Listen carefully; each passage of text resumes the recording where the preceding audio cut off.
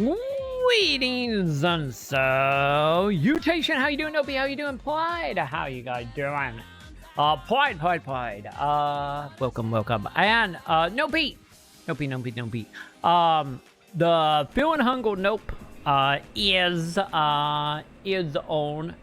Oh god, I hit the button, chat. I hit the button. We probably need to get to that, don't we? The feeling hungry stuff is going to be on the Luna Pass for October. Just know the stuff you guys were seeing on the Thought and Soon screen, that is just the stuff we're going to be doing the for few days. That is not the full lit. The full lit is on Patreon. The Patreon post is 100% free. And you can see everything we doing as of now. Everything that's going to be in the Luna Pass. Just know 1 or 2 games might be added, might be subtracted, depending, you know, how it goes. Because what we have on that list, we probably could get done in a week and a half. So if so, we will go ahead and add a couple more games to that list as well. So check that post out for that. But tonight, chat, we are here, we are back, and we are going to be trying Foamstars because it's free. It literally seemed like just Platoon with foam. I like Platoon.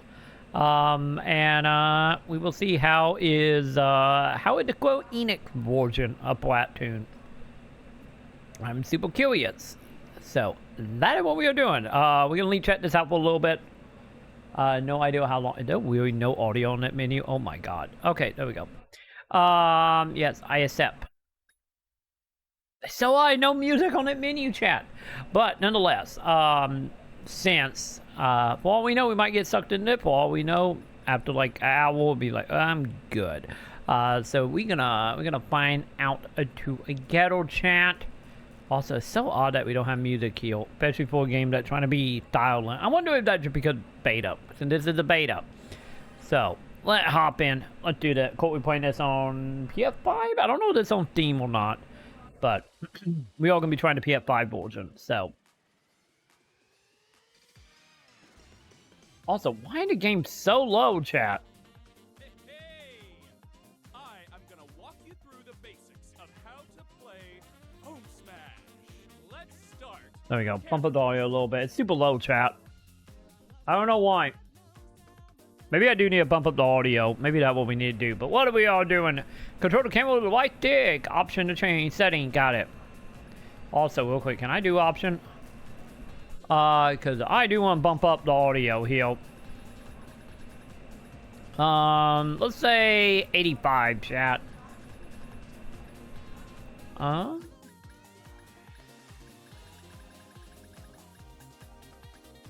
There you go. Put that 90, boys. Yeah, let's put boys on 95. There you go. Put it 95. There we go. Okay. Seems odd that the audio is so low out the gate, but whatever. Okay. Yeah, save and close. Okay, let's do it. Oh god, we can't move. Okay, so take a look around. Oh, never mind, we did it. Never mind. I'll show you how to move. Head on over to the target. Seems a little odd that the character just blights. But, left it to move. Got it. Take your time. You can jump, chat. We can do it. Happy game. Alright. Let's move on. Next is the fun part. Shooting foam. Oh my god, it was sheep. But yeah, I'm not against like the fly. It just, I feel like the elite should be like blinking or something. Let's see. Shoot, well, reload. Got it. Oh my god, it feels literally just like Platoon. Like literally the sound effects are like the same. Awesome. You got this. Or very, very close. Now, head over to the next location. Got it. Uh-oh. It looks like some bubble beasties are blocking the way. Let's Not the with beasties. a skill. Oh, okay. So what is that? Kill 1, kill 2. Got it. Now relax. You don't have to wait long to use your skills again. So really go for it. Make Will the do, most of bud. your skills. I will.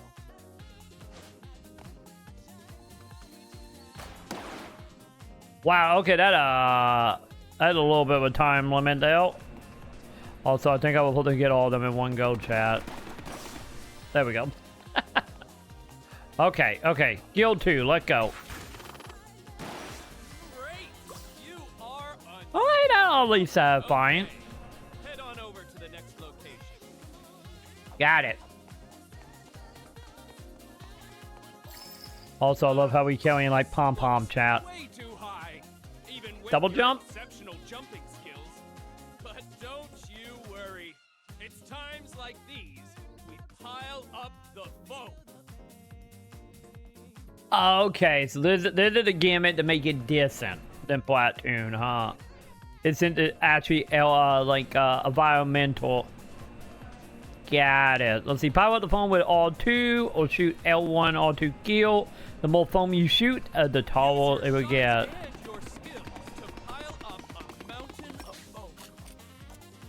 I do feel like that take a little long to, you know, do. But then again, I guess there's like a wait, how high can it get? But then again, I guess there's like a billion people is shooting. I guess it doesn't matter, right? Okay. So yeah, you get pretty tall. Okay.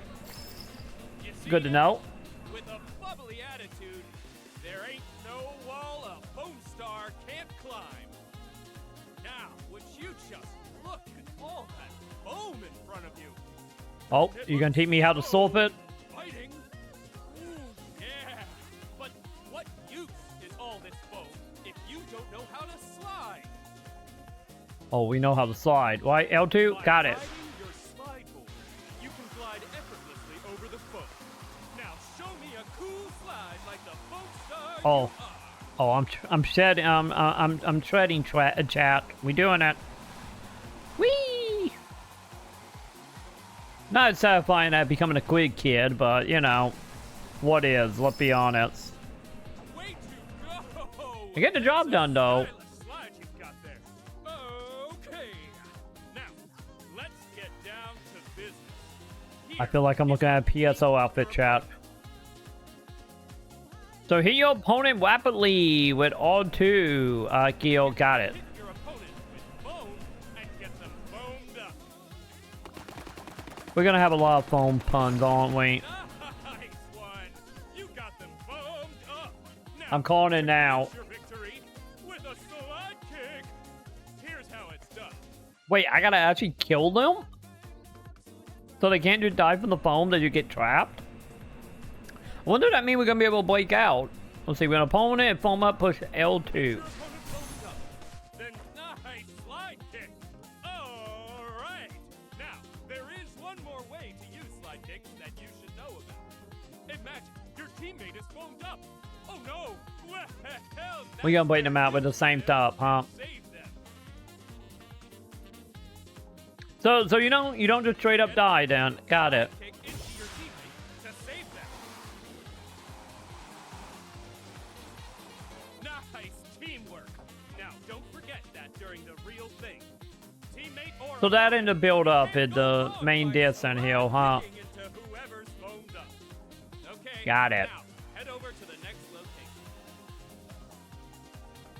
Okay. So simply that is like the biggest descent between the and Platoon, huh? Is the As of now. for a star like you. It's called a superstar skill. Okay, superstar, put triangle, good, active to gauge it full.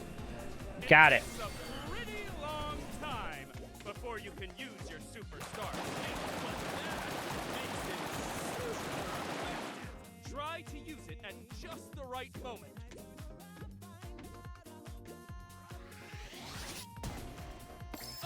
Amazing! You are unstoppable. Hoo-wee! Well, I don't know how I feel about special though. not all from me. Thank you for sticking with me right till the end. Well, now that you're a fully fledged Foamstar, there is one last thing you should know. What you're about to enter is not some kind of dangerous battle. It's a party. But bubble. So, in this game, when we take down an opponent, We call it a chill. Because when someone's getting too fired up, we gotta help them chill. So don't get it confused with a kill. This isn't like other games. Hit a kill, chat. It will always be a kill. Having fun while keeping it courteous. Well, muchachos, I'll be seeing you around. Adios. Alright, so we good? Or we just... Oh no, we just moving to the end. Never mind. Got it. Got the RTS is strong in this, isn't it? Holy hell. Okay. Can I... Oh. I was hoping we could, like, bubble, like, add, like, surfing, but nope. That's not happening, chat. I guess that would be too OP wide.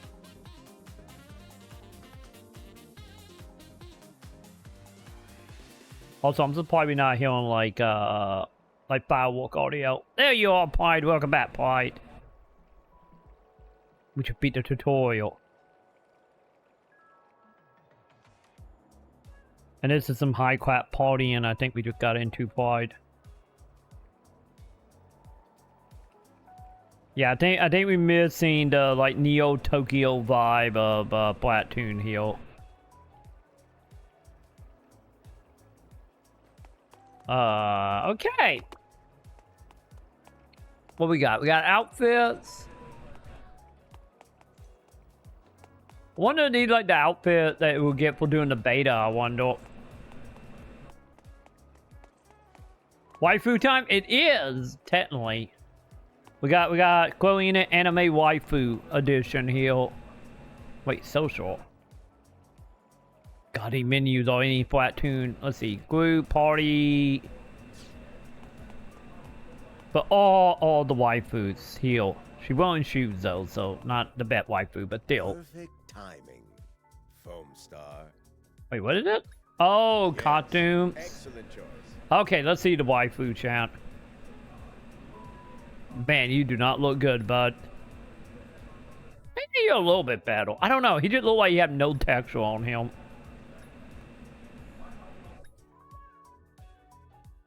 That is a goddamn Miku outfit if I ever saw one. Holy hell. I can't get behind this. Wait, we can actually play as the butler? Okay. So we got, wait. Details. Oh, that's your little ability. Okay, so Beta is K-pop idol. Look like she belonged like midway in like some random JRPG and again growing in it. And with it being growing in, we gotta have belts and zippers everywhere, and I think she got that covered, chat. We got a very creepy wannabe Miku. And then we got look like someone that would be in Overwatch or Valorant. Well, to answer that question. Very good. Oh god, all the damn suggestions. Oh, I wonder if because we playing as or now thinking about it, probably because we playing as or right. Okay, she can break dance. She obviously a keeper part.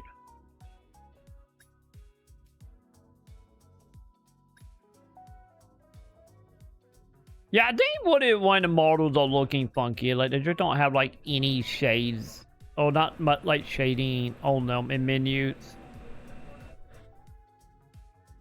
And just like that, she had too drunk to actually use her gun now, chat. Yes, leave it to me. Wait, level 1. Can I modify any of that? Oh, triangle. What can we do? Banner.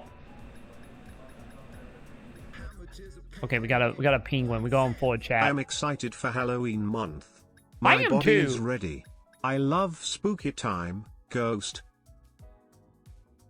I do too.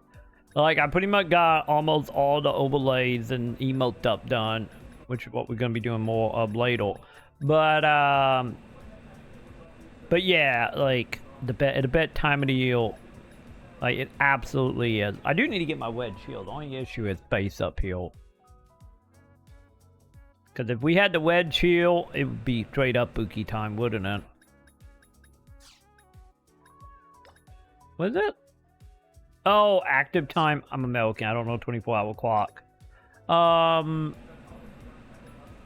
Yeah, relax solo. Why not? Is that all we can do? Oh, probably because we don't have wings yet, huh? Well, Got it. see you again soon. Understood. Also, I'm surprised they're not played one way. I feel like there should be, like, the multiplayer hub. I wonder if they just don't have multiplayer hub set up in this shit. I wonder. That would make sense. Like, wait, VIP guesses. Oh, God, is it Pip? Wait, cut them. Wait, we can. Oh, my God, we can change outfits. So, I think we can go ahead and say they're going to be selling skins. Oh, no, Jesus, hi. We are totally not looking at waifu sim. That was so loud. I got my headphone turned up all the way because it came in slow. But can we be bald and bearded? You can be bearded. One of the characters in the beta we always found, he looked like a European vampire butlords, but he have a beard, so we halfway there. You didn't catch me doing anything. I'm totally not looking at waifu clothes. Why she shake her ass? We are totally not doing that at all, Sam.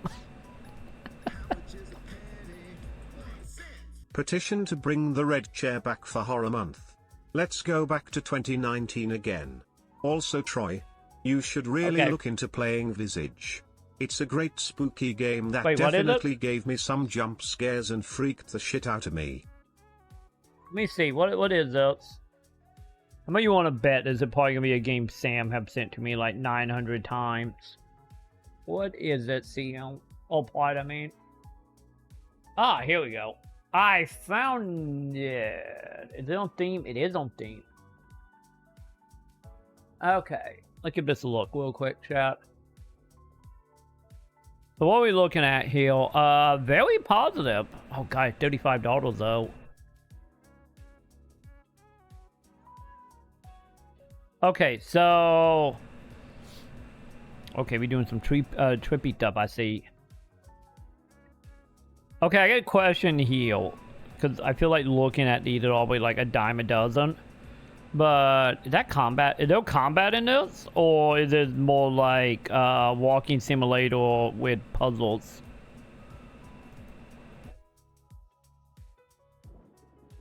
Actually, what did I say? Horror, physical, survival, dark. They're not very helpful.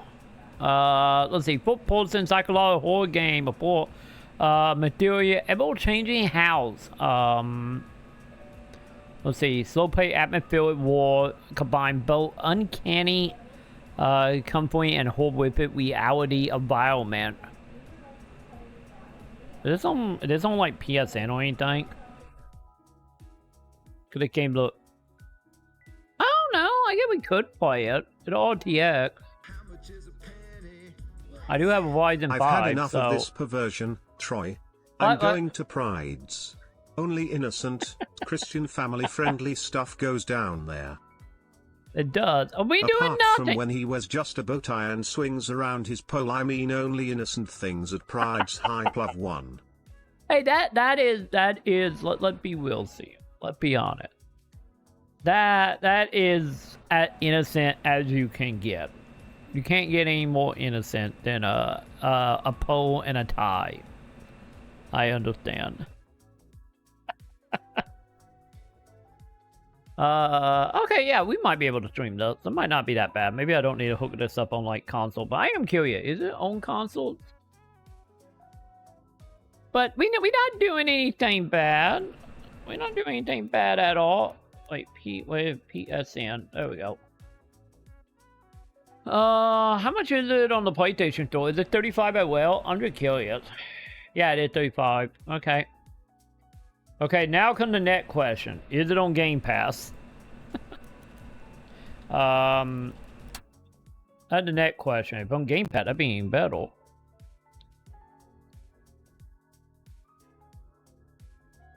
Okay, so it's 35 across the board. Yeah, smart delivery. Yeah, I don't think it's on Game Pass, is it? Let me see. PC gamepad? We double checking all the stuff, Clyde. But it's fine. Everything around here is fine. Honestly, look at that. We are just looking at pink bubble gums guns right now. Yeah, I could go for some gum now. But like, this is innocent. Let's see. Come on, give me Game Pass. Damn it. Okay. Yeah, I wonder if it will go on sale for Halloween, you know? There's a chance it might.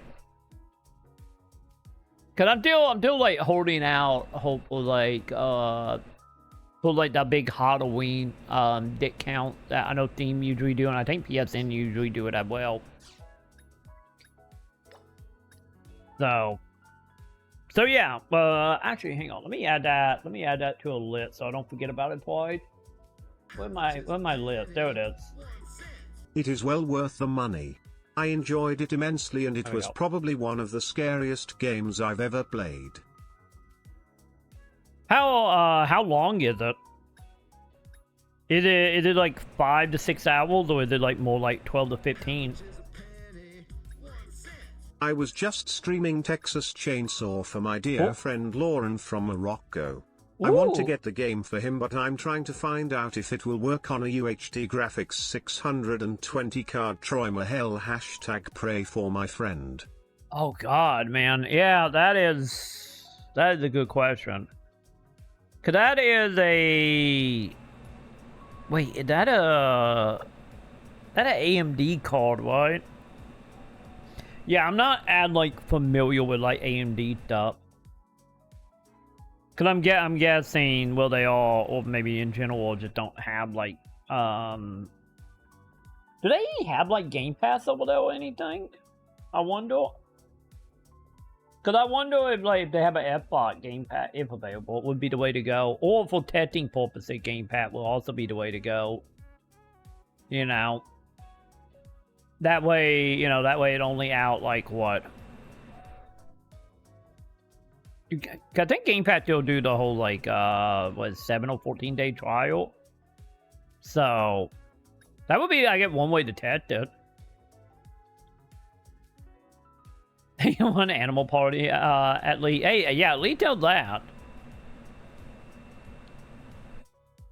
Yeah, I'm sure they do. Yeah, that'd be something I would look into, because I would say honestly, like, that would be like what I would do personally. Would be like, hey, if you got Game Pass, just get the see if they have a free trial, or get Game Pass for months and see if it just works before spending any more money. And if it doesn't work, at least there are probably a couple other games on there that they can play, maybe, to make it worth it. But I'm not too familiar about like that area, so I don't know if they do or do not have Game Pass. That too. That is also another good thing. The only issue with like Steam refund. Oh, here we go. Unredeemed gifts may be refunded within the standard 14-day/2-hour refund period. Redeemed gifts may be refunded under the same conditions if the gift recipient initiates the refund. Funds used to purchase the gift will be returned to the original purchaser. Ooh. Are we going to yet about that? Okay. That is a good point. I guess you could do that. The only issue is, because I have only ever, I think, refunded one thing in my day. I don't remember what it was off the top of my head, but I know I at least refunded once. So I don't know if this have changed, and I don't know if it's something I just missed the option. But I think it's the only downside to refunding is you don't actually get the money back in your bank account and go into like store credit on Steam. Which, I get depending may or may not matter, but yeah, I get that one way to also test it. Cause how much is it? Like 30, 40, right? So then, and not counting if you look at like key selling sites, since I know you do a lot of key selling stuff. So I refunded to Rally. I'm not playing a racing game with slow down Troy Mahel. Yeah, you got the money just got added to your Steam account, right? It just became store credit. Am I right about that? But yeah, that's also a good point. So you know exactly what I'm talking about. So you know exactly how it walked down. Okay, chat. We need something very pink. I think the wolves are the bet we're going to get from right now. So let's do it. Wait, don't set. What is it? Oh, it's like a little hologram on the back. Oh, you better believe we put an eye cream thing on, chat. Wait, what is it? Okay, chat. We got a little spike animal thing that looked like something out of a Miyazaki movie.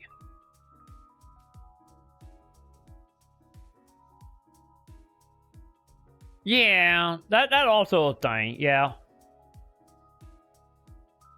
Yeah, because I imagine we'll get walking, but the problem is like, it begs the question of like, by the time they get it walking, will it be on sale by then? So, I think that's like the trade-off though. Because I'm guessing it still doesn't do anything.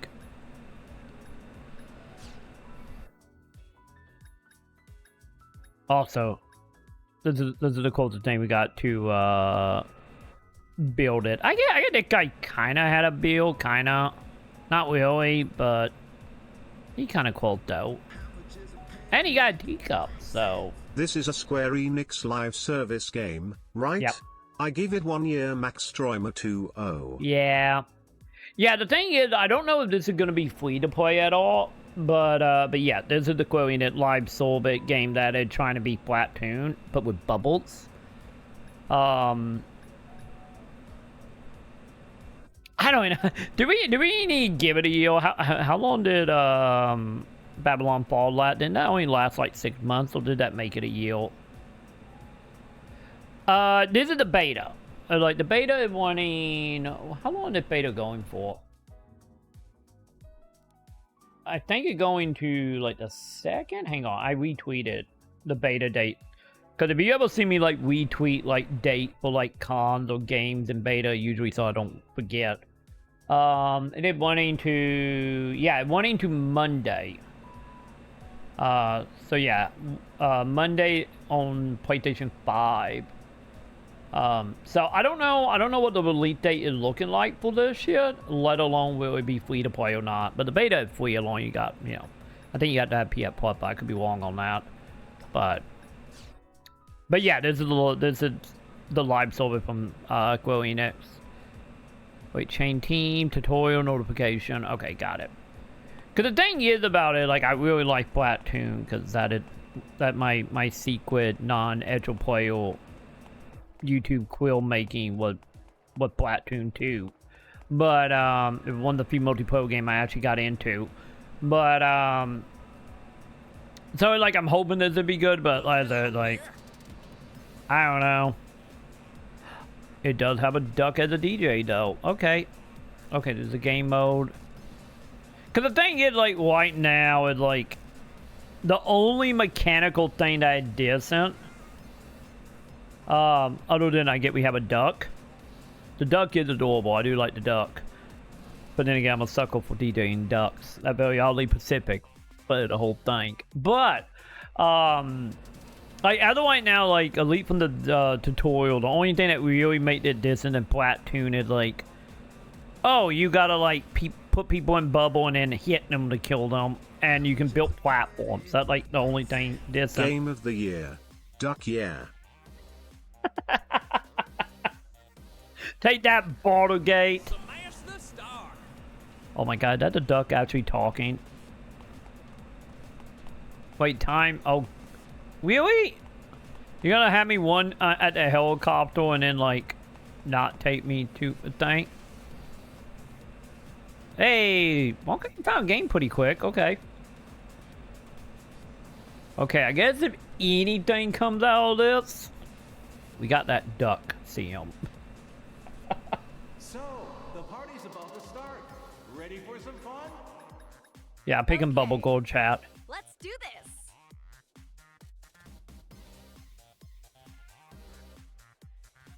Okay, is this outfit literally just a distant quarter outfit? Now the question, can we have wait, dampy mode? Wait. Oh, we can actually do stuff in this animation. Okay, well, the queen, got it. Looks like everyone's ready. So my question is, can you have multiple of the same characters on the team? Cause I know, like, also I get technically the other thing that probably be decent about the appeal to platooning. Well, platooning more like weapon based. This is more of a arena character game. Okay, let's make some noise. I'm at the top of my game. This is a once-in-a-lifetime chance to get down Okay, that she had talking at the same time as the announcer. party bubble style. Well, the party matchup is not 100% identical, so yay, I guess. Get ready, the party's on. Okay, let's figure this out, chat. So it is about kills, or it is 100% about like mapping area like Platoon. I do gotta say the area does look way more tiny, old chat. Oh no, you do not. Wait, was that ability? I think that might be ability, chat. Okay, I gotta say, no one knew what the heck that platoon. I do gotta say that right now. I feel like all they're gonna do is make me want to play platoon, chat. Let's dance. Raid breaker. Nice save. Yeah, I have no idea what is happening, chat. Okay. Bubble step. Nice chill. Okay, you wanna go? Also, I don't feel like I'm doing really any impact. Nice knowing There we go, kill that person. Are you on my team? Okay, you're on my team. It's making me want candy floss poro sad. I feel ya. I feel you. I got a little bit of needing. I need some cotton candy right now. So you're not wrong on that. Did I kill someone? Oh god. God, it's so hard to tell what is happening. Like, I can't like judge how close or how far away these people are. gotta do something. Did I just die? I think I just died, chat. Fun's just starting. Okay, maybe it was gonna not the battle, maybe that level is just bad. I don't know. I'll protect you, star player. Okay, Fine. Is that a shock? let's dance. Come on, Mikey. Could you Here we go. Good, I'm doing my ability, chat. I'm gonna chase you down, you better one. Troy has less than 4 hours to play Vagrant Story before Halloween month begins. What? The clock is ticking. Tick tock. Wait, what do you mean only 4 hours? Vagrant Story is a horror game. Begin it gives Troy nightmares thinking of playing it. It does, it really does. But what do you mean only 4 hours? Are you making a pun again? we still got like 30 something hours before the Halloween marathon. How's this? We still got time. Bubble step. That did not kill that person, chat, like at all. I can see us winning at the end of tonight's show. How do we tell who's winning? How's this? Let's go all out, Spike. I win. Nice chill. I can't tell how we tell who's winning. End of tonight's show. The other thing, it's kind of hard to tell when I'm when the person is in a bubble, chat. Oh my god. Is it October 4th right now for you, CM? Goddamn time zone time traveling. Yeah, till what, the 30th? Yeah, till the 30th here. We can do this. could you Let's dance. Spiky feet. Troy, there is only 30 days in September. Halloween month begins in 3.5 hours for you. Wait, what? Wait, is it really only 30 days that month? What? I thought there was 31 days in September. Chat, I thought I had like 30 something hours, chat. Oh, thanks, Gigi. You're coming after me? I legit thought it was like, you know, Let's go all out. that we have like one more day. I thought Monday was the 4th of the month. Not. Oh God, I think you are right. I think you are right. Oh God. Bubbles, Oh God. gotta do something. It's not over until I say it's over. I really did thought it was 31 day. Nice one. Oh, and nobody get you out? You just die? Okay. I see the star player. At midnight this better turn into a horror stream. Or we riot. Oh God, am I secretly like a pumpkin? Is that what happened? Did we wait? Did we lose? Did we win? Hey, we did. Oh no, we didn't win. Did we win? No, we did not win. Never mind. How is this operating? Also, am I the freaking? The best, right? Is that me? I don't think that me, chap. Oh my God, people spamming top. I can spam too, chat. I feel like we're in a chat when we're Pip now.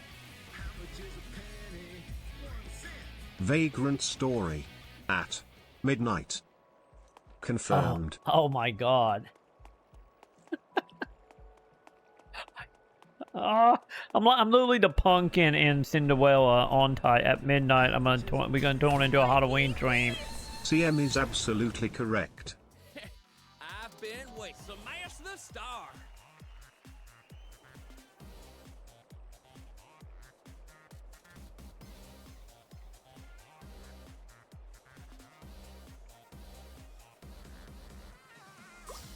It's fine, chat.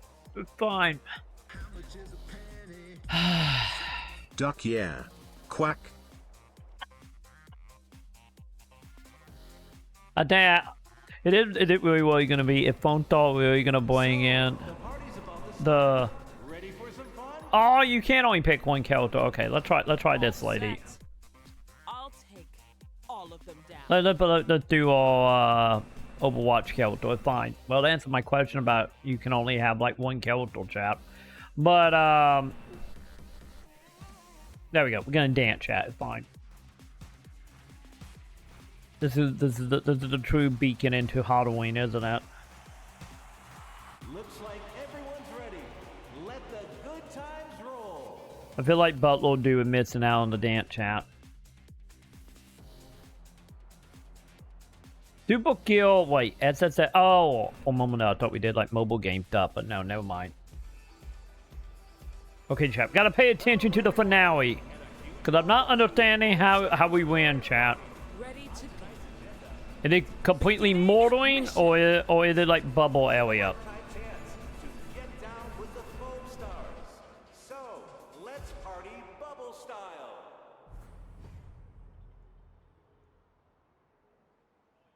We got this, chat. We got a strawberry shortcake on our team. We got this. Ready? The party's on. Also, the question is, how many map do we got to do? I wonder if they're gonna do the flat tune thing, and do the whole thing where like every couple hours the matches or the level will change. I'm never alone. Okay, I like old sniper ability a lot better than that old lady.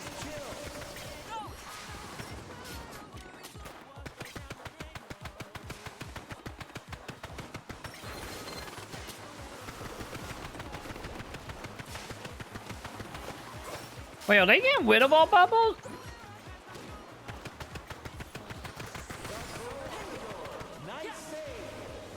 Come here, bud.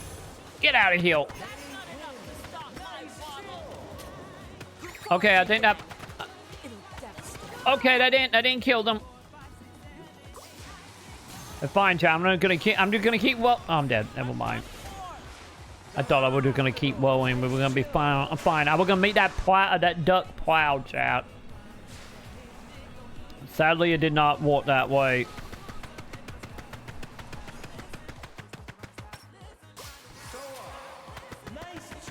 You know, I think the other thing about it that's a little iffy is, you notice it literally all bubbles or reload. Well, in Splatoon, when you ran out of bubbles, or paint, I should say. When you went out of paint, you had to go into, like, into the ground and suck up paint, which would be, like, being on the surfboard. You know? But this is, like, just a normal reload. Which we trying to think also making it very funky. You know, like, very funky when it comes to, like, the mechanic of painting. Oh, and they keep bubbling, I guess.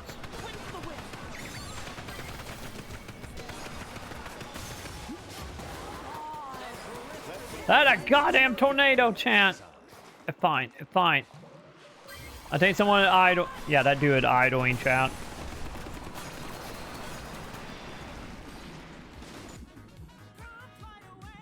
Hunt them down. And it's over.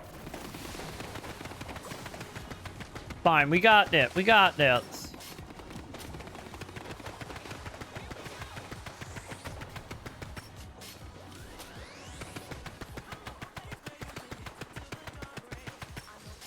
Okay, when I do that...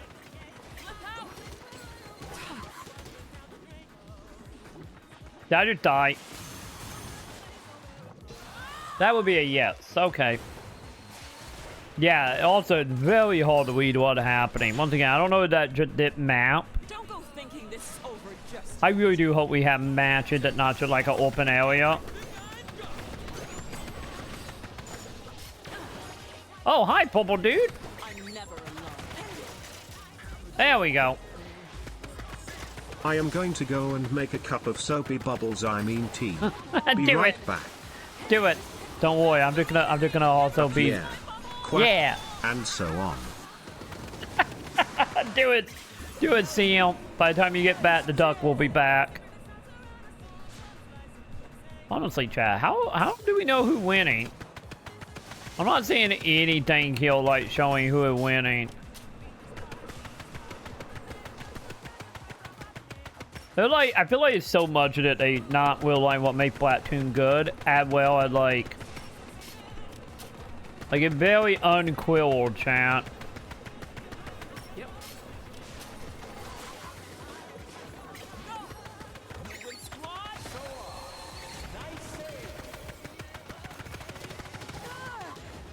Also, it's so hard to also tell when you're like hitting people. Say the word. You know, as well. I'm done for. Ah!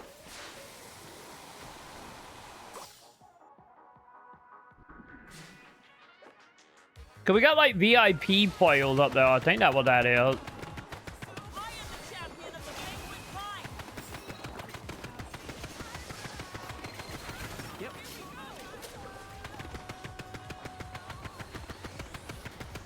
Yep.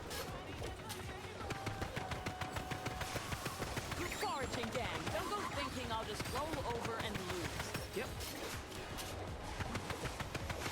Oh my god, chat. I can't climb. Get in, my little penguin friend. Win for the win. Did I kill him? Don't go thinking I'll just roll over and lose.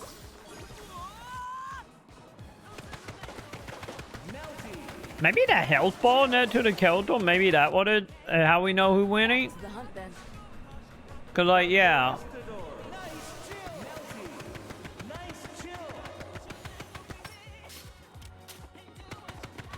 I do, chat. I didn't want to play Splatoon now. Penguin squad. Slide in. Yeah. Yep. Ha.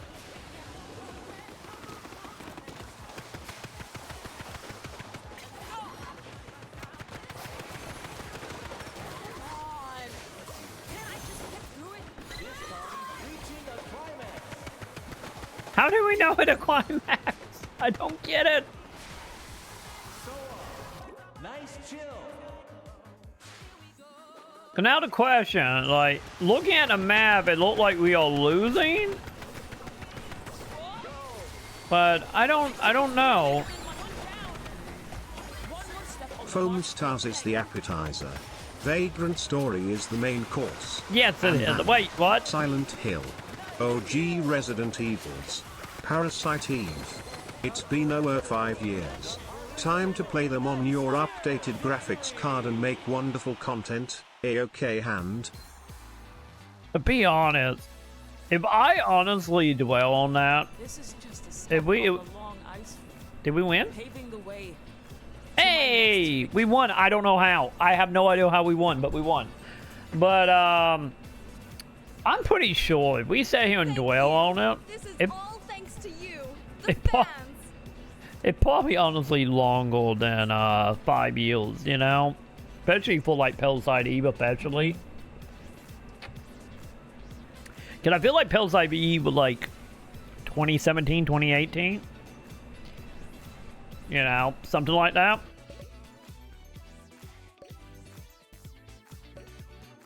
That I don't. Oh, the D-pad actually changed. Also, I do will like my controller. I don't know if you can see it. My controller is green, chat. Probably because we're on green team. I never pay attention to my controller, so I have no idea. But bonus, all these are bonus experience, not unlocks. Okay, how did it go? Successful shield 6, time shield 7. Okay, my death wave shield about the same. Longest shield 3. Wait, I killed 3 people. How did I kill 3 people, chat? But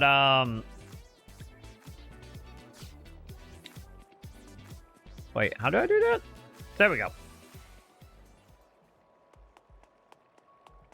Oh, so it actually changed our end character as well. Got it. I've been waiting.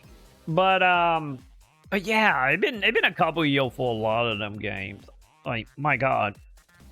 Like I said, we can burn through a lot of the stuff. Which, like I said, a lot of the stuff I got on the pad right now, it only supposed to be like 3 to 5 hours on most cases. You know. We might burn through them all and get to it, and then Sam will start going about our itch.io games. Smash the star. Yeah, by the way, that menu did not tell me at all what the game mode is, chat. Or like the rules of the game mode.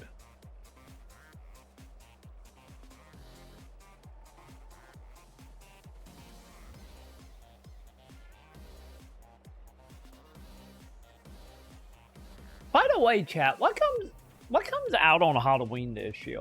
Like, do we have? I don't think we do. I don't think we have like a big game coming out for Halloween, like on Halloween, right? Because I think Alan Wake is like the big Halloween top. Ready for some fun? Yeah, let's try all This is chat. where my research pays off.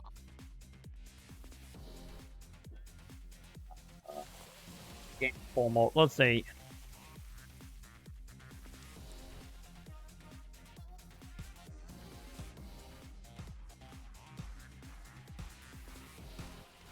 Wait. Oh, when New Boy comes out on iOS on the 30th. Yeah, there's literally one game coming out. And it's not a Halloween game. It's literally a mountain climbing game that comes out on Halloween. Man, yeah, Alan Wake is the closest thing other than the iPhone version of Wet New Evil 8. Let's go. Data logger on. This is a once-in-a-lifetime chance to get down with the Yeah, that is on the 27th. Let's party bubble style. Okay, keep defeating opponent player until a top player come in something. Wait, was that how to do it? Wait, are we not supposed to be foaming? We supposed to be killing? Oh, sorry, chilling, chat. Sorry, chilling. Wait, I can charge a weapon? Interesting. So are we only foaming to like to actually get around? How the hell? Chat. How did they like one-shot me, chat? I don't understand how they one-shotted me. Do we have like level tied to our weapons or something? I don't understand, chat.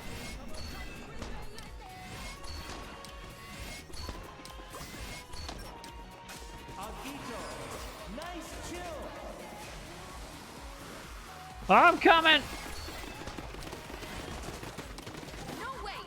Okay, I'm not a fan of a weapon, chat. It's a little too like pop, you know, like add like a tunnel between the rounds. Oh well, at least I collected some useful data. Oh god, she a scientist, chat. Get away, Miss Busy Turret 3.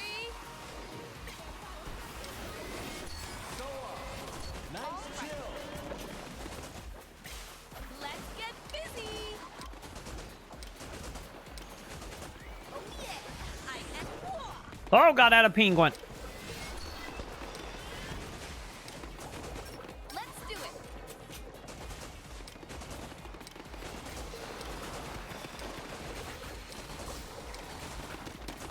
I'm helping, chat.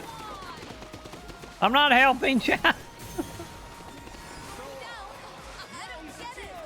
So wait, do we have 7 life and then they pick a poison? Because it's saying like, you know, counting down every time we die. Is that what's happening?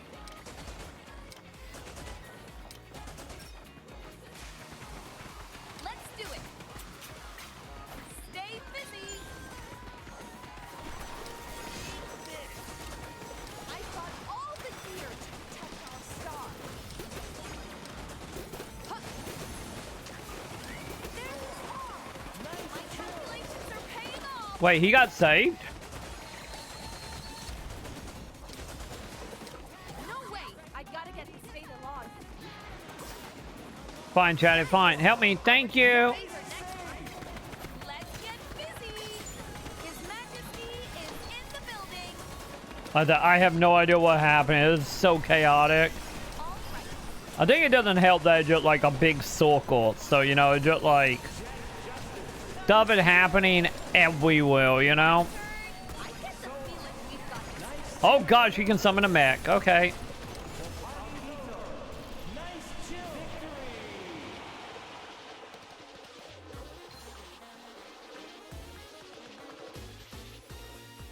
Oh yeah. Wait. Thanks, everyone.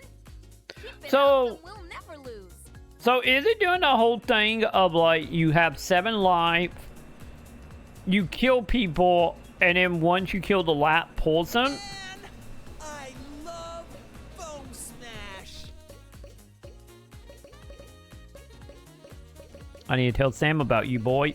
But so is it like the whole thing of like you have 7 life, when you get both party down to 0 life, it pick a VIP, and then if you can get the life ball drained from the VIP, that how you win? Wait, what is it? New content. The following content have been unlocked. Happy birthday, survival. New bullshit. Wait, is this tied to level? Oh god, chat. Is it doing what All right, here we go. what Ectoprimal did? I think so, chat. Happy birthday, survival. Once again, did not say what this is, chat. This bath's about to get hot. Oh, wolves, there it was. God damn it, I didn't realize a separate menu.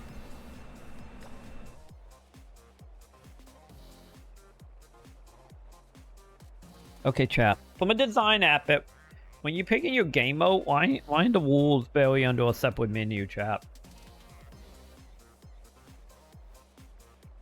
Why did it take us like almost an hour to realize we could look at the wolves? I feel like the button should be like right underneath the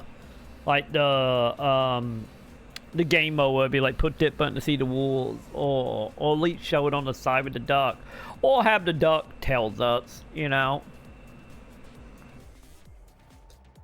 That too would also be great.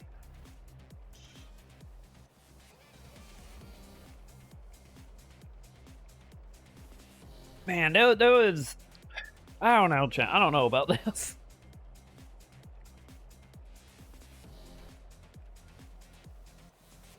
Because I feel like in Platoon, I kind of feel like it was like, you know, everything kind of made sense, like right out the gate almost.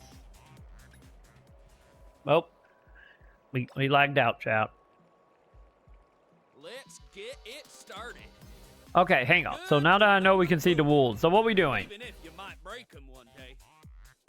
Let's see. Win by takedown. Your opponent, a single player. The match start without a star player. After defeating 7 players from your opponent team, one of the remaining players will be appointed the star player. So that don't answer my question. Do you then have to kill the star player? Here are the rules. The team is split, so there are 2 players inside the arena and 2 players outside. The team that chill all the other team outside player outside player can assist their teammate, while inside player accept to help the fight. What? Wait, are you telling me we just like in a battle dome and then like the other players are outside just like throwing bubbles in or walks trying to like help it kill it, but they can't kill each other? They on the outside. What? You know this bath's about to get hot.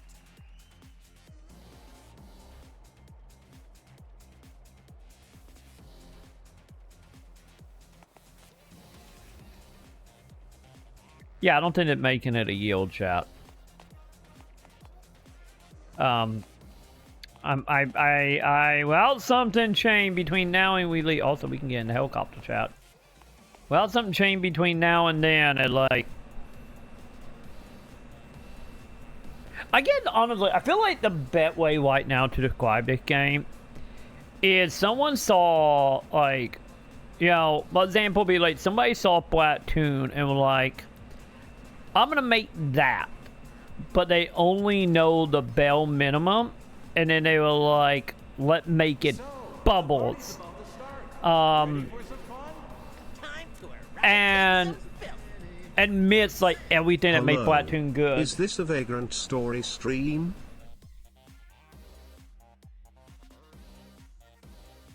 Playing some Vagrant Story, and we are complaining? Oh my god, are we complaining? Yes. Yes. Oh, people pinning, chat. How do I pin? I want to pin, chat. Looks like everyone's ready. I can clap. Good times roll. Literally, chat. Welcome back, CM.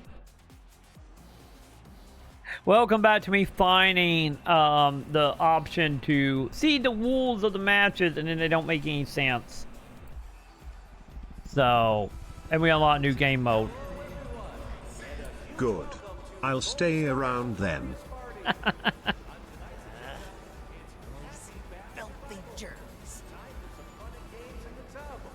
I do love how we can barely heal the people in the announcement.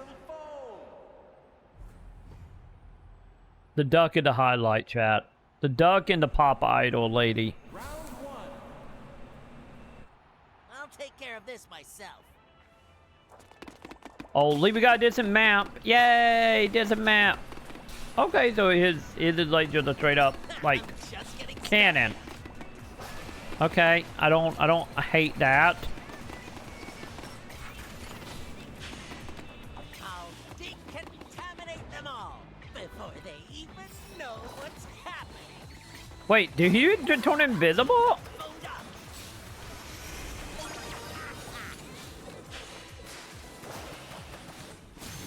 There you go. Get out of here, bud.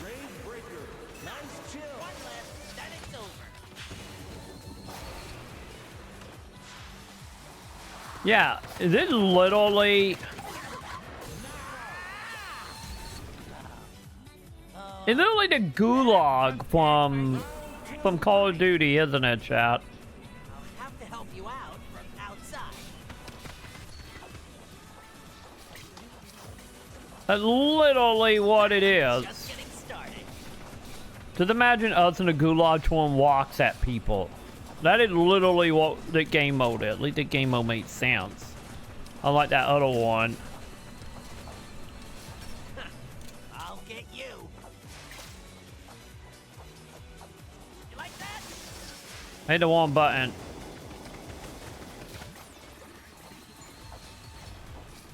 Wait, can we not see the... Oh, we can't see the green team. Okay, I gotta know, chat. Can I just, like, piss off the green team?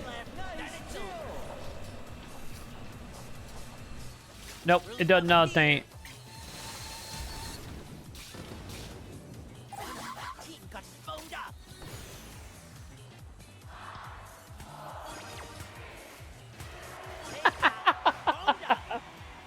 Let me and the other team decide to have a dance party, chat. One left, then it's over. I'll leave there with that, chat.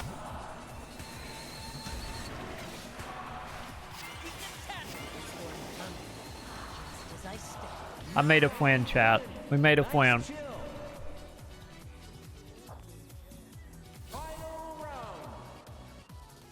I get the game mode not. Wait, I'm outside? Oh, is it because the winning team stay in, I'm guessing? I get the game mode not horrible, but it's not great either.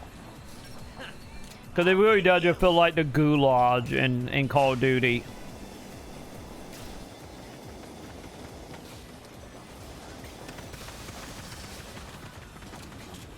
I'm just getting started.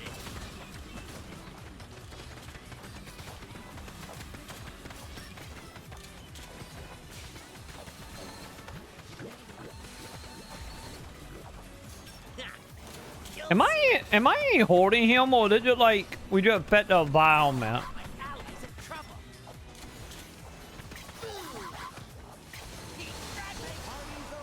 Yeah, I think we just affect the environment. I don't think you can actually kill the enemy team in there. Oh. Well played. You win this time. Also, what is this voice acting, chat? Thank you, my people. This day will go down in superhero history.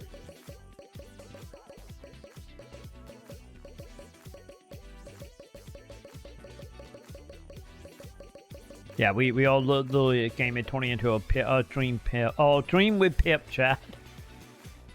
Wait, oh, we got challenger now. Okay. So map bonus is play 5 game of happy bot survival or bat survival. Make a total of 6 chill and wait, is it? Wait, does each of these have like technically different quests tied to it? Like, I don't hate to do gun, but I'm not a fan of the character, though. All right, here we go. If you're a real star, you can sure as hell. I believe we do have multiple map. By multiple map, I mean one map per game mode, if that counts. Contaminate the world.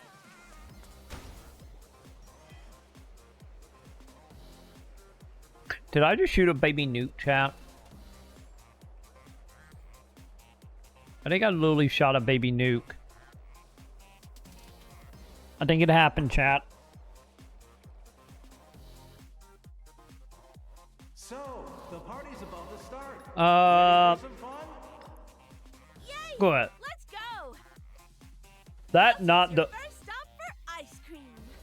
that is not the voice I thought you were gonna have, lady.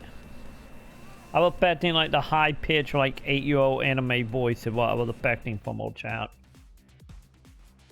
I don't know how I feel about that, chat.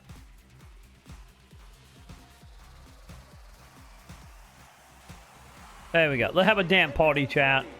Let the good times roll. I'm telling you, she does look like she wearing a Miku outfit. Like, I really feel like the Miku outfit. It doesn't help that, you know, some of the Miku twins had outfit like that. Oh, we do have a decent map. Just you watch. Melties is going places. Yeah. Get down with the Foamstars. So, let's party bubble style. And it still, kind of still wound-ish. Just a little bit. Get ready. The party's on. Alright, let's do it, chat.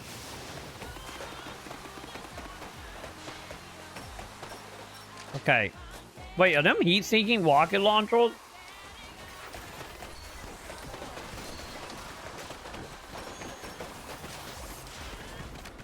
Prepare to be lit. Free ice cream for a whole year to the first person here. Oh god, what team am I on, chat? I don't think I'm on green. I think I'm on purple white. My controller is very green right now, so I'm not for sure. Okay, yeah, purple, got it. I think the map is a little bit better, you know? God, there was still like so much happening. I think the other thing that is making it very confusing, outside of no real like proper like you know, damage input. Well, in Platoon, it, like you had like little static, like little like line coming off the character, and you have like a dinging noise. Well, they don't have that. Everyone ready for a taste? And I think also with how the map, at least as of now, Great. is all like circle map, and also this whole life thing sucks, by the way. But having a map like so like circle, you don't have like the character spreading out at all. And the what part I feel about this, at least as of now, is how the bubbles are designed to be like you to get higher and do platforming, but the level design is not made for it. So all the levels right now just been open circles. So it feels like it kind of missing what seemed like we're gonna be like a vertical shooter, but it not.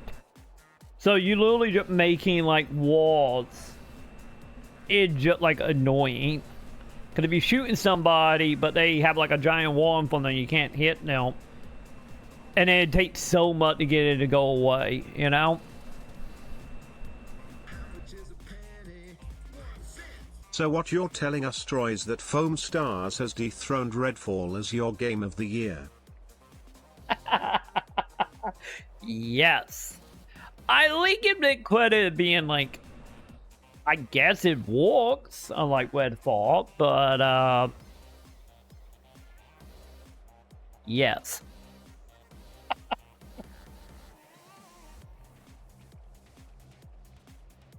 At least Spider-Man 2 comes out. Or they go on strike, whichever comes first.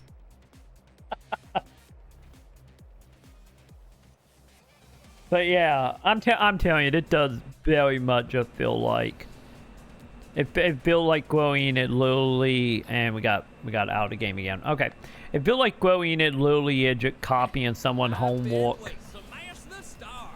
but not actually adding anything to make it decent. And the stuff they do try to add is like coffee stains and, you know, Cheeto ashes that make some things unreadable. That's what it feels like. So in other words, the game better be free to play.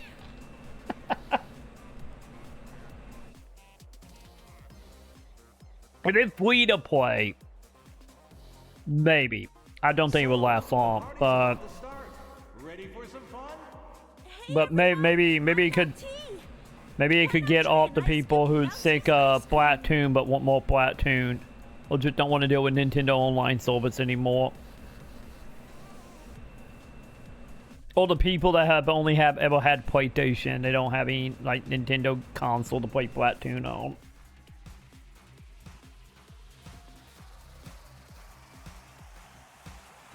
Looks like everyone's ready. let the good times roll.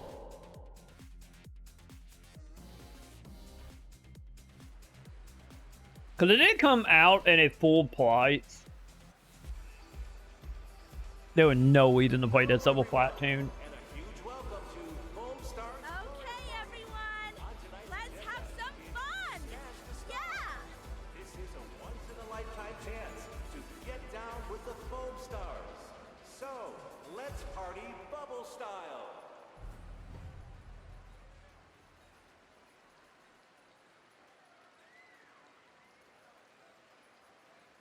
Get ready. Okay, let's see if it Matt lap more than 5 minutes.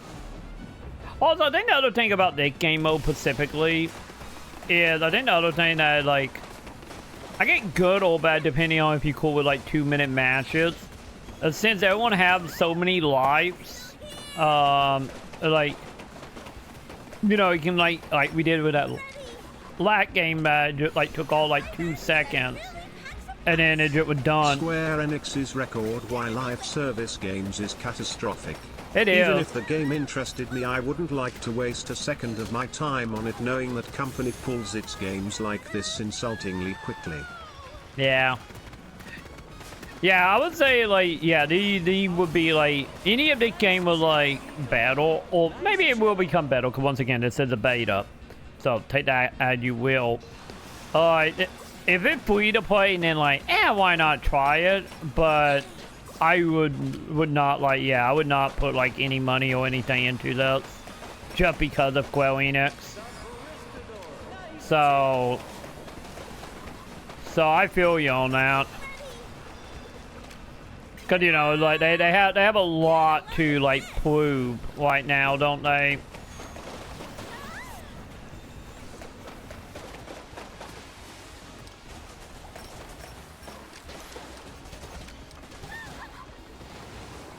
I feel about that, like maybe if they had what, like 2 or 3 like live server game that they didn't kill in like a year, maybe it'd be a different discussion.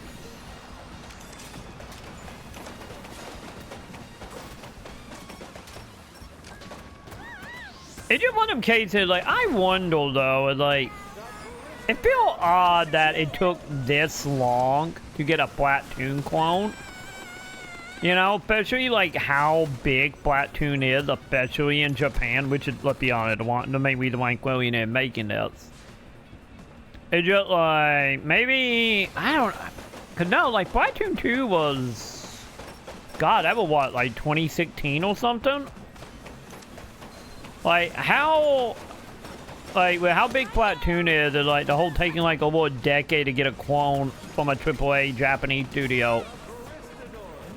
Feel odd. Maybe once again, this is the whole thing of how like American studio, you know, whenever there's like American game that is successful, you have clones made within the first like 3 months of it coming out, sometimes faster. Maybe that's what it is. Well, Japan, it once again, so they don't pay attention to the competitors. Maybe they didn't realize Splatoon was a thing to literally a decade after the fact, and they're like, wait a minute, this is actually big in Japan. We need to make our own. I wonder if that's technically what it is. Maybe it just like I said, the game is not good by any means right now, but it's like more from like a business aspect, like that kind of fascinating. I'm like, how and why is this a thing, and why now? You know?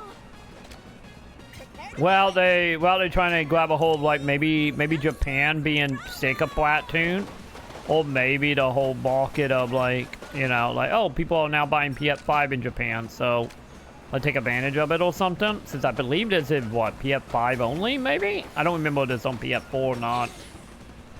I don't know. It just feels, like, everything about it feels odd to me. That did nothing, chat. My special ability did nothing.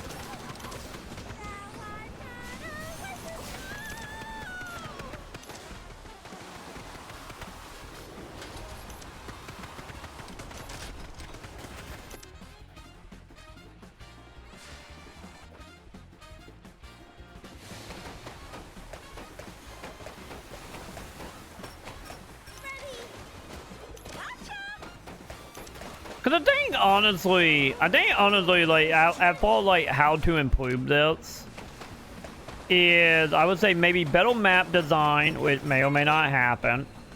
Like more like linear design, or not linear design, but more like looping design. Any Splatoon had like looping level design. You know, it would like you know, it would like. I get now thinking about it, I get Splatoon in more like a MOBA in the way they do the level design. Well, like they are like from point A to point B like straight, but they're like multiple paths to go. And but the characters still get, you know, put out fairly decent. For the most part, fairly decently spread out. And then also with it being paint, it also way easier to weed. And then you also have proper like feedback for hitting enemies. That also probably help.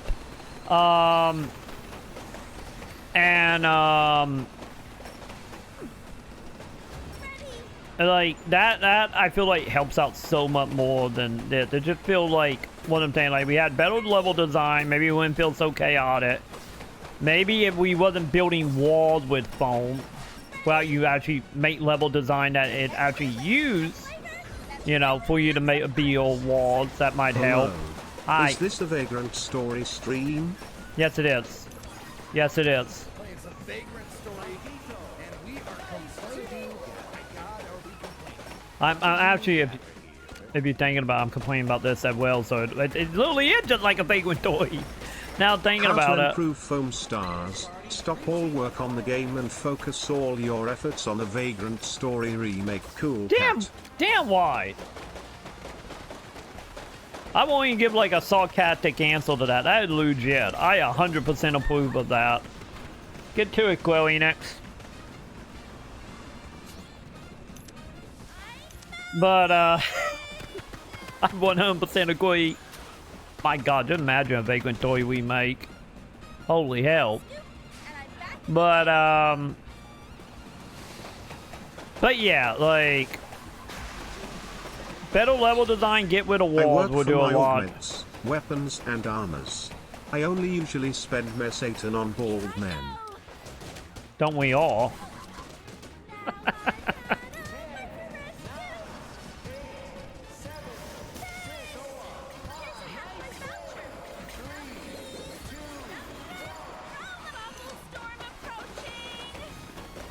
Wait, what? Oh God, we in overtime? Wait, we got overtime in there?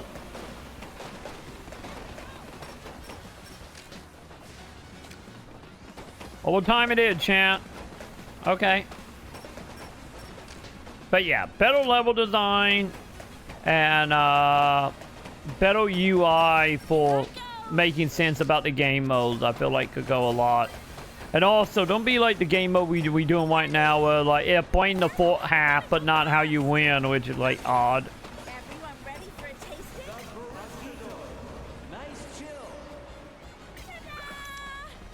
Get a load of this! Oh, no! Not our star player!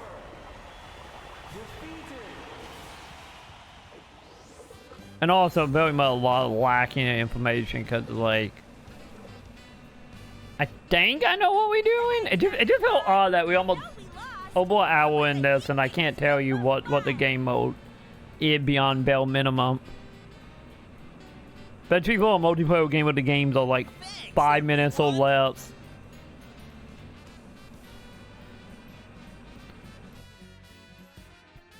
Like, I don't think that helps.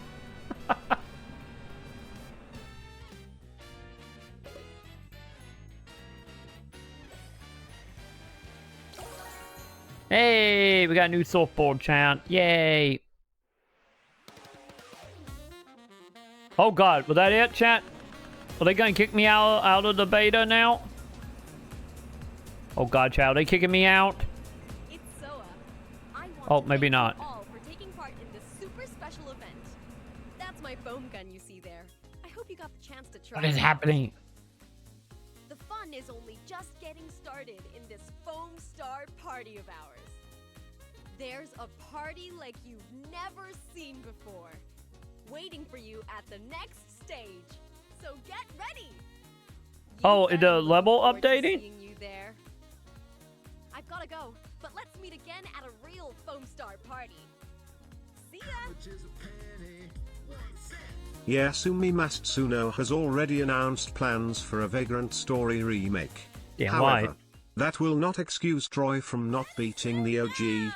I am trapped in Troy's basement. But he is trapped in my world of Vagrant Story.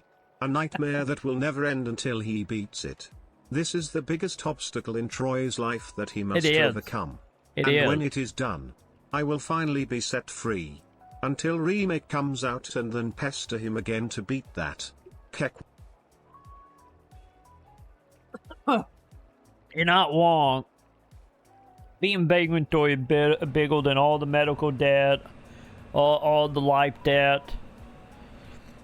Overpriced win. It is the what part. Let's not kid ourselves. You are spot on that. And yes, we all know. We know. I'm never gonna escape that. I beat the original version, and then the remake come out, and we get the platinum, and I become the #1 speedrunner for it. I know my fate part. I know that it technically is our calling in life, or our lot in life would be probably a better way to put it. But yeah, hopefully that we might do like legit happens. Like, cause when it comes, I feel like when it comes like when they talk about that stuff, it's like, for all we know, that game could be like 20 years out. Especially with you know, with the way they are doing with Final Fantasy or just in track record in general. Let's try Butler chat. Shall we fight? With good grace. Or And mutual respect. wait, hold on, dance chat.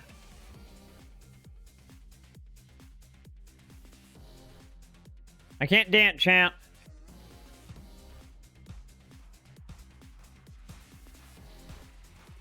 There we go. Or, you know what they would do? Maybe they would do like a half-at remake, you know? You know, something like... You know, something more like, I get like Crisis Core. You know, it is a remaster remake, but not like to anything drastic. I don't be back to the original stage chat. Battle deepens our understanding of each other. Let's give it a shot. Get down with the Foamstars. So, let's party bubble style. God, here we go, chat. It's bubble time, chat. Are you ready to bubble? I'm not, chat. Get ready, the party's on. Actually, let's see how the Butler is. Hopefully the Butler is battle. Oh, he literally know this and then the one like scientist dude, huh? Wait, he literally have the same ability as the cupcake lady? Oh my god, he killed to literally have the same ability. Someone for being like unique character, chat.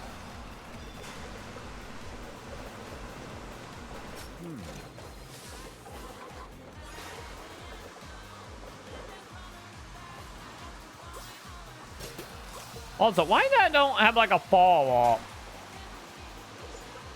I feel like there should be like a fall off on that chat.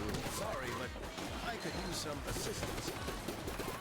Sir, Yeah, none of these voices match at all, chat. I just want to see Pride's bald and bearded face. I think and we all of his do. sexy tattoos.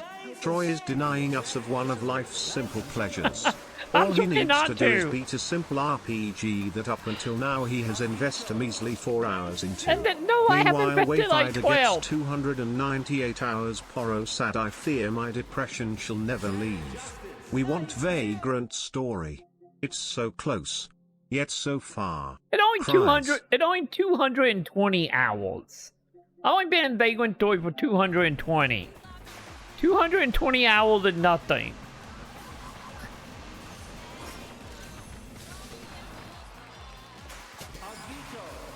220 a Wookiee number, chap.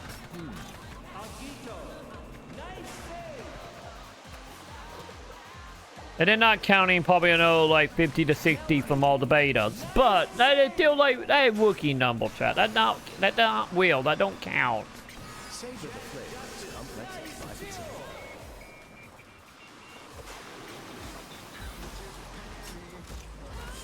$220 hours of Vagrant Story is the biggest lie yet that Troy has told us. No. I said 220 and way final. In a month and a half, which is nothing. Month and a half, 220 hours, that's nothing for way final. And I still never beat the main story yet, so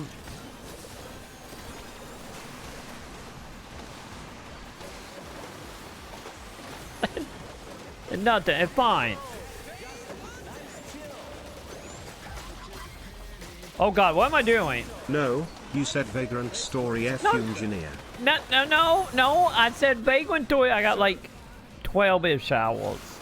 We have 8 hours, and then we got another 4 hours. It's like how many hours is that? I think that's like 11 or 12. I think I might be doing my math wide.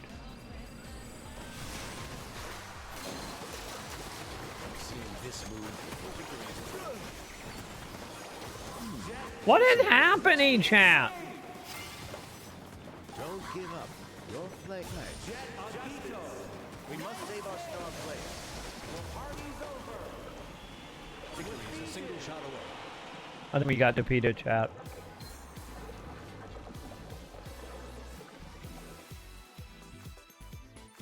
That was excellent work.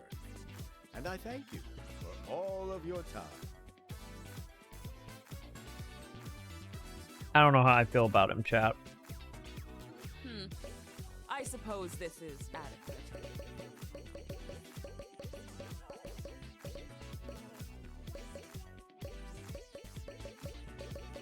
There we go. We're gonna keep spamming heart, chat. Fine.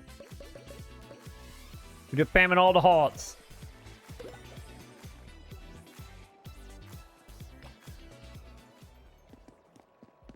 Chat. I think the other thing also about this little hub feel pointless. Cause like look how wide this is with nothing. I wonder if because it's supposed to have like all the other players maybe. Cause it is very big if you're gonna be running around alone, and the only thing that is like heal is a DJ table that don't even have the duck, chat. And then the only other thing you got is the shopkeeper. Welcome. And that is. Yes, certainly. What outfit do we got for him? I'm no math expert, but I believe 4 is the correct number.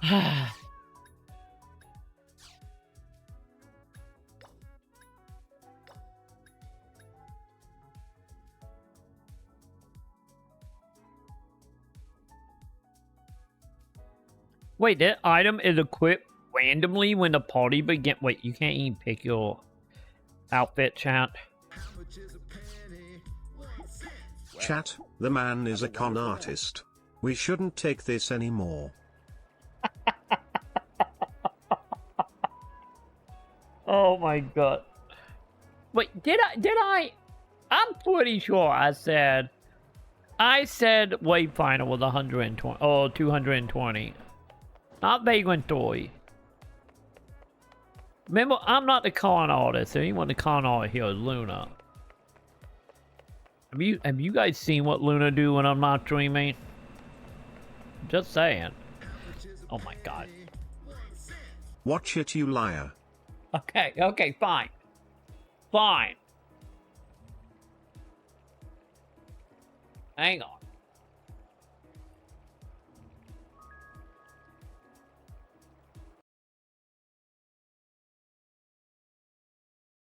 I've only been in Vagrant Story for 220. God damn it! 220 hours is nothing.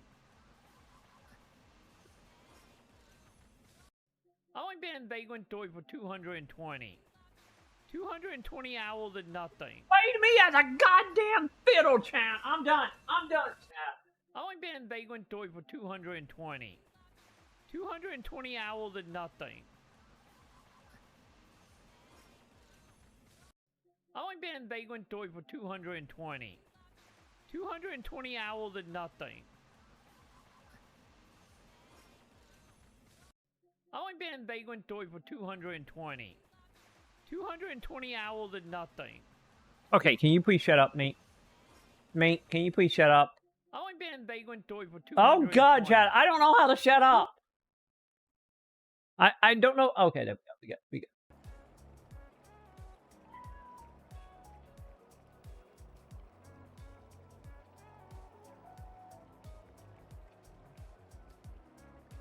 God damn it.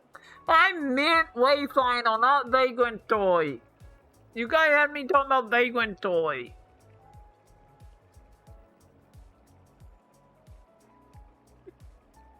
God damn it.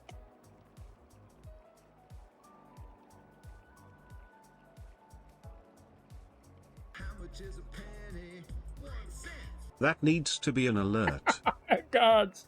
It does. Okay, hang on. Let me. I'm gonna make that a lot. We demand it. Okay, now the question. What do you guys want to add? Do you want to add like a photo, sub, donation, channel point? What do you want to add? That clip is going in the collection. Oh god, it is. Oh, do you want it to be one of my stream deck audio, you know? Which is something that we can do just like this. Some Vagrant story, and we are complaining? Oh my god, are we complaining? That's the question now. God damn it. All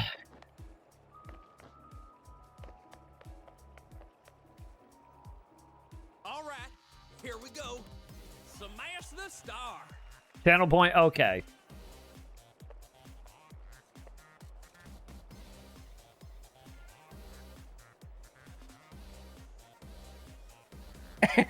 Every alert would just be that, huh? You donate, it'll alert. Channel point, that the alert. Photo, that the alert. Oh my god. So, the party's about to start. Ready for some fun? I'm the top of the food chain. Ha!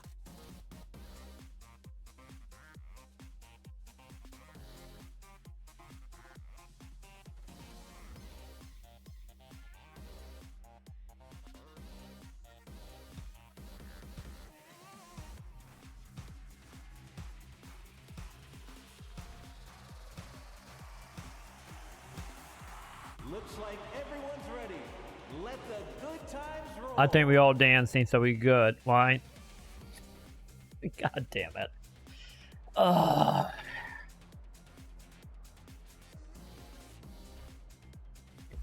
You know, back in the day, someone said it was a good idea to make live content. Yeah.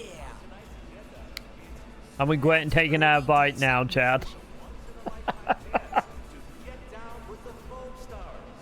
So, let's party bubble style. Wait, do I got a shark or do they have a shark? Who have a shark? Get ready. The party's on. Okay, I am curious if the map is like on a time or wait, he got a shotgun? I would not bet a shotgun, champ.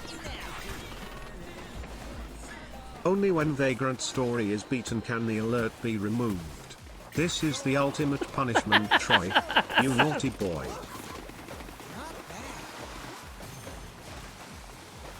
I'm really happy Sam not here for that comment. But, you know, it does seem about right. I think you're on to something there, Pride. I agree with Pride. In the future, we're just not gonna have Halloween alerts. It's just gonna be that on everything. Wait, I'm green, alright?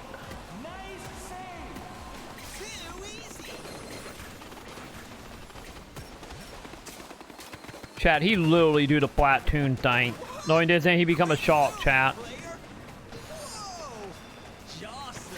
Oh my god, we're another one. God damn. No, pulse. There we go. It did want my TikTok and also become a just vagrant toy torture. Honestly, that does seem to fit the channel, to be honest.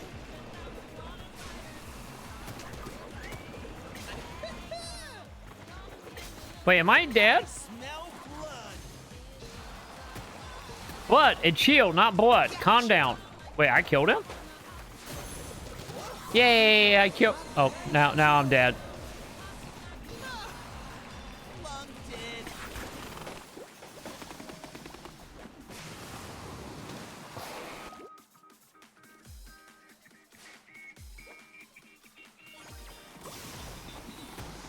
You know, I did realize something, chat. They probably wouldn't remove the walls, would they? Mainly because of the whole surfing mechanic. I didn't realize that, chat.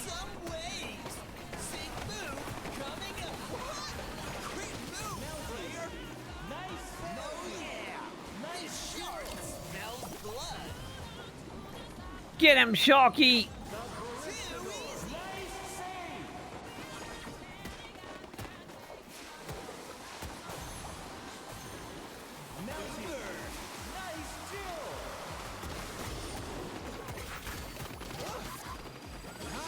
Oh god!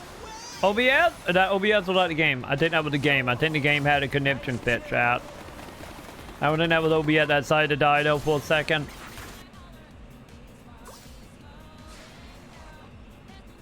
There it is on the horizon. Victory. Wait, are we winning? Are we legit winning? Okay, so whenever we get the star above our head, that means we need to go kill them. Why? I got you now. I smell blood. What? Whoa! Jawsome, please. Yeah, I think that indicates. Despite 220 hours spent on Vagrant Story with Troy not being able to beat it sounding like accurate lore, it is incorrect. Everyone here knows Troy spent an embarrassing 4 hours on the game after making Pride wait 4 years for him to play it despite the generous $100 donation. Congrats on the win.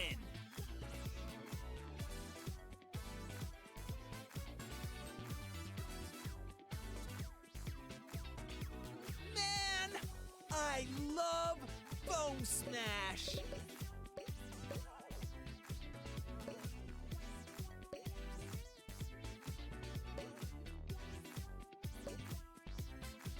You know, if you think about it, it was more than 4 hours, but the 220. That also counting every time I have nightmares about playing the game, right? Which is every single night, correct? Maybe that's how we got the 220 hours. Smash the star. I agree with CM. Not one lie has ever come from that beautiful man's mouth. Not one. Unlike Troy.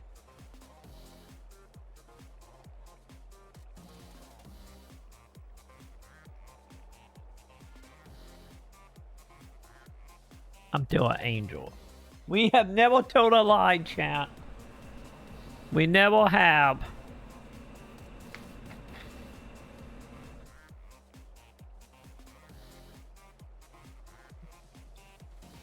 Never. Anyway.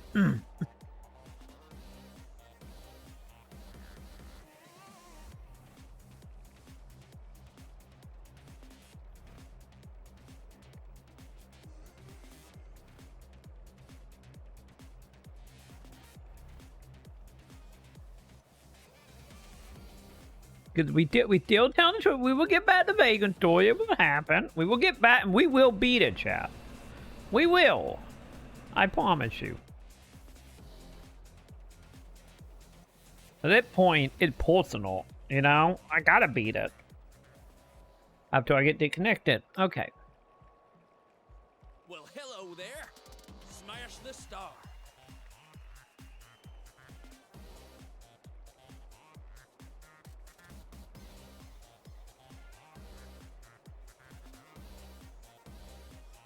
Yeah, we could. We could do that.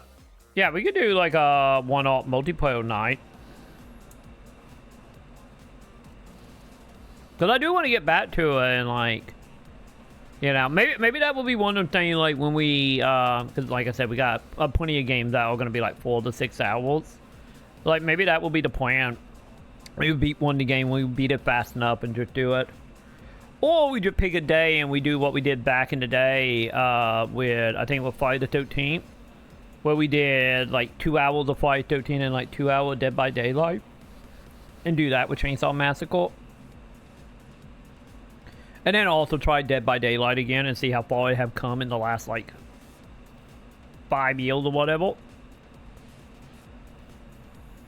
Cause the hell, the last time I played Dead by Daylight, I don't even think we had like get kills in the games. I don't think so. I don't remember get killed back then. I think it was still like the indie game that people were questioning how the hell is the game still ongoing. Wait, been locked back to lobby. God damn it, chat.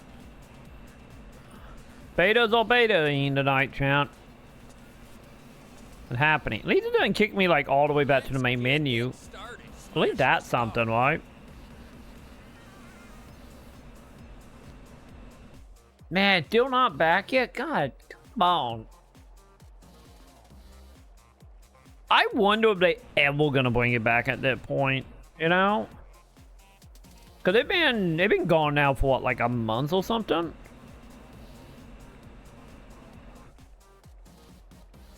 And then new Epon still can't play it. Yeah, maybe I need to download like the PC version since they're on Game Pass and we can just test it. And just be like, can we stream the PC version? Nope. Okay. Off to the Epon version we go. Maybe that's something I need to test. And if it does one and OBS don't die, you know, because once again, OBS and OBS. Maybe that's the way we can do co-op again until they actually fit co-op play. But you would thought like co-op play would have been fixed within like a week top, maybe 2 weeks at most. Looks like everyone's ready. Co-op play is temporarily down. I don't think there's anything temporary about it at that point. But just saying.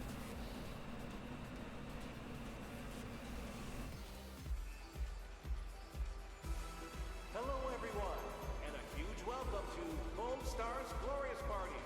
On tonight's Yeah, justice! Fight for your spot! This is a once-in-a-lifetime chance to get down with the Foamstars. So, let's party bubble style. Okay, let's do that, chap. We'll see how they kill to it. I don't think we have played that kill to yet. Oh, I don't blame them. I don't blame them at all for being angry about it.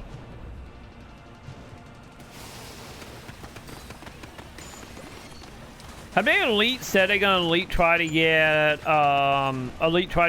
co-op or co-op play working before doing DLC characters? Cause man, I hope they do DLC characters or the DLC characters after they fix it. You know? Also, I have like a charged shotgun, chat.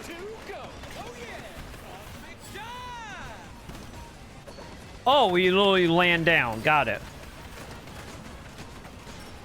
Oh, I can still use some heroin. So, nice save.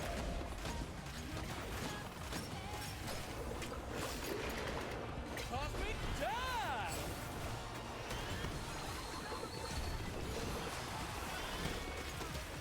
With this, I'll have victory in my pocket.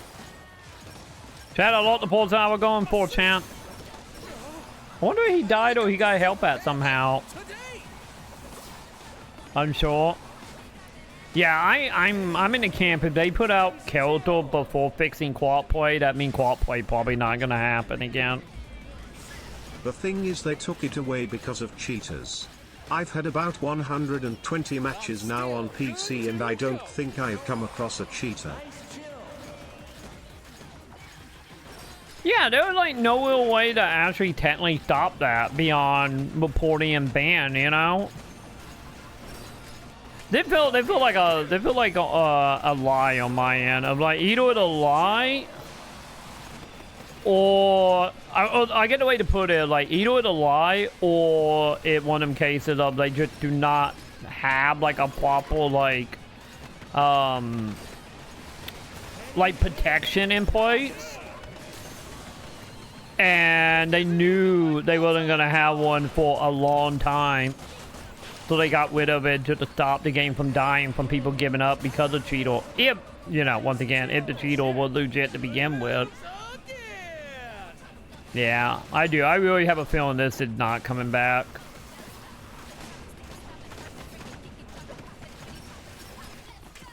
Because, you know, most games usually, if it because of Cheetor, you know, they usually would start doing, like, drastic, like, stuff for cheating.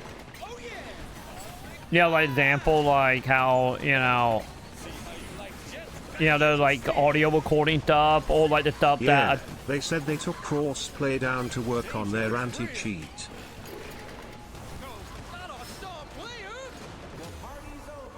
Ah, man. Yeah. Like, they could work on the anti-cheat with it up. Cause what was it? I'm trying to remember. I know there was a multiplayer game recently that did, maybe, was it Call of Duty? I don't remember. But I know there was a multiplayer game recently that did the whole thing where they had it set up where they were like, if they think you cheating, they would have like fake character pop up. And then the game will record you killing the fake character that only you can see if you're cheating, and then they ban you. I don't remember what game that was that did that, but I feel like multiplayer game, they always like one of them things that are constantly evolving at all points, you know, as a new cheat program become available.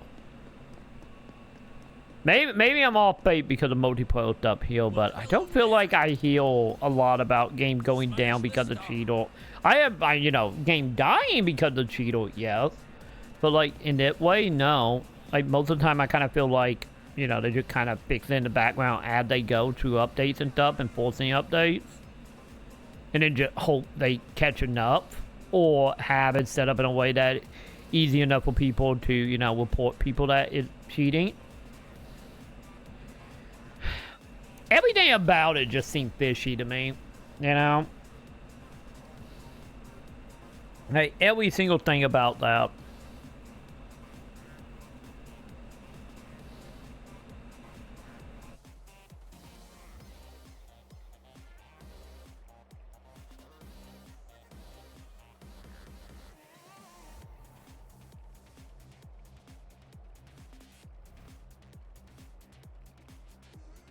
But yeah, hopefully I'm wrong though. With like, man, it'd be so nice if they'd be like, "Hey, next week we bringing it back." Oh, that'd be so great, but I don't know. Oh, yep, we've been kicked out, chat. I had a feeling that load timer was taking way too long. See you later, pal. Oh, he said bye to us.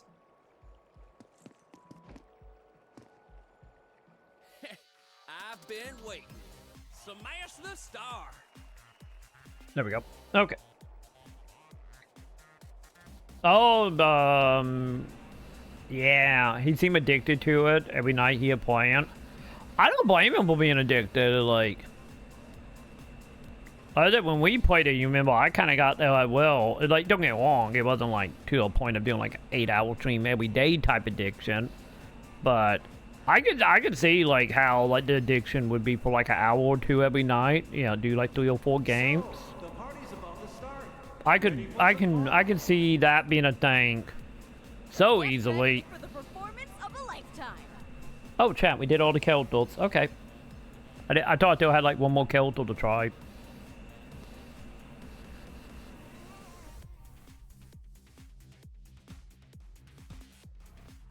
Chat, it is sad that I feel like the main goal, the only character that got a semi-okay design, but at the same time, or design every Japanese K-pop, like, streetwear, like, stereotype.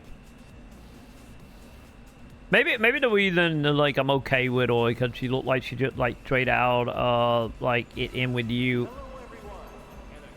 You know, maybe that why. Usually do 6 to 10 game. Yeah, that's not that long. That is like what at most like 2 hours, 2.5 hours. Cause any game usually lasts like anywhere from like 10 to 15 minutes, if that. So yeah, that's not bad. Pink guy, okay. Oh well, then the one I was just playing at, I need to look. But yeah, he wasn't horrible with his like a traveling sniper shotgun like weapon. And what he had. Let's dance. Let's go all out. But I think the other thing that's a little funky about this as well is like when it comes to like the butler and I Queen Food Lady, like they literally have the same power, you know? So that is... Wait, did that kill me?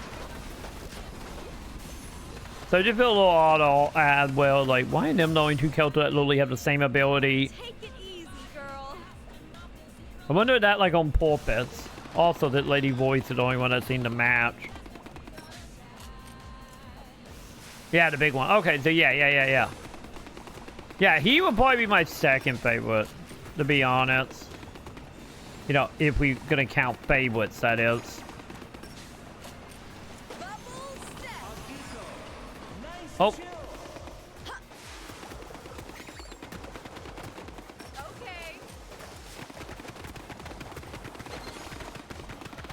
Got it, a bullet hell up in here, chat.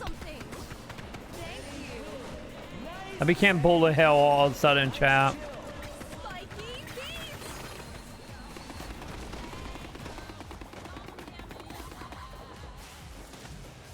Wait, what is this? Whee! Oh god, I didn't walk. Oh. Because I'm probably doing that. Got it.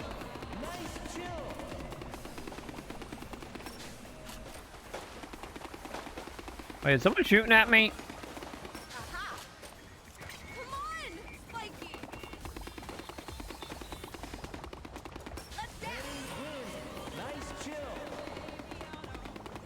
Oh, you gonna actually try to get to me, Paulson?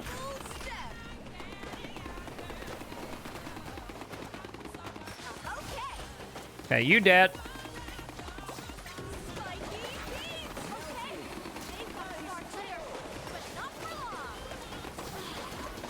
Oh god.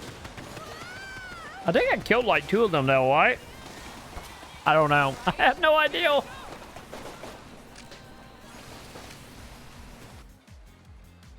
No way. I'm not quitting.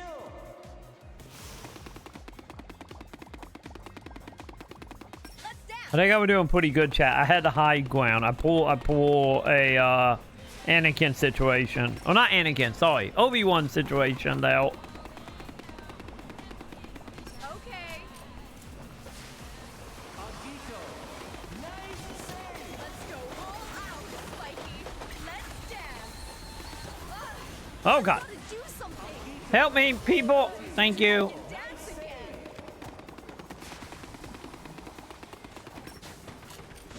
Eyes up, everyone.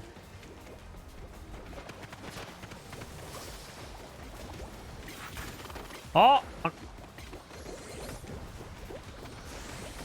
Where am I? Where are they, chat? I don't see the people. Come on.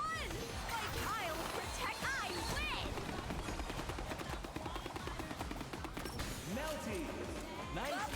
Step. Start 'em. Here I come. Okay, we shoot them when they in a bubble. We still win, right? Or in the cotton candy thing, I guess. Dance.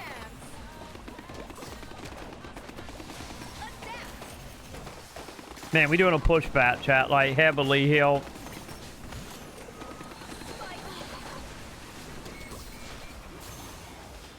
Nope, they hit me. Damn it.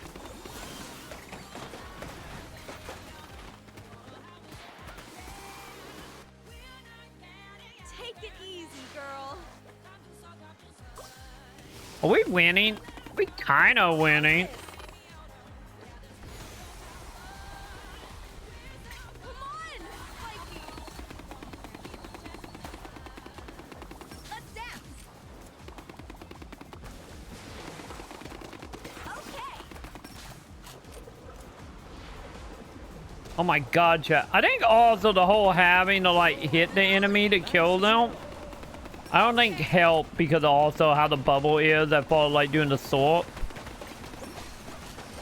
Well, at least in Splatoon, you don't have to like hit them with your board to actually kill them.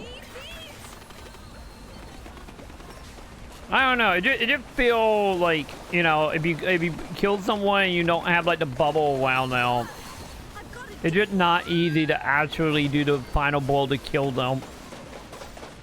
I guess that would be another thing I would change. I would get rid of the whole, like, you put them in a bubble and you have to hit them with your surfboard to actually kill them, especially since the surfboard only really work if you have your bubble underneath you. And the second you don't have bubble underneath you, because the bubble can actually, like, disintegrate over time. And then you start dealing with, like, you know, what you have put down. And if you're in an area that you don't have it down, you just shit out of luck. You know, like affect like not only the finishing blow, but it also like affect your mobility in this as well. Once again, it does still feel like someone copied, say, Nintendo homework, but only looked at the quick notes. And then got everything else wrong or admit what was great about it. Let's go all out. Fight. I win. Penny wins. Nice chill. Come to my next show. Yeah? Ah, there's a star person. Here we go.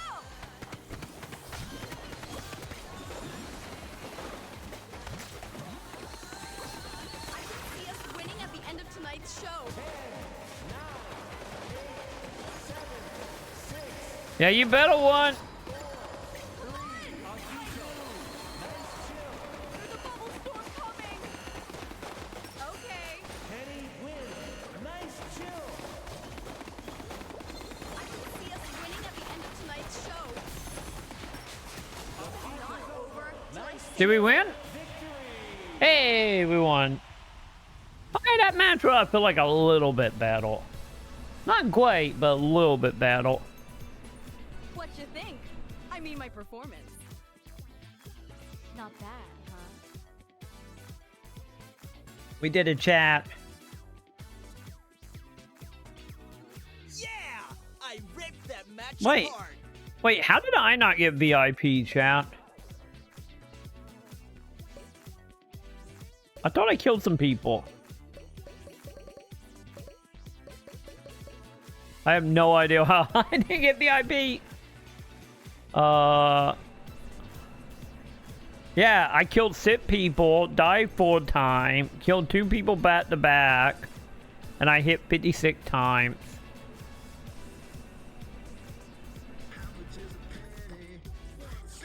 Get good. That's not happening. We all know how that operates. That's not happening here.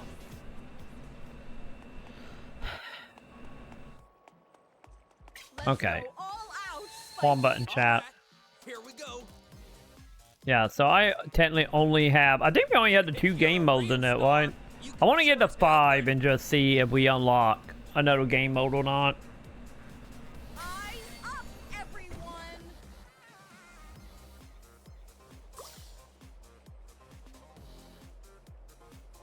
Oh shit, I did forget about that. Wait. Do I still... Hang on. Do I still have it?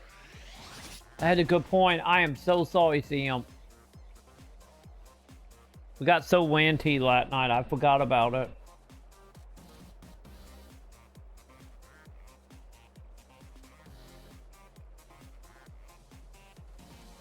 God, Chad, I played so much stuff with Sam yesterday to help with all depression. Everything is belly. Ah, Lord of All, there it is. I do still have it. I got it, chat. Okay. Let's do one more game, get to 5, and then we will watch it.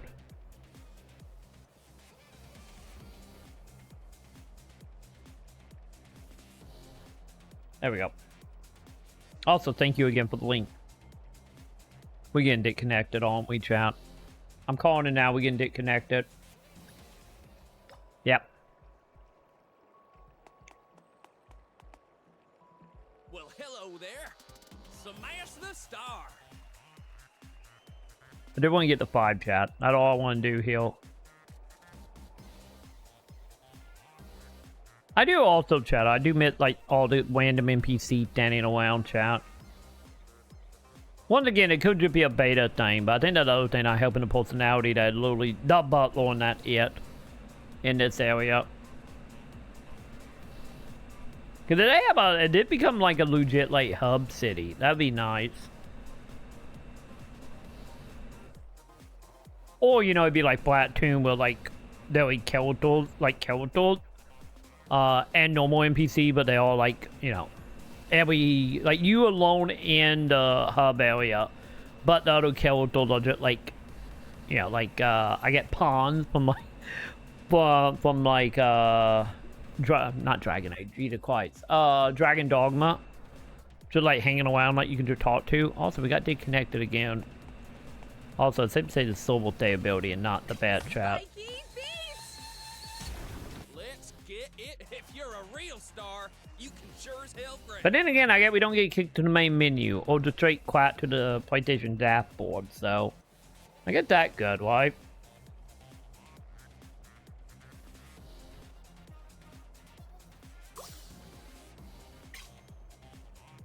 Come on, Spiky. Okay, still time to charm, chat. Are we gonna get in?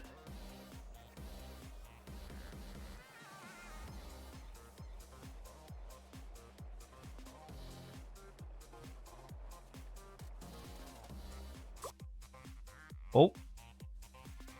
So, the party's about to start. Ready for some fun? Yeah, I'm pretty sure. Yeah, I'm pretty sure we played all the characters. So. Let's do this.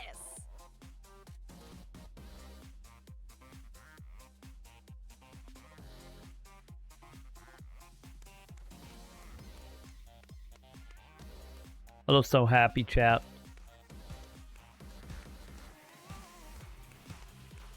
Sadly, she's not doing the Japanese crap where, like, I'm disappointed in old chat. Let the good times roll. Disappointed in an old chap.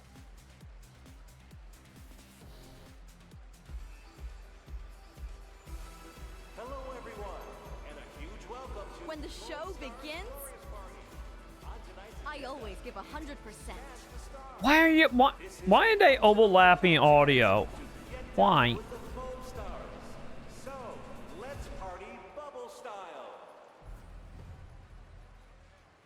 Let's do it, chat. Let's bubble style, chat. Let's do it. Get ready, the party's on.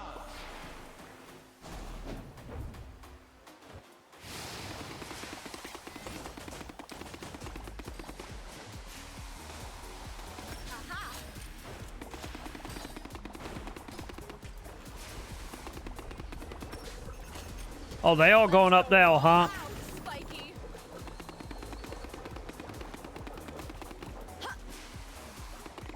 Aha.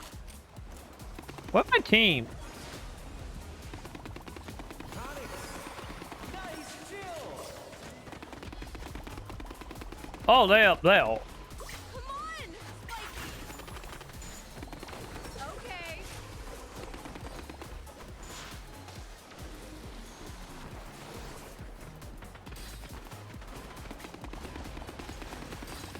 I'm here to help, bud. Nice chill.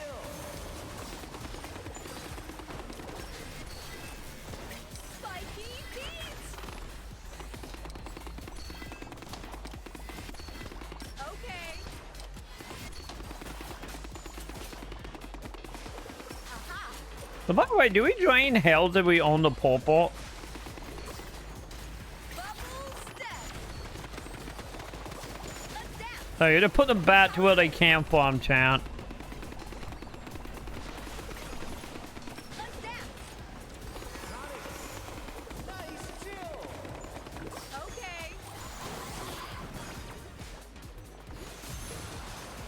Oh, nope, nope, that wasn't my teammate.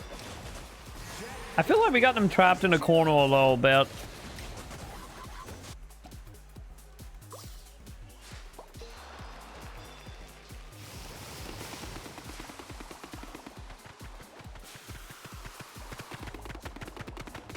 Okay. Let's go all out, Spiky. Oh, God.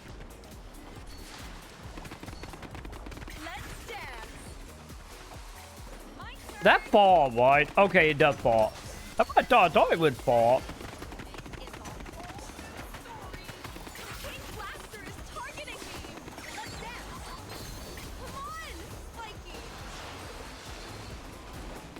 Yeah, get away from that nuke, chat.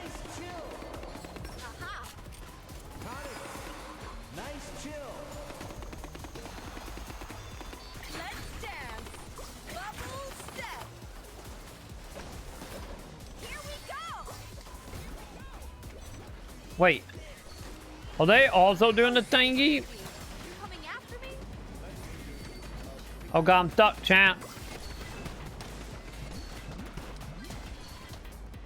Spiky beats. I win. Wait, did I? I've got to do something.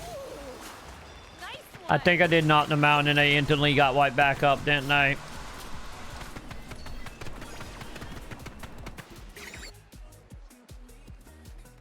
Okay, they've got a star player, but not for long.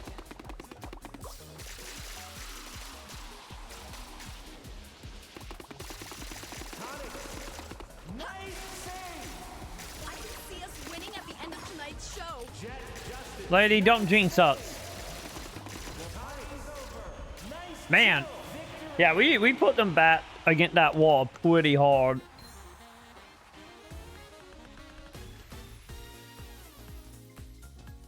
I'll do even better next time.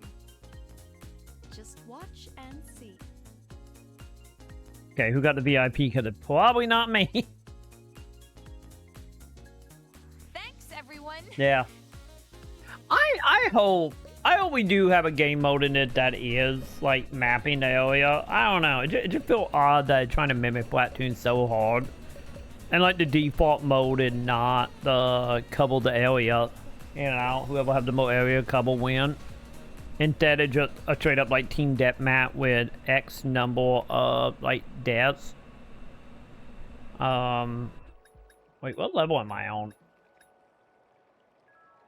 That social and no-go challenge?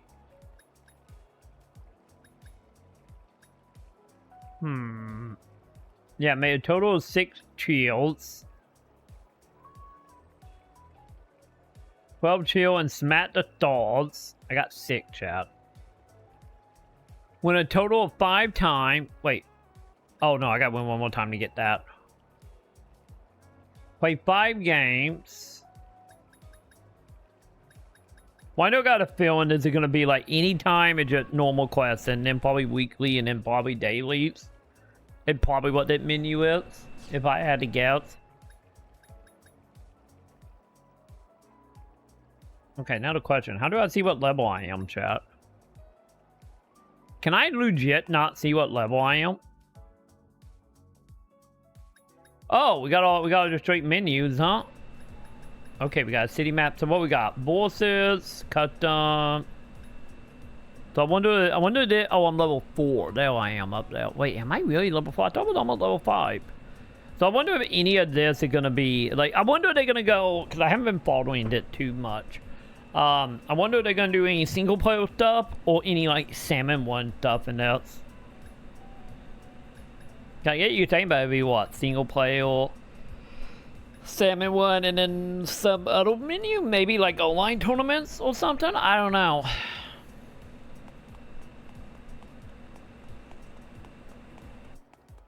I have legit no idea.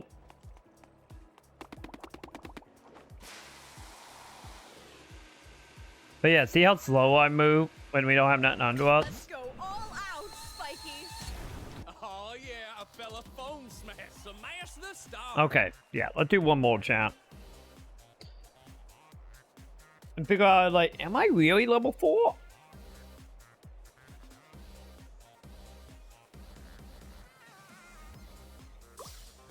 Because it feels a little odd that I'm only level 4, because I thought I was only like 100 billion from 5. Hey, we would give the Lord the Fallen Trade Lord watch.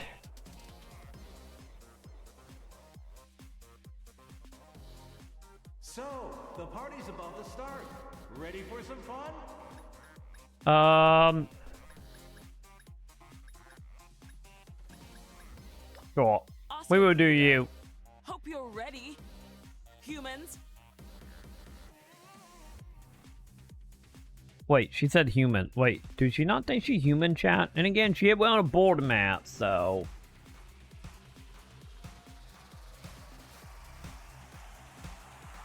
Looks like everyone's ready. Let the good times roll.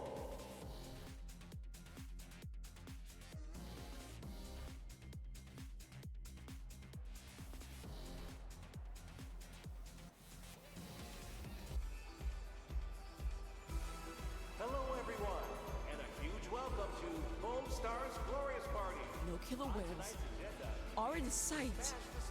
Easy win. This is a once-in-a-lifetime chance to get down with the Foamstars. So, let's Alright. party bubble style. What do that?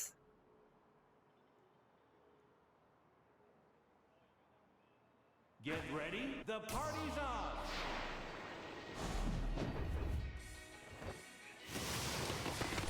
We got that, chat. Oh, it isn't. Wait. Oh no, they're not a new map. Never mind. It looked very pink for a moment. I got very confused.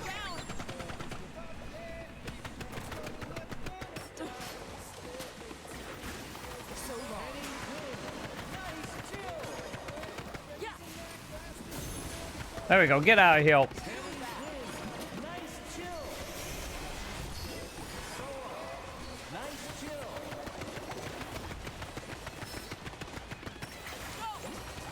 never alone.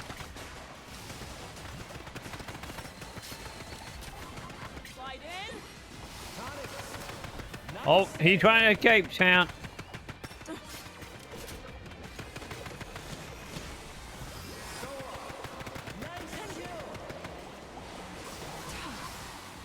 Did I kill him? Help! Help! Thank you.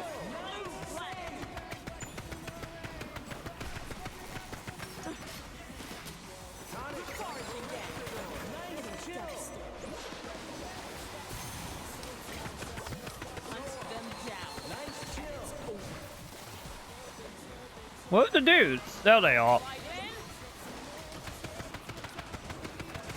Wait, are they already at a dock? Holy hell, we do got 6 people? Okay, now we don't because I'm died. Holy hell, chat. Yeah, we just steamrolling these guys. Look at that, we do have 7 live before we get like all dog characters.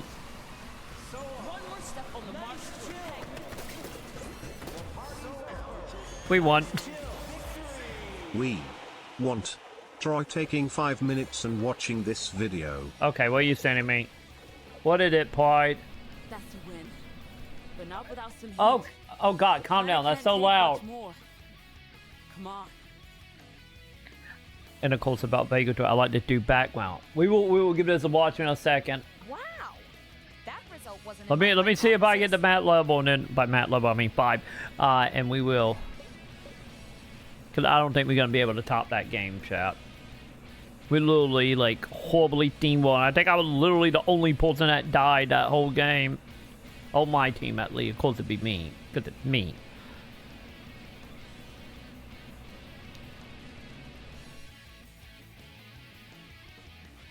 Game? Game? You okay, game?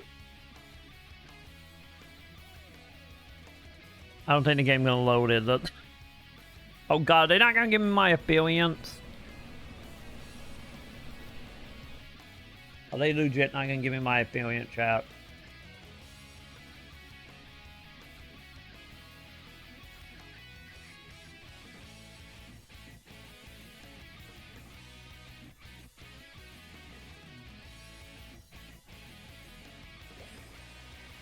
Oh no, they're my affiliate. Oh, I did get to level 5. Why you just said I wasn't level 5? Oh no, no, I'm level 4. Level 5 opened up. Never mind. 808 chat. I win. So I think that's gonna do it for Foamstars. Yeah, I think 2 hours are good on this. Like, don't get me wrong, they in the end, it, like, I feel like got a little bit better, but I hope they're free to play. I really do. Cause like if it's free to play, if it's free to play and you have a Nintendo Switch, at least from the beta, well, something drastically changed, or the other what 3 game modes that are question mark ends up being something great. I still feel like you better off with Splatoon, like in so many ways. Cause Splatoon got way better combat, way better like level design. The like the vibe is better. Troy plays Foamstars for 127 hours but can't invest more than 4 hours into Vagrant Story. Poro Oh. sad. No, it's been 2 hours. It's been 2 hours in this.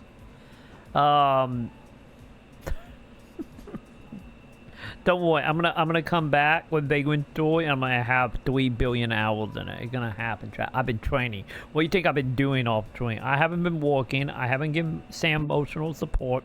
I've been training in Vagrant Story. It's happening, chat. But but yeah, like if it's free, then okay. If it's like $40 to $60, $70, with Quillian track record and what the game trying to be now. But if you only got a PS5, I guess, maybe. I still stand by my statement of this. This is a kid who stole somebody equipped notes or homework and tried to copy it to the letter, but missed everything that made the original version A+. That's this game in a nutshell. So yeah, hopefully next time we get a Splatoon clone. If there is a net time.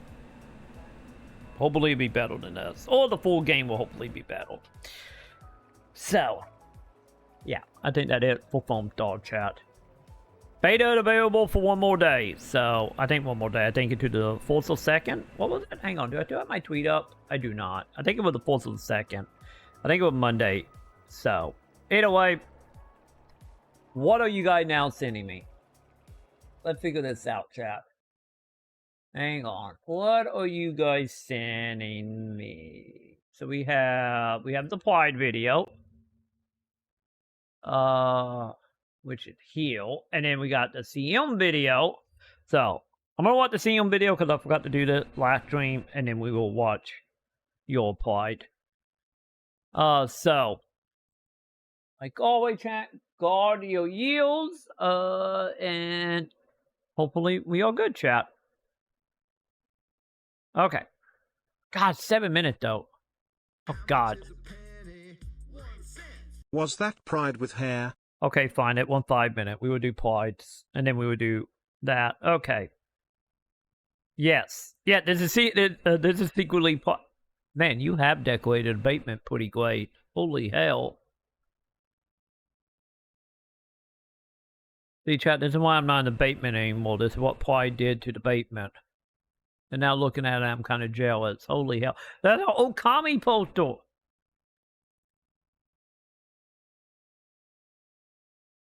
Got it background, chat. The background. Wait. Oh, we got gradient back there.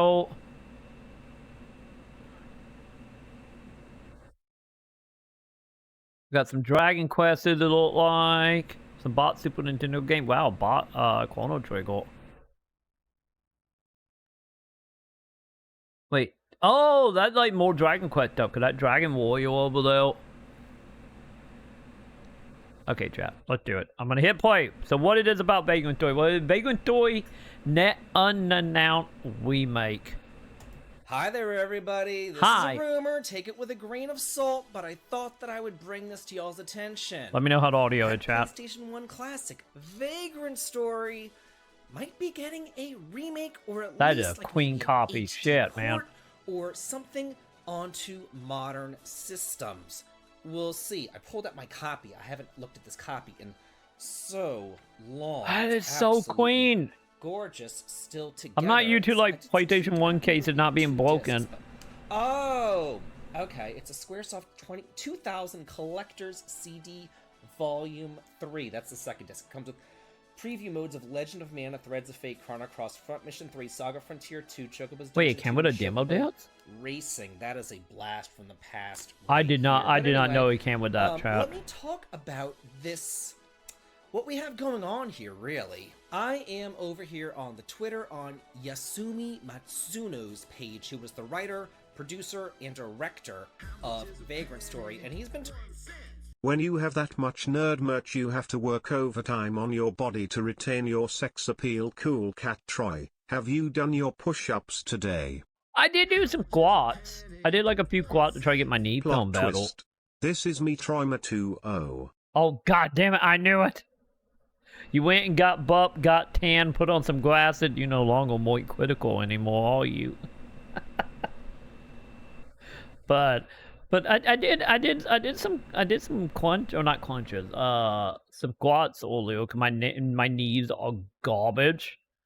So I did the whole thing where like you hold on to the like tails and you like bend like down. I did that. I did like 5 of them a day. So I'm getting there. This was me a few years ago, back when me and Sam were going to the gym every night. There was a time when I was buff, chat. talking about the game quite a bit lately. All of a sudden, I scrolled through some of his previous tweets, and he didn't talk about it at all. And then, like, all of a sudden, boom, 3 tweets in a row about Vagrant Story. And let's look at this tweet, because I feel you on a that, CM. telling tweet. He says, I thought that I tried playing it for the first time in a while, but I wondered what kind of device I could play it on now. I've disposed of the hardware from PS1 to PS3. It should have been downloaded on the PS Vita, but I can't find it. And then, like, everybody in the comments is like, hey, that it's is an time for odd a comment. remake. Hey, maybe you should remake it. You know, what are you doing? Maybe you should remake it. You were the writer, producer, and director, after all. Did he do This a is kind of quote in like it? a tattoo of the symbol here from Vagrant Story.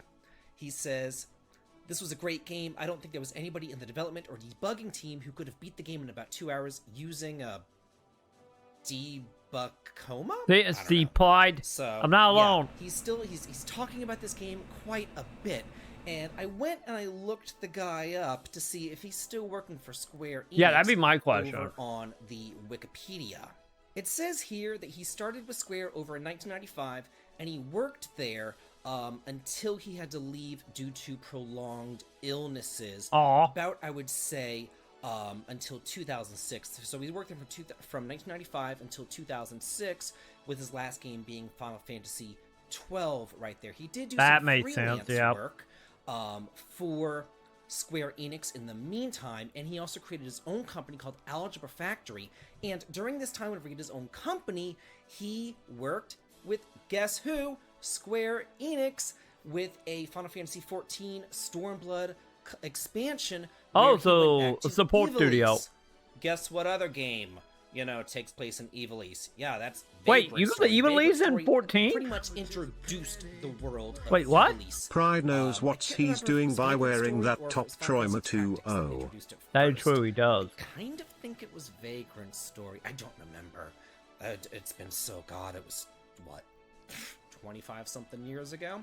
But then, I'm like, okay, Algebra Factory. What is Algebra Factory working on? So here I am on that page, and it talks about all the representative work, what he's worked on from 1990 all the way up to present day, with his last named Only project what? being the Stormblood Return to Ivalice expansion from Final Fantasy XIV. But this is key. He is I do not know currently Thornball but participating Evil in Elite other Trap. projects, including unannounced titles. Yeah, that's not trash at all, but... So he's worked for Square Enix for a It's a long little time. Pretty suspicious to much randomly everything be that talking he's about it ever out of the done blue. is essentially Square Enix. The last project that he worked on was also with Square Enix, and it dealt with Ivalice, and now he's talking about Vagrant Story, and how he can't play Vagrant Story on modern consoles, and he's wondering, how could I possibly play this game? Maybe he's trying to build up some hype here. Maybe he's already Yeah, I feel like you grab that draw a little bit, but at the same time, not completely. Hey, Vagrant Story might be getting a remake. Again, Also, haven't there already been rumors about that? Well, before this? Take it with a grain of salt, but again, I like to look at things with the eyes of a child. I like How to long look ago at was things that? on the bright side and hope for the best. You just never, ever, ever know. So we have A month ago, possibility okay. of a Vagrant Story remake. How cool is that? This is great news. Let me know what you guys think about that. And as always, have a good day. Yeah, because it always feels like... This is not, like, 100% like verifying by any means. But... It does feel like one of them situations, like, I feel about this as I do about Dot Hack.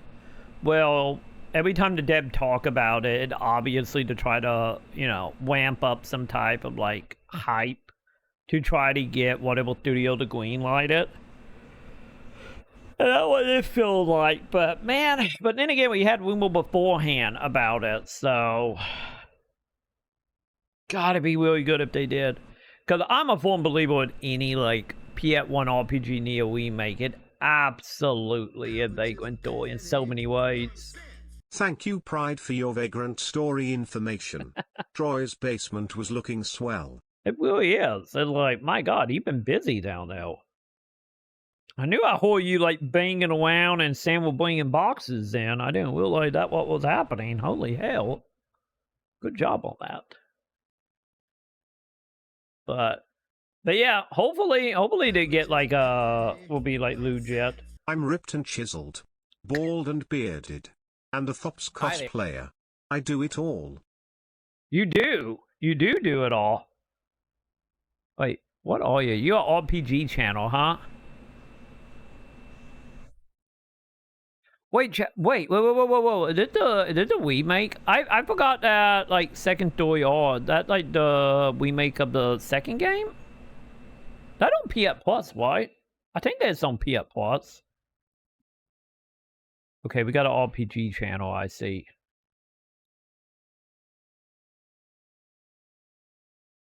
Speaking of boxes, Game Room Mystery box opening. Oh my god, chat, I do love me some box openings. Especially game collection stuff. How much is a penny? 1 cent. You should sub to that guy. Oh, I am. I mean me. It's great content.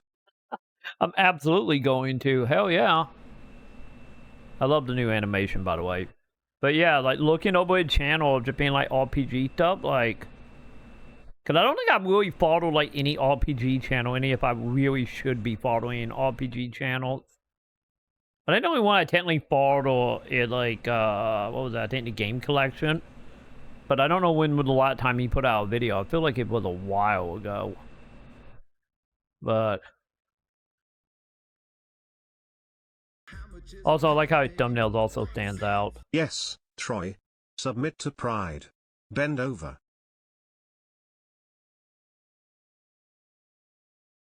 Not on stream. We have talked about that. Not on stream. Okay, we're going on with the Lord of the Fallen video. This is what is it? This is an overview trailer? Okay, yeah, overview. Like always, chat, go to your yields. So this is just going into like new gameplay stuff, right? I still need to play Lord of the Fallen 1. I need to see if I still got my copy. Or did it when taken, never bring it back? I legit don't remember. Lords of the Fallen is the all-new epic dark fantasy. Also, I haven't been action following this RPG. at all, really. Beyond like plot trailers or whatever. Set 1,000 years after the events of the original game. Oh, so it is a sequel. I thought it was a remake reboot. Through the vast lands of Mornstead. I didn't realize it was the same universe. Within this sprawling world, on the brink of demonic desolation.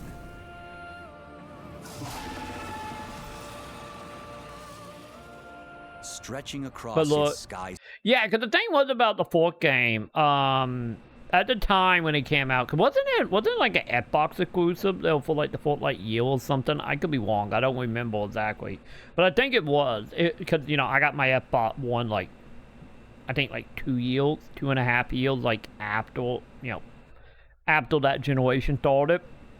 Mainly because you know Xbox was just not great at that time, and I remember when I bought my Xbox One, I found Lord of the Fallen for it. I think it was like $5 or something. And I bought it, and I put it up on my shelf being like, I will play you one day. And then I never played it. And I had a friend that randomly would like come over and just like crash. He was pretty much vagabond for the most part. So he would just like show up and just unannounced and just sleep on my couch for like a week and then leave. Like he constantly will randomly taking games and bringing game back without telling me. So I don't know if he took it. Because I know he's talking about at one point being interested in the fourth game. But I don't know if he took my copy. I need to really look and see. Because if I still have it, I do need to probably play the fourth one before that comes out. Because I remember hearing a lot of people, like, you know, speak of it. Not like highly to like the degree of like a From Software game by any means. But I feel like a lot of people, like around the time, it felt very much like how people talking about Live P or Live P of, you know, being like a pretty decent sold like at the time. It's also our core project letting everyone know. Okay, now the question. It can be on Game Pass. Let's figure this out. The colossal hand of a deer, overlooked by the 5 holy beacons of the Sentinels. Yeah. Yeah, that what it seemed like. Because I originally thought it was like a reboot, like reimagining type of thing. I didn't realize it was an actual straight sequel. To restrain the fallen god, they have been defiled by his infernal forces, and now threaten to abet his resurrection. Yeah, I didn't want to play the fourth one to have a reason to play the fourth one. That's the only reason, not for like lore reasons. Yeah, just a motivator type of deal.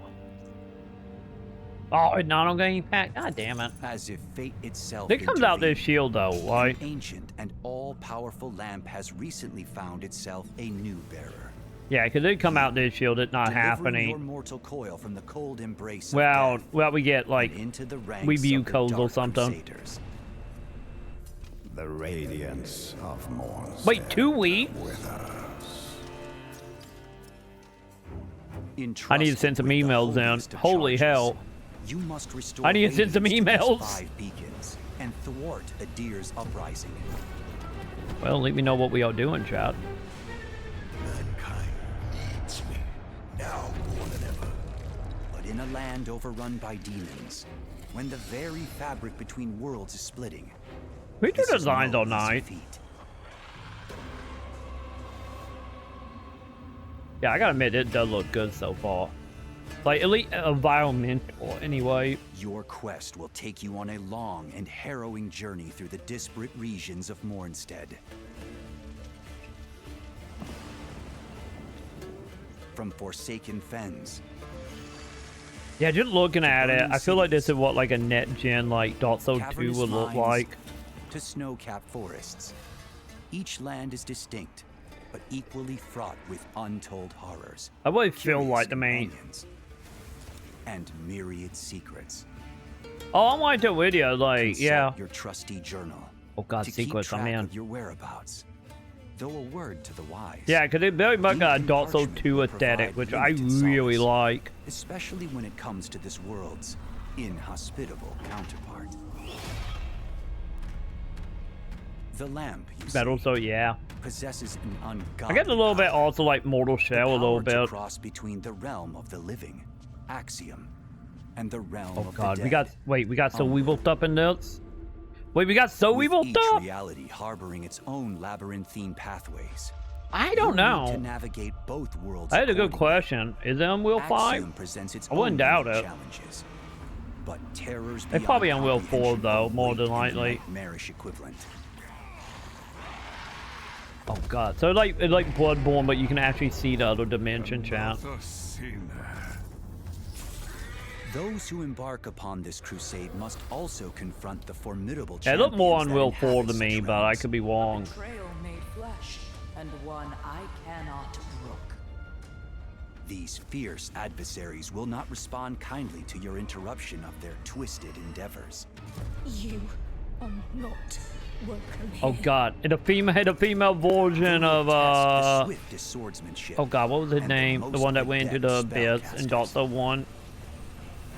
So it should come with great relief to learn that the Umbral Lamp possesses yet further powers. For should you fall in Axiom, you will rise once more in Umbral. Dude, this You is totally now just have so one evil. final chance to overcome your adversaries. I wonder if the bot fight change depending on what The dimension longer you in. spend in this forsaken hellscape, the greater number of spectral horrors that will hunt you down. Okay, can we make this so Two evil, lives Chad? still prove Come on, inadequate. come on, Legacy of Kane, Help is at get on hand it. for those whose pride Give it a permits. Legacy of Kane franchise. Oh, Mornstead franchise is home title. to a number of would-be comrades. Some will demand an errand performed before proffering Okay, a the second people don't look sword, the best, but while others thirst heavier for the blood of Rogar.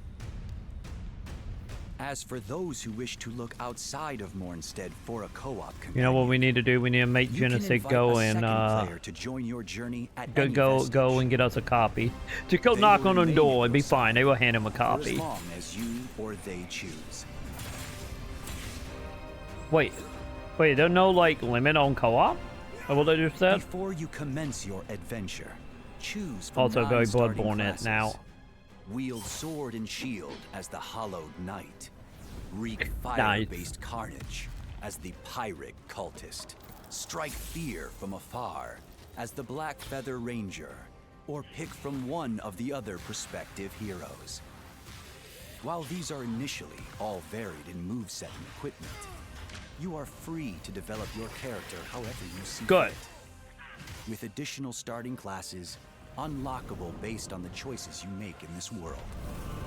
Oh, so we're Fully doing customize your character from the dozens of armor sets and what was it, hundreds of Remnant? I think it weapons was that hidden did throughout that. these vast lands.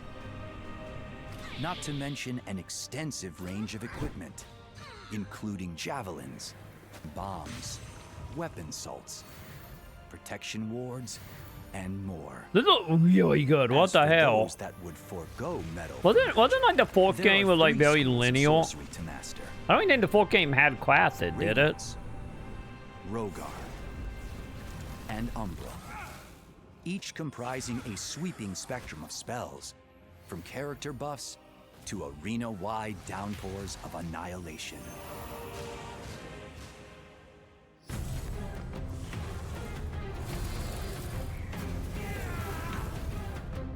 An epic adventure, full of peril. Oh, they have, obviously. There's a lot and to this. revelation. I feel like this coursing is through the leaps very and bounds realms beyond the of the fourth game living from what I know of it. waits.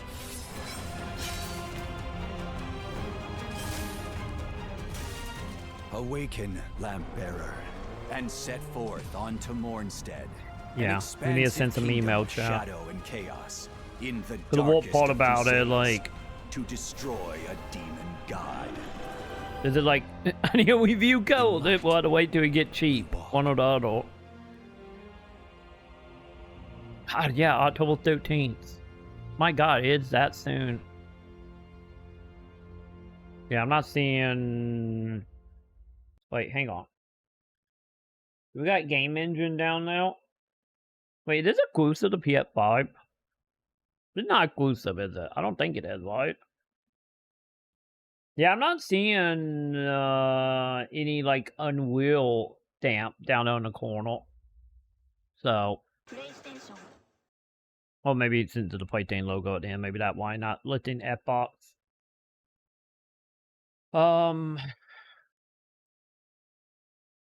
Yeah, the question is how will the war hold up? Yeah, that's the whole thing as well. Like, I wonder, like...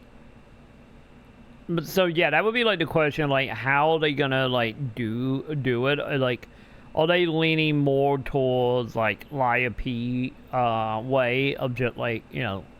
At least on the story front. being just like heal the plot, or is it gonna lean more into like materialness, like from software? You know, like I wonder where they're gonna go with that. Like gameplay wise, look pretty similar to any other Soul game. Dude, yeah, I'm with you. Like, yeah, I gotta say, seeing that trailer have put it way more on my radar beyond knowing it happened or happening. Like, absolutely.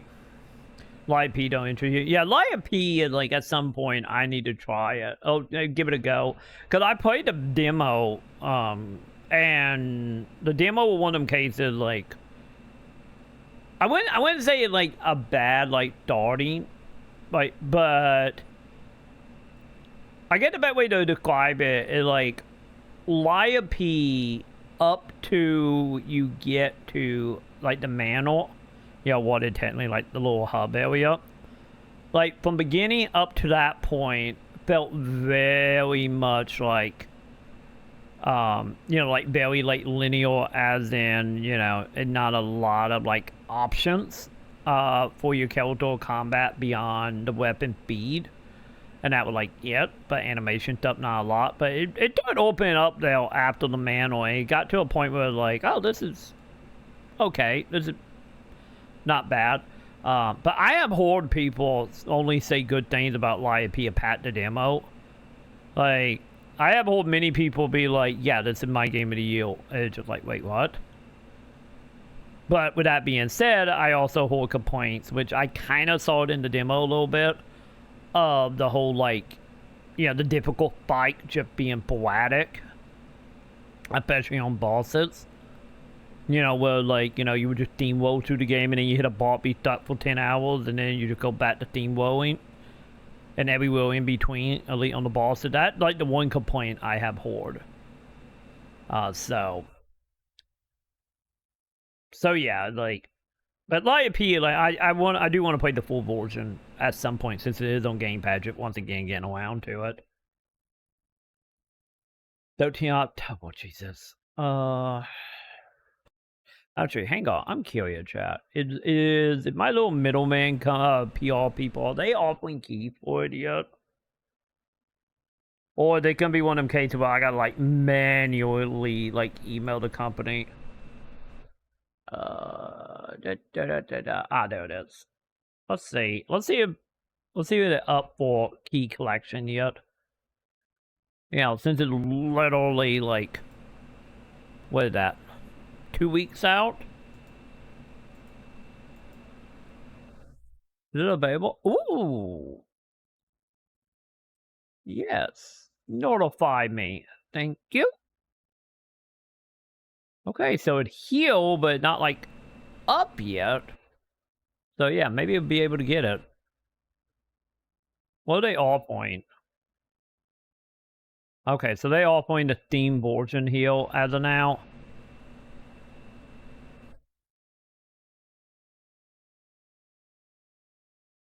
If we get it, chat, we get it, we will play it. It's technically spooky, right? Technically. But yeah, we will see. We will see if it does get added. Hopefully it won't get added like 3 days or a week after the fact.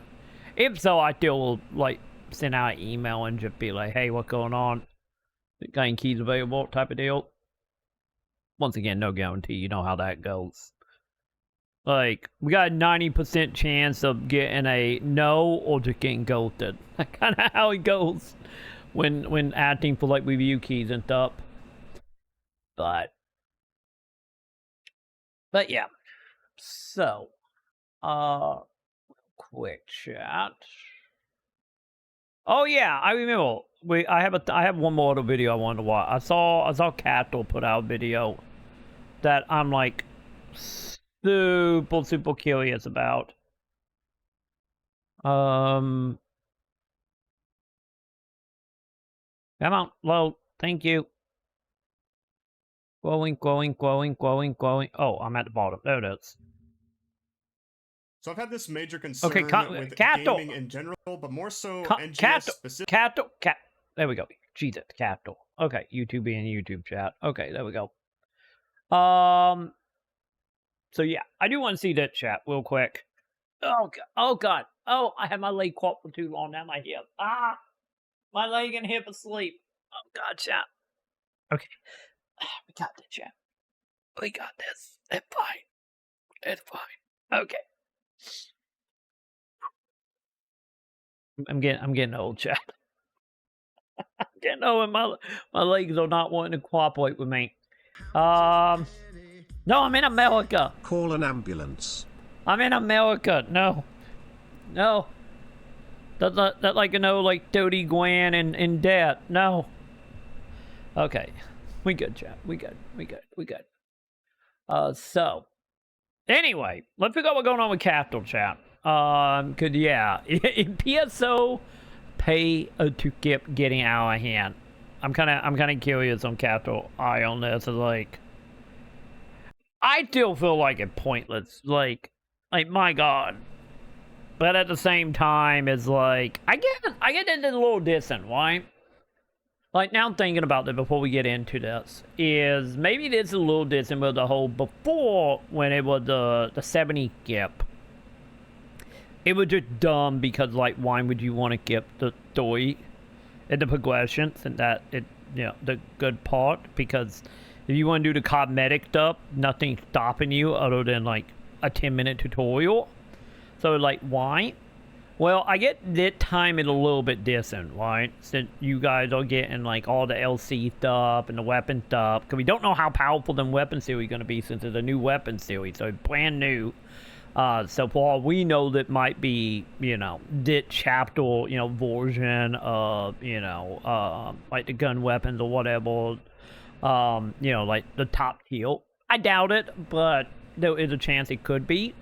So I think maybe also with that, and then also with the in-game cap being the new Dark Falls, the stuff that we still haven't done because of the requirement, is as for like someone that would be like in my shoes, if you pay the money, will it be strong enough to get you to the point to do it? And if so, how well is it gonna line up, as far as power is concerned? Obviously, I believe like the augments are not new. I could be wrong, but I don't think the augment new, so I'm pretty sure people can calculate out though.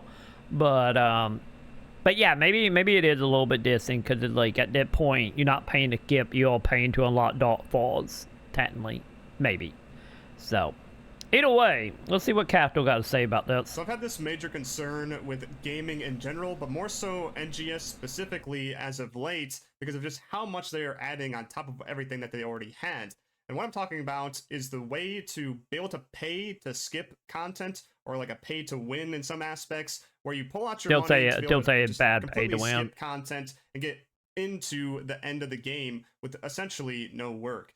A lot of what they've done recently is being able to skip levels, skip the story, skip doing the training for skill points, skipping, doing your equipment, skipping how to get augmenting, like the best in slot augments that a lot of people put work into, and just buying these packs, scratching for them, a whole bunch of different ways. Now, I just think it's been out of hand, especially with this last month or so. With all that said, I wanted to go into detail today about all of those and talk about the implications that could arise from all this, or the implications that have already been happening with the game because of this. So to start us off, we're going to talk about the skip gameplay feature. So this is the thing that's all bundled together that allows you to skip levels, skip the story. Yeah, what was it? It was $13, right? So 12. You can $12. use AC, which is the real money currency in the game, to buy these separate things.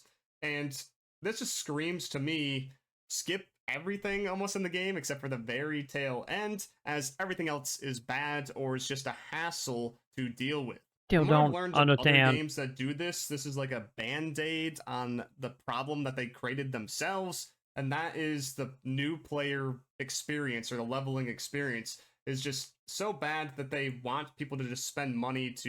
And also the other thing about this is not only, I do agree it is a band-aid thing, but I feel like also the other thing on this is like there was a game that it makes sense you know, if you, like, example, you know, you look at, like, Final Fantasy 14, and you looking at, what, 300-400 hours if you're doing just main story, pushing the content, pushing your levels. So, it's like, you know, if you want to play with your friend, but the problem that come into the case of Final Fantasy 14 is, like, you have the whole, you know, other classes you could level if, you know, your friend have, you know, a class that, like, level 1. But also at the same time, it's like, with, like, 14, you know, you had level syncs and stuff, but, you know, you can pay to get levels in that.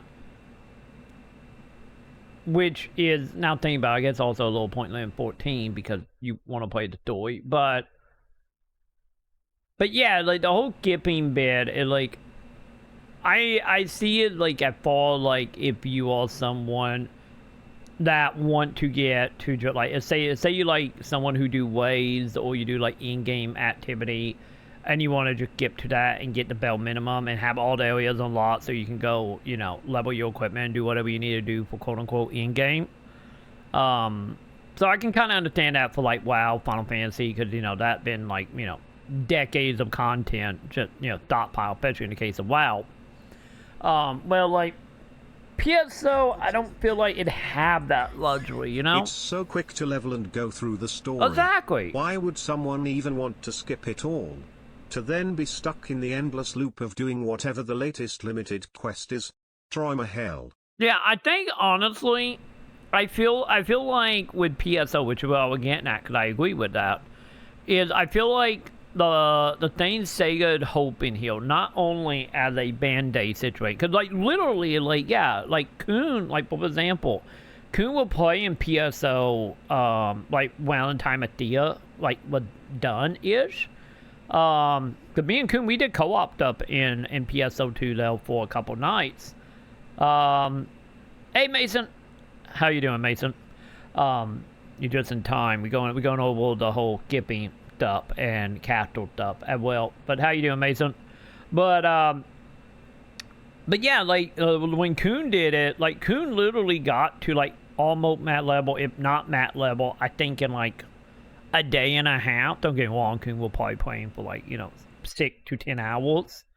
But I kind of feel like Sega ideal here, not only like what Castle talking about being a Band-Aid, but it also feel like one of them cases of, I feel like Sega is hoping it feel overwhelmed and you won't realize what the game actually is.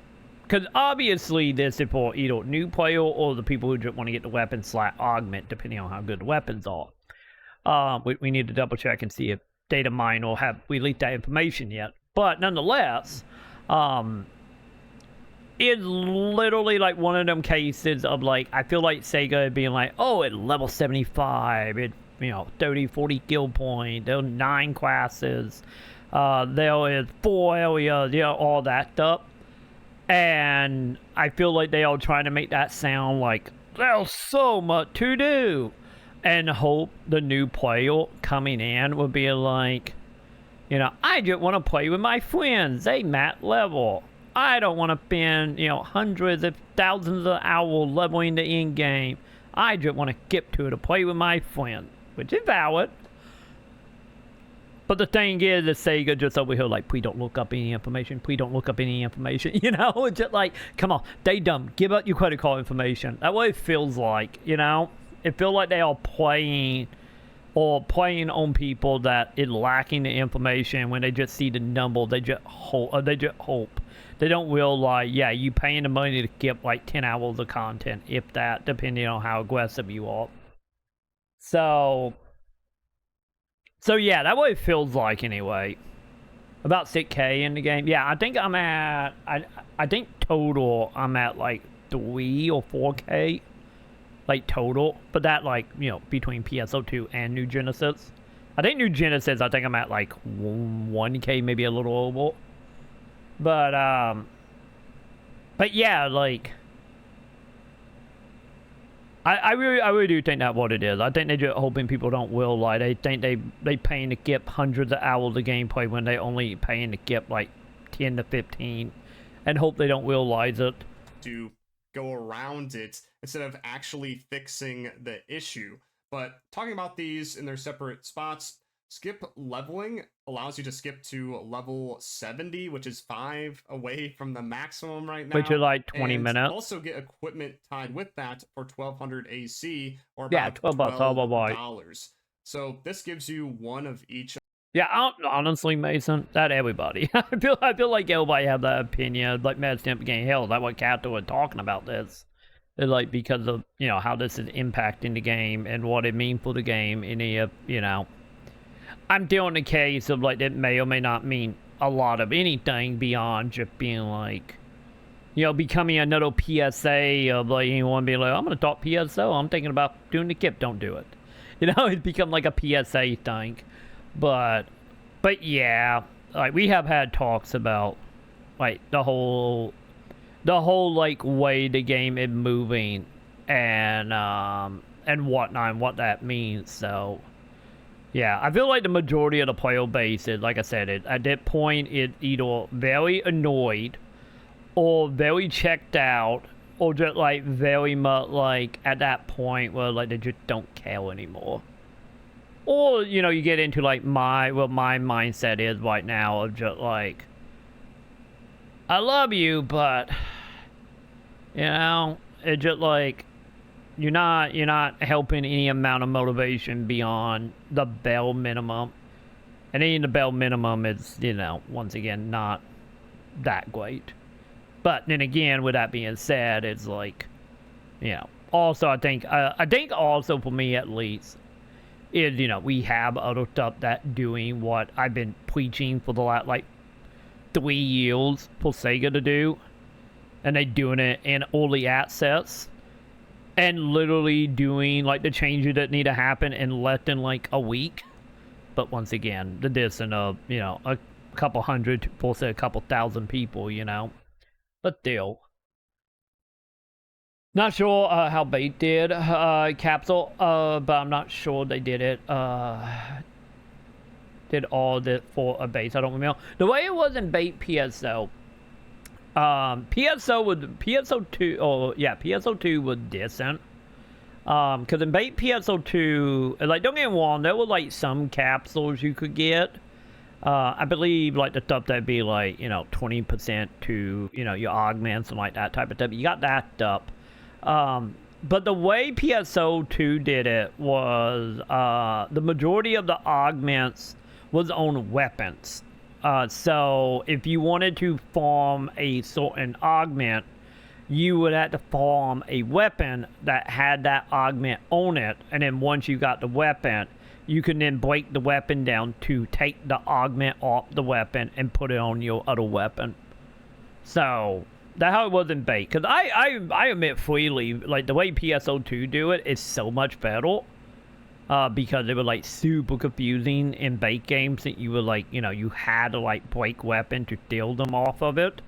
And you didn't get them as, like, single capsule that, you know, you just dash away. It's, like, all or nothing type of deal. Especially early on. Like I said, I know later on, I know they added a couple, like, standalone capsules. But it was still nothing to, like, the extent that PSO did. Like, and also, if I remember right, I don't think PSO2 had like limitation. You know how like New Genesis have it where it'd be like, you know, like 4 tiers of augment and you only can put 1 from each of the tiers on your weapon. I want to say in PSO2, once again, don't hold me to that, but for my memory anyway, I need to go back and watch my video when I explained all that back in the day when we made that video. But, like, back in the day, I want to say it was, like, it would know, like, categories. It would just slots. So it'd be like, you got 8 slots, whatever 8 augments, if I remember correctly. But yeah.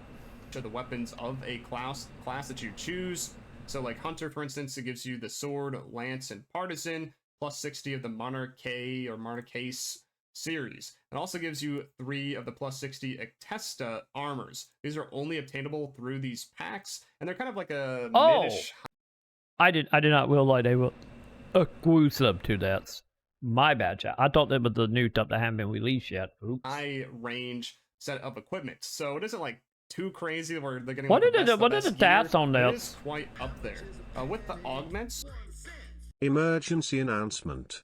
We have detected the presence of rants in the Troy Maconn We talking about region. PSO, of course we All did. ARX defenders, please prepare for deployment. We talking about PSO, you know, just Wamps. That's all that I can see, CM. It's also like pretty good, but not like the best of the best necessarily. The best ones are like the Triple 2 and the Mastery 4. But in a couple weeks' time, they'll be updating this with the new level cap increase on the 11th. So Okay, never mind. Maybe these are the ones I was thinking. Still 5 off the level cap, but with the equipment, it gets a major upgrade. It gets to plus 70 with all these, bypassing that limit break mechanic that, you know, requires you to get the Arms Refiner 2s and the Arms Refiner 1s. You need to get all the final Gold Prim 2s, which is absolutely insane. But on top of that, they get way higher augments here. Good for the record, I still think this is going to get us high enough to do Dark Falls, the new one. Because I think at that point, Sega want everybody, leak gameplay-wise, to be doing Dark Fall, Lucille, and then pulling a credit card out for cosmetics. So the LC versions of all the best augments within the game, like So you better be ready to get your low-level stuff from the new Dark Falls. All still for just 1200 AC or about $12. For those who don't know, these LC augments come from Lucille Exploration, which is a... Okay, I take it back. Maybe they don't want you to do Lucille chat. Never mind, I forgot about that. I forgot how you farm them. Never mind. Lucille is now pointless. Quest that just came out in August as an endgame activity. So you could take hours and hours trying to get into the thing, as well as spend hours trying to earn these augments to then put on gameplay. But now somebody can just come around, plop $12 and get all of that. That is absolutely insane to me. One could argue that, you know, this is better than no solution for the new player experience. You know, have at least the Band-Aid instead of nothing if they're going to go. The thing here about the new player experience here, chat, would be, you know, that wouldn't be an issue or as big of an issue if they would literally, once again, coming back down to the number one problem that exists forever, going back to PSO2, hell, couldn't existed back in episode 1 and 2 of original Dreamcast PSO, is the drop weight. That is what it boiled down to. Because it's like, by the time you get to the point, which, once again, not a lot, but once you get to the point and you get to, like, Lucille, so, like, in your 70s, roughly, give or take, and you start farming, quote-unquote, in-game, which is Lucille and Dark Falls, if once again, you make the drop weight better, you make it well, the capsules are more realistically able to be farmed, and then you keep updating Lucille with items and cosmetics and AC etchy items, titles, hell, but add the ability to get, like, you know, Genesis point from this as well for houses. Like, if you thought, like, wrapping your content around doing this to, like, progress all your other content, and then have the LC capsule be like, oh yeah, you wanted 10 times, you guarantee at least, you know, 4 to 6 of them. You know, literally make it like a 1 out of like 15 chance. Let that be the drop weight for the DSM ones. And let that be like every single one. So it'd be like, you know, you do like 10 ones, hoping you get one for like a sword. You might get like 3 for, you know, like your partisan, 2 for, you know, your gun, whatnot. That way the drop weight, you still get them, but the drop weight is not impossible. And you progressing towards everything else, your house, your outfits, your star gems, your, you know, alliance, your, you know, upgrading your weapon, whatever, beyond augmenting. Like, that's how you fix this. This is how you do it. Like, if you want that content to stay relevant, and then you want the new player to not be far behind, like, you keep that content relevant. Well, like, my bigger worry here is going to be, like, for example, literally what Cato just brought up, of just like, yeah, you can just buy and get all the, not have to farm them. My question is that how bad is that going to actually affect the player base? Because if you think about it, it's like for the people that out there, that is like the mid-maxle type, the ones that like I need mat level at every given point. You know, the people who won like War Fort dungeons and like WoW and Destiny as example, like them types of people. You know, the hardcore of the hardcore. That may or may not keeping the content alive by trying to get the augment if they don't always have it, of course. But let's say they don't. Is for them people, the item is what matters, not the content. So you better believe these people are gonna probably spend the $12 and just buy the stuff and not. And then at that point, if they give them all the LC capsules, you know, and then on top of that is like if you can buy a poor quat, that means you can buy what 9 times. And like. Not counting, and then also not counting the people that only play 1 class only. Like, why would they be motivated to do Lucille anymore? And then, especially by that point, when the new player will catch up, if there is any new players that catch up, a little condescending there, sorry. But the players that do join for whatever reason in PSO try to do this. The content just going to be dead because all like the hardcore people are just not there. And then for like the middle people, how many people are going to be like, you know, gonna actually be able to fight off the, you know, the craving to just do the money thing. Like, but as far like the middle people who won't, that will still farm it, like that still don't fit the issue of like what happens, which we know what happens. But what would happen, like, once everybody have them, you know, capsule, they have the item, they have what they want. Because, like, the Lucille quest, I feel like it only surviving because of the drop weight. You know? So, it, like, once everybody have the item or bought the item, what are going to be led to do? It's literally the same thing that happened with, what was it, the Ancients, wasn't it? The one down there in that little ice area, you had to have the augment to fight. Like what happens when the time comes and they release, you know, the net version of the augments that is now in whatever, some new game mode. You know? Not only the LC capsule, they're also giving away some of the top capsules. Come here, I got you some food. Give me a moment, Sam.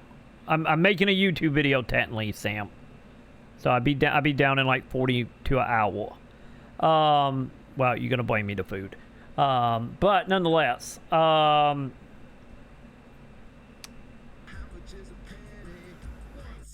that's what I dislike about this game. Make us work like crazy for equipment, then watch a month or so later as it's all given away for free. Yeah. Or in this case, now you can buy it. That too. No. Fine, Sam. Also, Luna, get off my walk. Luna, try and whipping my headphones off, chat. But yeah, exactly. Like no matter what, like this is gonna go the way of every other content. You know, where it'd be like in a couple, like whenever they add the net quote unquote content that have like whatever come after LC. Well, they put that stuff in Lucille. Like, no, people are gone. Just the question is, what happened for it? Will people buying it kill Lucille? Will people getting it naturally kill Lucille? Or will, because they won't update the drop list, or they just release another content that will have better equipment, and then everybody just can go do that, and Lucille just gonna, you know, fade away like every other thing in PSO. But yeah, let me see. What was that, Mason?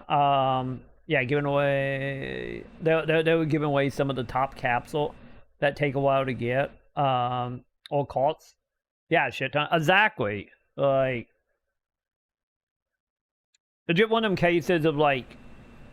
Well, once again, it like not only is this a band-aid, but I feel like this is a band-aid that literally have like 20 diseases on it. You know, that they just like have took off of like 400 people where we just see under the sign, be like, it's still quaint, and then just, you know, put it on the player base. Like, but once again, it not just like just this. They should go back in general for the philosophy of like Sega when it comes to this game, because it was the same in PSO2, it was the same in NGS at launch, and it's the same in now. Like for example, like back in PSO2 when we started getting, you know, like some of the other quests, the only quest type that technically hold any weight up to New Genesis came out and then just died were dual quests. But like all the other quests that were tied to any type of co-op were dead within a few days of release into a few weeks. So this have not changed at all design-wise, which is like also the biggest problem here. Then they're okay since they did the Omnic Glitch at a capital, they get away with it. Oh yeah, like they're gonna make the money. Cause at the end of the day, the thing to keep in mind, like absolutely, and not like anything like me, Capital, you guys, nothing we say. Not only because, you know, we the global player and our input only means so much, not even counting that. Long they making money. Not since have I bothered to try and min-max. It's not worth it. Only just now have I upgraded my armors, and only because I somehow got 2 Octo Argas to drop. One of them I put all my best augments I'd been saving onto it using all my protections. The other I just used the LC augments. Yeah. And any $12 that will probably be better. Or maybe not. Maybe on par, but But yeah, I wanted to video on that. The last time I was doing, like, you know, trying to, like, chase after, well, not really chase after, I guess a chase after, like, the gear was, like, the weapon, what was it? I think it was the Neo weapons, wasn't it? And then the weapons you got, for Thea, for killing, the gigantic group.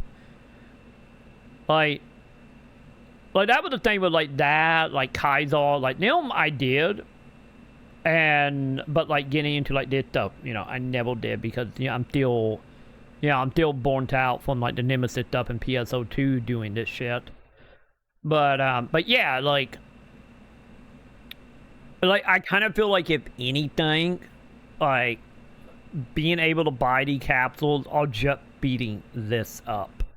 But with that being said, I do feel like Sega at the end of the day, with it being a live server game and, you know, money here, and you don't fuck with the money, I think Sega don't care. They probably, like, don't get me wrong, there are people that do, but I feel like overall, like, as far as, like, building, like, a long-lasting sense of content and gameplay, they just don't. You know, it just always on to the next thing, and along they making money one way or another.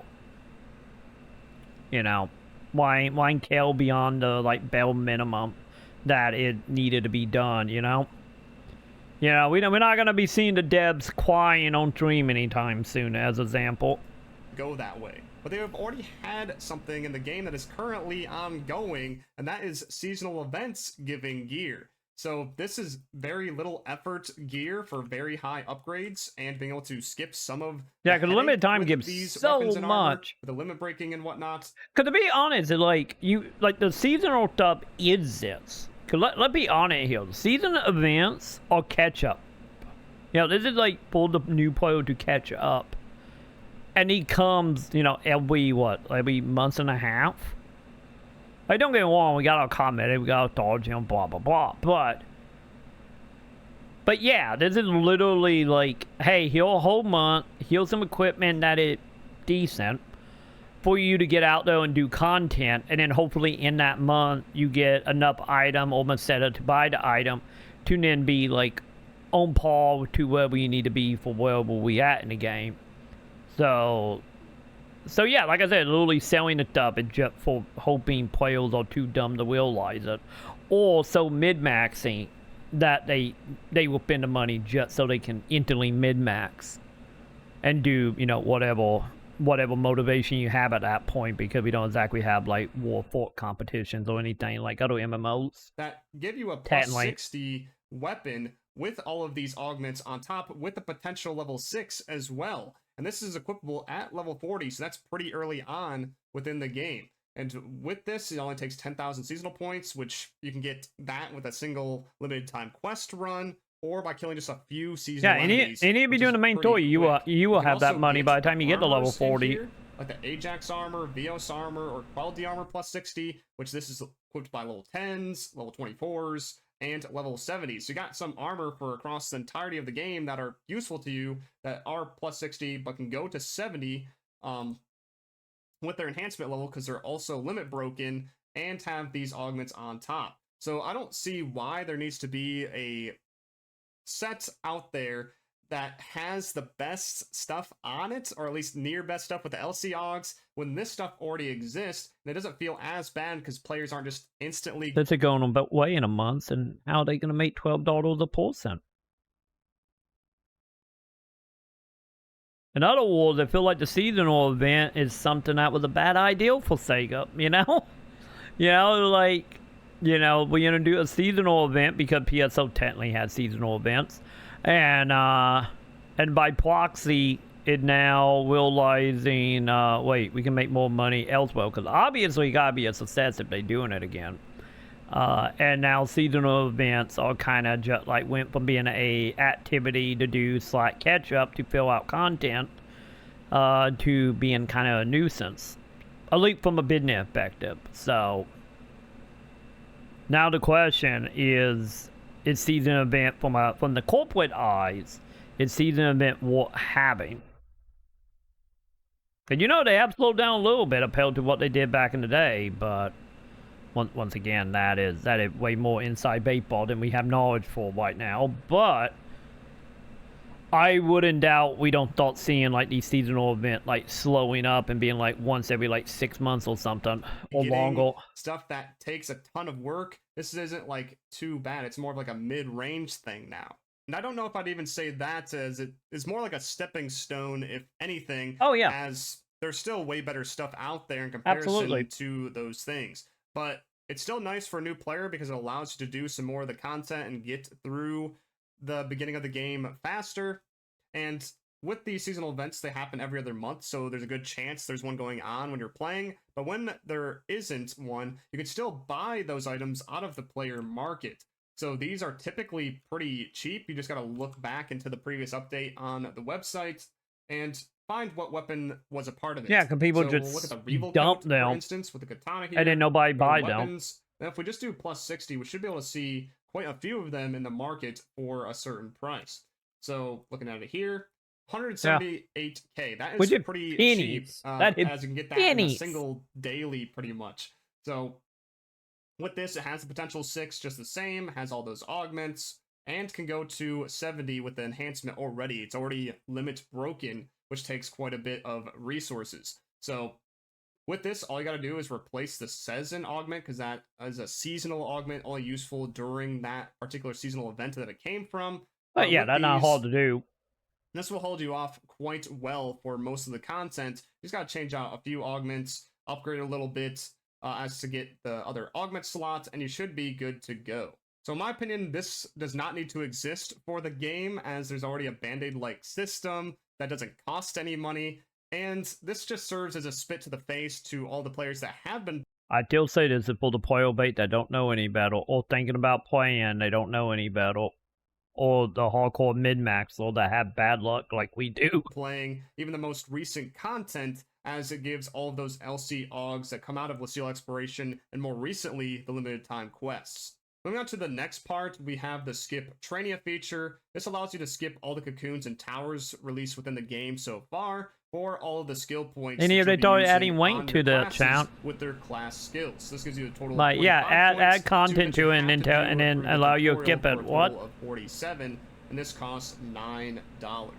In all honesty, this is probably the least offensive part of all of this, and isn't too bad because the Trainia themselves are bad or just okay to play through. I think the original function of all of these Trainia was to teach the players how to do certain things. Yeah, like facing certain enemies while also doing parkour, or just doing specifically parkour to avoid certain like mines and whatnot. So teaching them the movement within the game. Yeah, it was the whole thing of like tutorial slap speed running, but oh yeah, they don't have a complete like leaderboard at all. Wait, maybe not so much on the speed running bit, but I still say they need to add a leaderboard that is content and not reset after a few days, only be for yourself.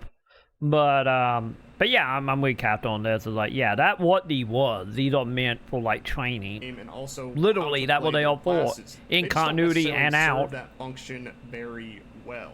With this though, in combination with the level and equipment skip, it's a surefire way to have players that do this have no clue what they're doing within the game in terms of what they're doing with their equipment, what they're doing with their class skills. This is getting into the problem with level skip in general. It's a very painful process, but they're all doing it while in endgame content with just in general players. About any MMO have that problem. I've seen this plenty already within New Genesis as well as base game PSO2, where these new players are getting into this content and infuriating the veteran players because they have no idea what. Chad, how many of you guys I have seen over the last like couple months bitching about underleveled people, or people who don't know how to play them classes, or people that going in with no augments on their weapons? I've literally watched you guys in chat for like months now complain about that, especially with the Darkfall content. So like, they're doing, making the quest take way longer than they feel it should. So this leads the veteran players to go into private lobbies with their own friends instead of doing the public. And then new players are like, where's all of the other players? And they either can't queue into the systems, or they queue you're queuing with like 3 people. They're just having a real bad time doing any of the quests. They're like doing any of the Origin quest now, outside of one. Time, even back with classic PSO2. But having these 2 skip features just makes the problem more prevalent. And what Sega needs to do is to improve the new player experience. Have it be, more of a hands-on experience, so people are actually learning through play instead of a ton of different text boxes that people will most likely skip. And maybe add a mentor system. We only complain about it when you're with us, Troy. Dear Troyma 2-0. That is true. That is true, because I'm also horribly under level and horribly under equipment because Sega have educated us to not be. But that is beside the point. So that veteran players get encouraged to teach the newer players through some sort of rewards or something like that. Or even having quests that's... Or better yet, chat. Better yet. You know, the other thing that would be like you for help for that would I don't know, maybe some of the official cradles, maybe do like they did during PSO2 back in the day, where you thought like commissioning content cradles to make how-tos and guide videos, and maybe taking some of that content. I know they probably got something to do with warranties in Japan, but maybe thought having it, well, you could take some of the videos and start putting them in the game, or maybe once again, if they did want to go the gameplay way, to do it, or on like the mentorship here, like, hey, if you see like an NGS, like if they don't want to give up the badges, maybe give it the badge to like the people who do guide content, and then highlight them.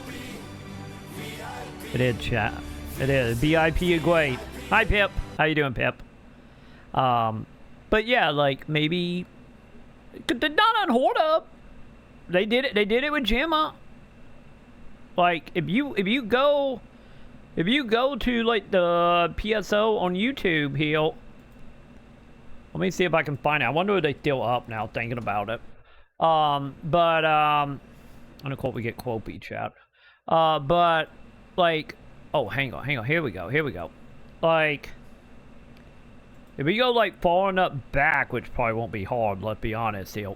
Like literally they did this in PSO2. Like, they literally had Gemma make videos that literally were breaking down, like, mechanics and stuff for new players. So it like I said, I don't know if it's still up or not, heal. But yeah, like, it's not like they haven't done it in the past. Going dissonant now at 100% JP, so maybe that's a problem heal, but you know, just saying. Just saying that would be quite. Oh yeah, heal they all. Like literally, why heal chat? Look at this. Well, should I level up? How to go up in PSO2? How do we go up in on PSO2? Like yeah, literally heal they all. Like literally, chat.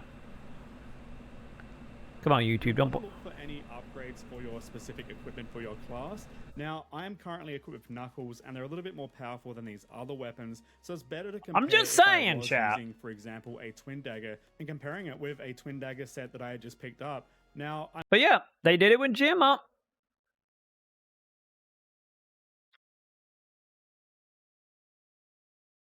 Just saying.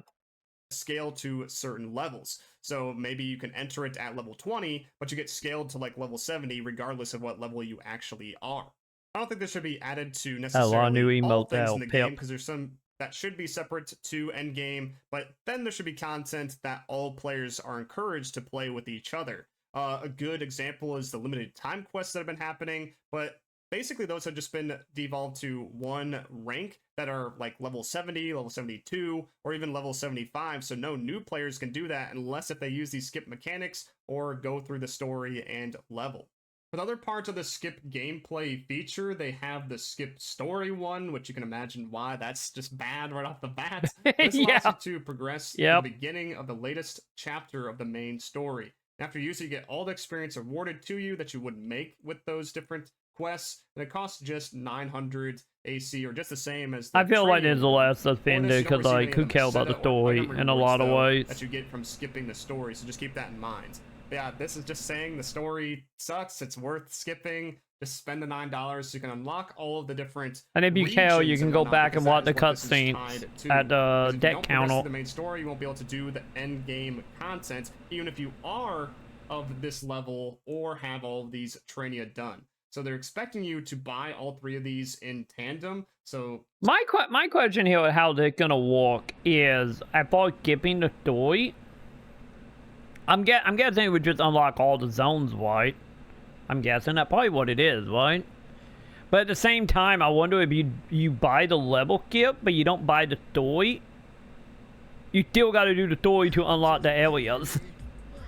So don't pay to skip any of the content. Just give your money to Troy instead. Do it. Do it. Do it. Like, people, and subscribe, chat. Like, people, and subscribe. And if you're over on YouTube watching it, because it will be a YouTube video, come on over to twitch.tv/Troy Maconn, where you can give me your money. Back to capital. spending the 900 here, spending the 900 here, and the 1200 here make sure you to be able keep to hitting that do like button, that end like, game content. Because if you don't buy one of these, you're going to be, under power if you don't have like the gear here, under power if you don't have the class skills, or just not far enough in the story to be able to do the said thing. You don't have access to it. In summary, for the skip gameplay feature, it just tells everyone that anything from before is not worth doing. It holds. I gave Troy my money though. $100 and got scammed. Don't tell that to, sad. Don't tell that to YouTube. We will beat Vagrant Toy. It will happen. Don't listen to Twitch chat, YouTube. It's nice over here. Come on over. It's no value. The only thing that you should be doing is the latest content, because that actually gives you things. But as we just saw, they'll just keep updating this to give what we just had as the latest content, like this equipment right here with the LC augments. So is anything worth doing? Is it all just going to be skipped for the next best thing? That's what it looks like. Nothing it won't do. Now, though, let's get into the rest of it, as this was just the new player skip gameplay features. There's other things that aren't necessarily directly called skip features, but they feel like it, with being able to pay for certain augments that are way above and beyond everything else that you can earn in game, as well as being able to pay to skip unnecessary headaches within the game that Sega Don't worry, caused it'd be back up in a One of the moment, more Pip. obvious ones is this AC support item select scratch. So this happens about every few months or so, and just like the other cosmetic scratches, you can spend 200 AC to get a single item within like a loot box situation. And with these though, instead of cosmetics, they give best in slot augments that you can't get anywhere else, and also give you upgrade materials. And I believe you can sell this as well. So, and within each of those iterations, there's different kind of capsules that are best in slot for the time, so they continuously get upgraded, just like how the skip gameplay features for the new players are. Yeah, which is like it can't be it can't be overpowered if we make it obsolete in 2 months. So with the first iteration, there's these Addy capsules that gave a single potency as well as a single I sub wish, stat. Pip. If we take a look at it here, I could go for a hungry man right now. 2.5% melee potency and 2.5% potency floor. So that's actually pretty decent for now, but it was insane back then when it released, which was back when the Rotem region released back in December 2021 or January 2022. So it would December. 3 times before they moved on to a new iteration. And I told him, put your hands up, God. Give up the cash if you want to see another day. He nodded his head like, yeah, gave up the bread like, yeah. Hello, Shiny Albert here. Hi. That's Mexi bald-bearded gentleman who occasionally tags along with Troy when he's playing PSO. I only have 2,000 hours on NGS and was about to pay for the story skip, but I've decided instead to give those dollaroos to our Troy. Nice. So yes, if any of you, because I know some of you get CM confused with me. Yes. CM and not me. Dude, thank you, CM. Remind me when the video done, I will get that updated into the Luna Pat thing. But dude, thank you, CM. see, now you don't need to keep the story. It's fine. Sega gonna be sad now. That's how we're gonna get blacklisted from Sega, isn't it, CM? You're gonna try to log in later, and now you're officially banned. You went down with the ship, CM.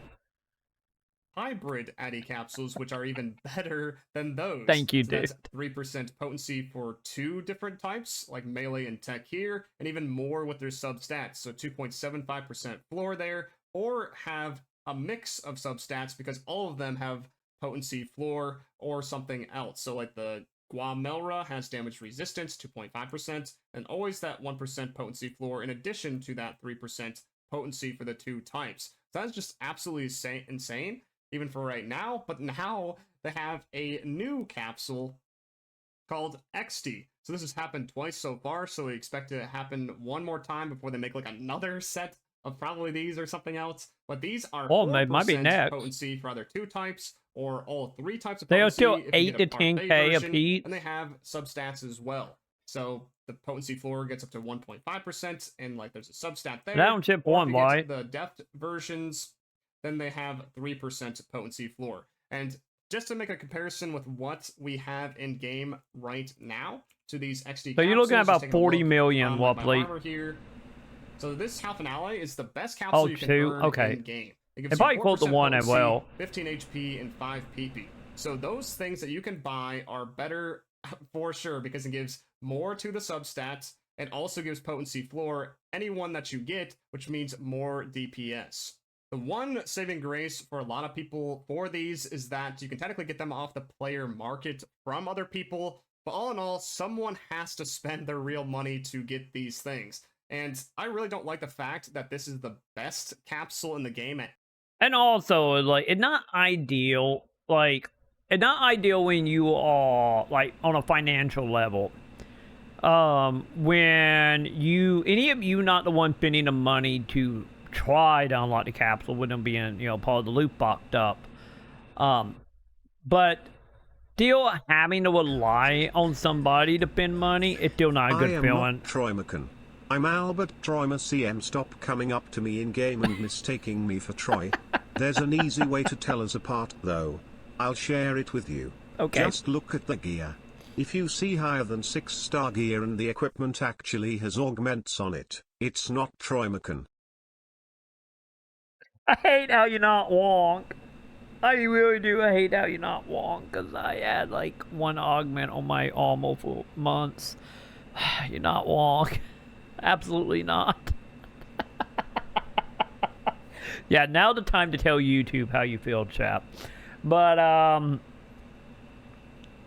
yeah. But yeah, having to like actually rely on other people to spend money to then for you to buy it off the player market, it's like also not great. Cause you know, you still any of you don't partake in the pay part of the game, you still requiring someone to take part. And like, I don't know about you guys, but like that way less rewarding to just buy the stuff than to just get it myself through like normal means. But the problem is, if it did have normal means, it wouldn't be fun because it's like 1 in a billion. But like, once again, I still say like so much of PSO problems boil back down to just straight up drop weights and how they handle items that you either get from money or in game. Any point, so they just keep coming out with better ones that will just trump anything that you would actually spend time on in game. It just is infuriating to think about that. This is basically pay to win through and through. I know some people don't like calling it that because there's no PvP in this game, but there are leaderboards that you do compete with. I wouldn't even say it pay to win. I still say dumb pay to win, but I would say this is let pay to win than being a very odd like this is like on par with pay to play, but with random chance. It like yeah, you can play the game, but like at certain points, especially where we are now with the game, is like, you know, either you pay or you pay by proxy. And it just not good. At this point, make the game a $70 game and call it a day, you know? But obviously that's not going to happen because there's more money in free to play than pay to play. But it's like, it pay to win when you can't get the capsule in game. No, exactly. That too, Mason. 100%. You can play the game or you can take what in the mystery box. Yeah, that Mewtwo option, Pip. 100%. But yeah, that's a good way to put it. Like, it paid to win when you can't get the capsule in the game normally, I feel. 100%. Like, back in the day, I just called it, like, shit pay to win because you didn't get anything for paying. But as a progress, that's 100% accurate. It, like, if you can't get it through normal means, beyond hoping somebody put it up on the player market, when I grow up, I want to be like my idol. Yes. His name is CM. A beautiful man who never has told a lie. I'm not editing fish and chips enjoyer such as this, myself. YouTube people. A class act. I would say the same about Troy, but unfortunately I cannot mold myself after someone who promotes scalping, scams his viewers, plays 4 hours of Vagrant Story, blames Luna for his transgressions, and Sam never bought Sam Diavolo cologne, kicked me out of the group in Cult of the Lamb, robbed me of $100. You went away! I'm simply in ruins. You went away. I tried to kill you. I just couldn't figure out how to do it fast enough before you went away and started your own court. But that is beside the point.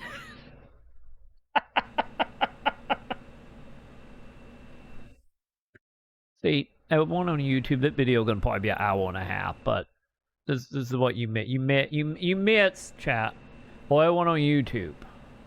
Chat's organized here. They're organized to fucking torture me, okay? This is what you missed. With 4 different like times or score, so this does give you an advantage in those. So you can call it. Oh, that is also a good point. It doesn't really matter what you call it. You're still spending real money to get. I guess you do have the leaderboard up. You're not wrong. I didn't think about that. For this, it allows you to technically skip. You heard it, YouTube. Troy is also a potential murderer as well. Poro sad. I was gonna bring you back from the dead as a zombie. It's fine. You would have been fine. You would just have some tentacles in your head. Don't think about it.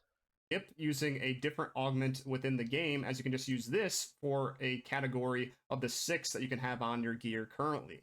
For the rest of the items within this AC support item select, there are these limit break substitutes and potential unlocks. I like how Troy's PSO content these days just consists of him having hour-long rants over the top of other content creators. Troy Mahel. I think that says something. I think that says something about, like, do we count me doing it a headline stream? Maybe we do, but what it is, honestly, at that point, like, hell, we're gonna be able to make guide videos of any substance, and also is like the state that PSO in, like, let's be honest, all that content creators are just bitching and complaining. Not all we do anymore.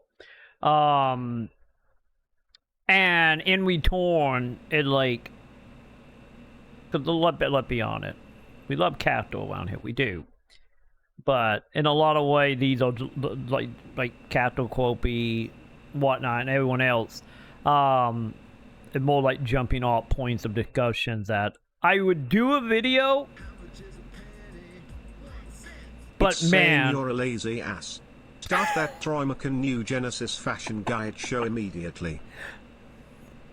But if I do, actually, I guess I could do it, and we can still also support Nightshade as well. So there we go. We do team up with Nightshade and the Cat Day crew, and we'd be good to go.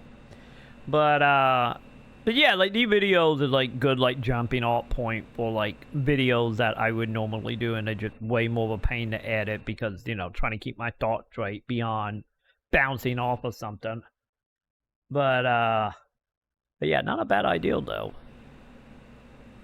We need to hit up Nightshade about how to set some of that stuff up. Substitutes, things like that, allows you to pass the material cost. So you don't need to spend arms refiners or the photon cubes or any of the materials that you get within the world itself, and just need to spend Maseta, and that's all you need to do once you have these. There isn't a limit break substitute for level 70 yet, as that's the max for enhancing. Give them a week. That will just happen at some point soon. For these yeah, that will happen before the end of the year. Weapons, Absolutely. This isn't that big of a deal because there's ways to get enhancement fodder within the game that's better, so this isn't necessarily bad here.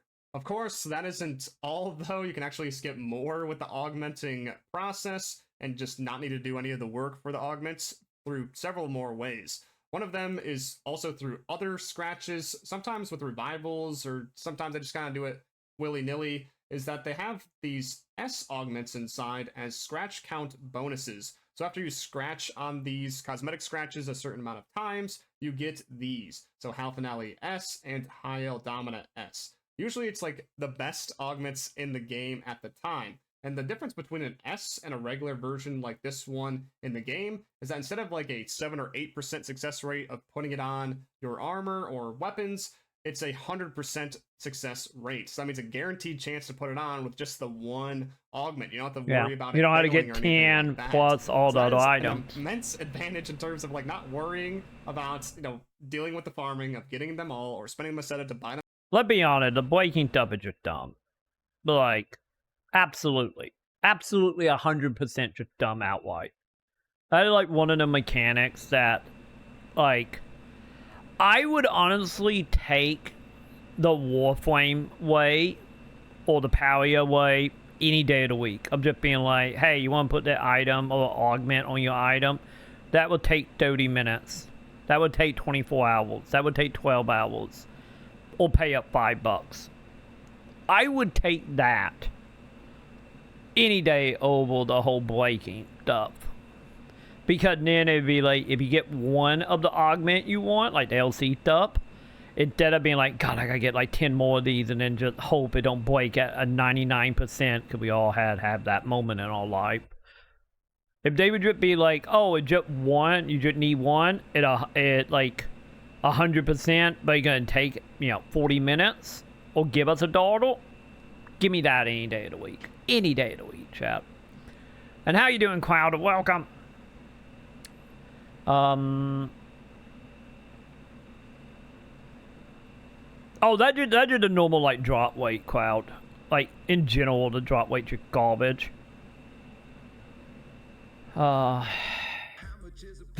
It'll locked up in PSO that low level Attention that it all ain't even Arcs will. defenders. We are beginning a counter-offensive against rants in the Maconn region. We request the participation of all Arcs defenders.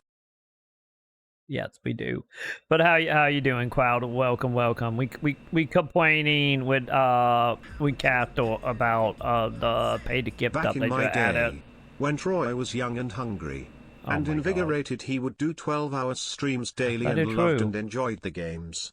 Nowadays Troy has become old and lazy, eating gold-flaked lobster tail and living off the fat of the land, aka the donations and ad revenue. We have lost That's Troy Sam. to corporate greed. It's sad to No, see. no. I want old Troy back. I want my passionate streamer back. I- The fame I'm- and money got to Troy. Only when the red chair returns can the universe be set right. Hey, I'm still my lovable It only took me a socialist few and attempts and I altnets. won the game of Pin the Luna on Criticast to cue Troy McCat. I knew it. I knew it. Okay, real quick. What we got? What we got? Chat? Oh my God! Chat, real quick. Good job, Pip. Good job. I see Captain Third Eye have open, chat. It happened. It happened, chat. But just for the record part, I am still my hopeful giddiness about Wave Final. You guys just won't let me go on for hours about Wave Final. But I'm that like my still happy game. Just saying. Only know the corporate greed version? Oh my God. You mean the Sam version? Sam is the one that over here. You need to sell out more. Sell out more. We got bill to pay. I need to buy insulin. Sell out more. Ah. No. We are giving a look at the Castle video about like the new gifts and the sense of power and where does that leave PSO. Also, this is going up on YouTube. I'm not going to edit it because, you know, I'm not editing like a 2-hour video here. So, feel free to get your issues out if you want, because I know chat have been through this. So, so yeah. Them out of the shop and then trying it in the, you know, item lab itself, and you can just slap it on and, you Back know, in go my on day, with your Troy played console games. Now he has become a mobile gamer. It's been a sad downfall, Bible thump.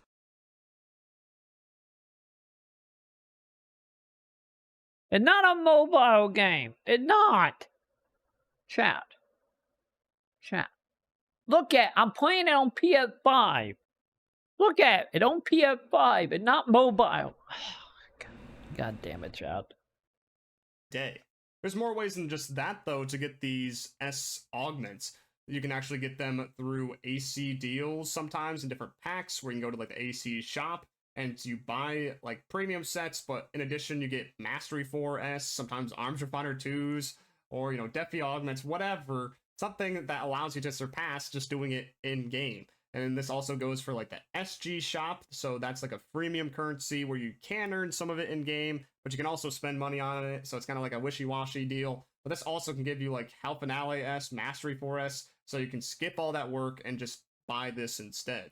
I talk a lot about these taking work and you're skipping a lot of it by getting these S augments, so I wanted to prove that, so I'm not just talking out of my rear end. So at the item lab, we can craft that Health Finale capsule as an example in the augment capsule section here.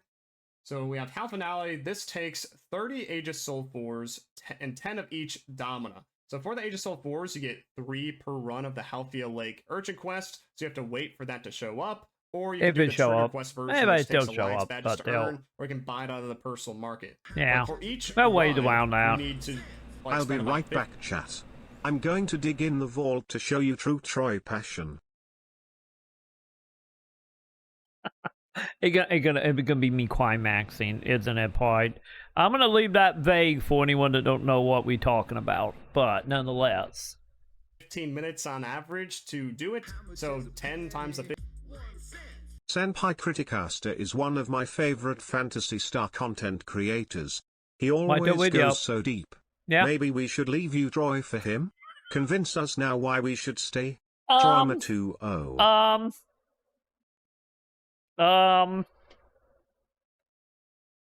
I make some of the bet guy videos out there on Wayfinder. We have a Luna. Sam Needle Grapes. We got new emote coming in a few days. Halloween thought the model. And who knows, maybe the Red Chill or Happy Knit will come back. I'm technically bored with a build. Technically, if you can call that this. The flame cold. We have Miku's. Miku's behind me. And Gundam. Warmth or its pumpkin spiced aroma, but by its desire for calamity and destruction. But Troy. None of us heal like Wayfinder. Give it up, F you engineer. You're not wrong. You're not wrong. I know. YouTube people like Wayfinder. Kinda. 15, that's about like 2.5 hours if you add that all up. And then for the Dominas, they're obtained in separate content. You're not getting them out of that Halffield Lakes. It's going to take more time to get those. So you can find them in Lucille Exploration. You can find them in Geolab Rank 2. There's multiple ways to get them straight up. You can also craft them in here, but that's kind of like an outdated Look at most of the Miku statues are like $10 a lap. And a lot of places. And they're only at a 7% success rate, while the S version is 100%. So if you want to match the 100% success rate, you need to make 10 of these. So that's going to take quite a while. And you need a 30% booster, as you can only stack 10 of these. Once again, it would not be bad if it wasn't for the drop weight. Once again, the broken record heal chant. Like, when you're augmenting at once. And what's funny, the only way to get these 30% boosters is by scratching, either on AC or SG scratches. So no, $10. Play scratch tickets in Cyber Comfort for the scratch count. Oh wait, you're talking about the augment slide right here at 20 times. So you have to spend $40 essentially to get one there. Or you can get it with some SG scratches. Yeah, Dubab got really offensive in PSO. It will nail PSO2 level, SG, but New Genesis is still offensive. Getting it in that pack, as we saw earlier. So if you just spend 700 SG, you can get the Half Finale S, Mastery 4S, and the experience earned. So it's a much better value to you if you don't. Oh wow! This is true passion. Show the chat.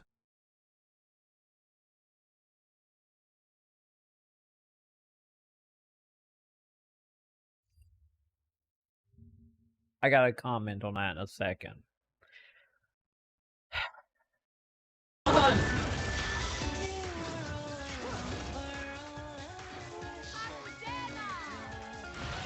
on, Troy, climax. Climax for us, Troy. I'm working on it.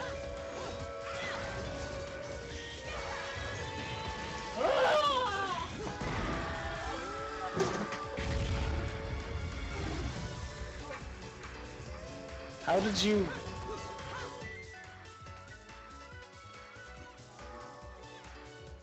How did the green screen win again? I think I might knock down some pad.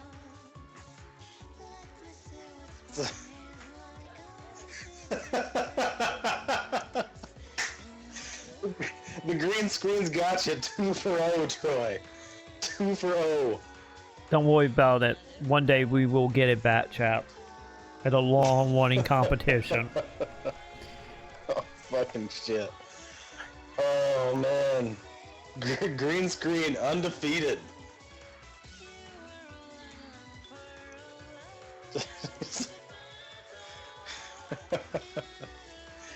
Green screen 2 OP. Yeah. Green screen's been doing fucking push-ups in that small room. It's like a jail cell.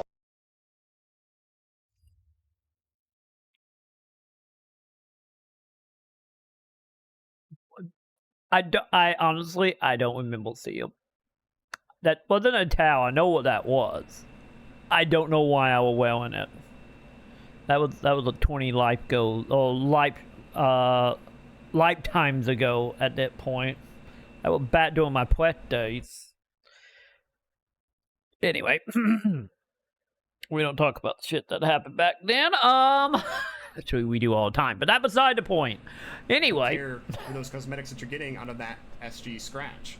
And with all these, you may have noticed that they are limited in duration of time. They're only available for like a few weeks until they are gone. Yeah, I didn't realize they were actually cheaper to do this. FOMO or fear of missing to just buy it that way. A lot of live service but games use nowadays and really push the buttons of people. But this basically is to push people into thinking that they need to buy these things now. They need to spend money. The problem is they got so bad, I just stopped telling. If they don't get it now, they're going to struggle. But I know that ain't a me thing though. That Sega themselves or any other live service has Troy created. was 26 in the video, by the way, chat. OG Troy. Wait, I was 26? Wait, what? Hang on. Was that video from a decade ago? Hang on. What was it? 9 years ago. Also, I think Sam talking. What up? You want to say hi to YouTube? Because I'm not editing that video at this point. And I still got another a little over 10 minutes, so about another 40. Fine. But oh God, Chad, we were so young. We were so young. We were filled with so much hope. We were like the game industry having broke us in all sanity yet, chat.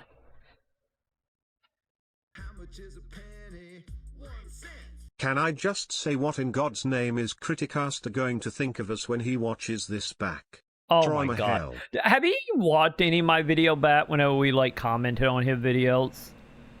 I did see he was watching a video. I don't know who it was for because I was like watching on the phone as I was passing out. But I know you were watching somebody video that actually brought me up.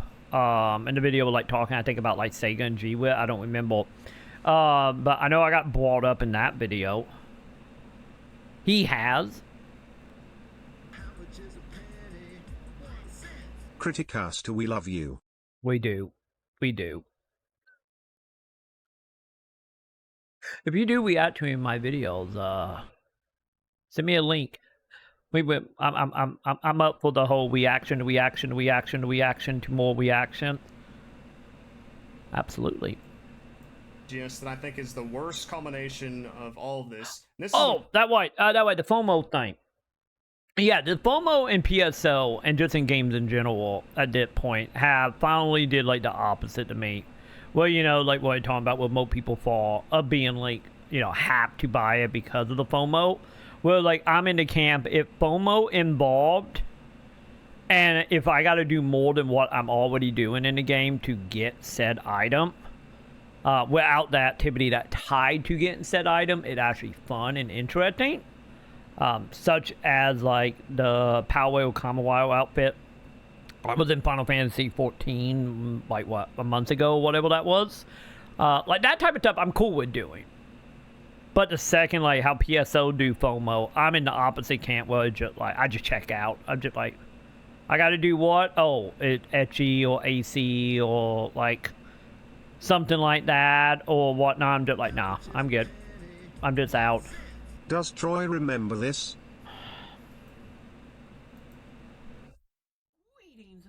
Oh God, what is it? I do. That is 16 minutes. That is a whole nother time. Yes, that is when we did like a pilot. What was it? I think it was actually on this channel. Never mind. Yeah, I think this is when I tried to do like a pilot for my own YouTube channel for like game hunting stuff. But yes, I remember making that video.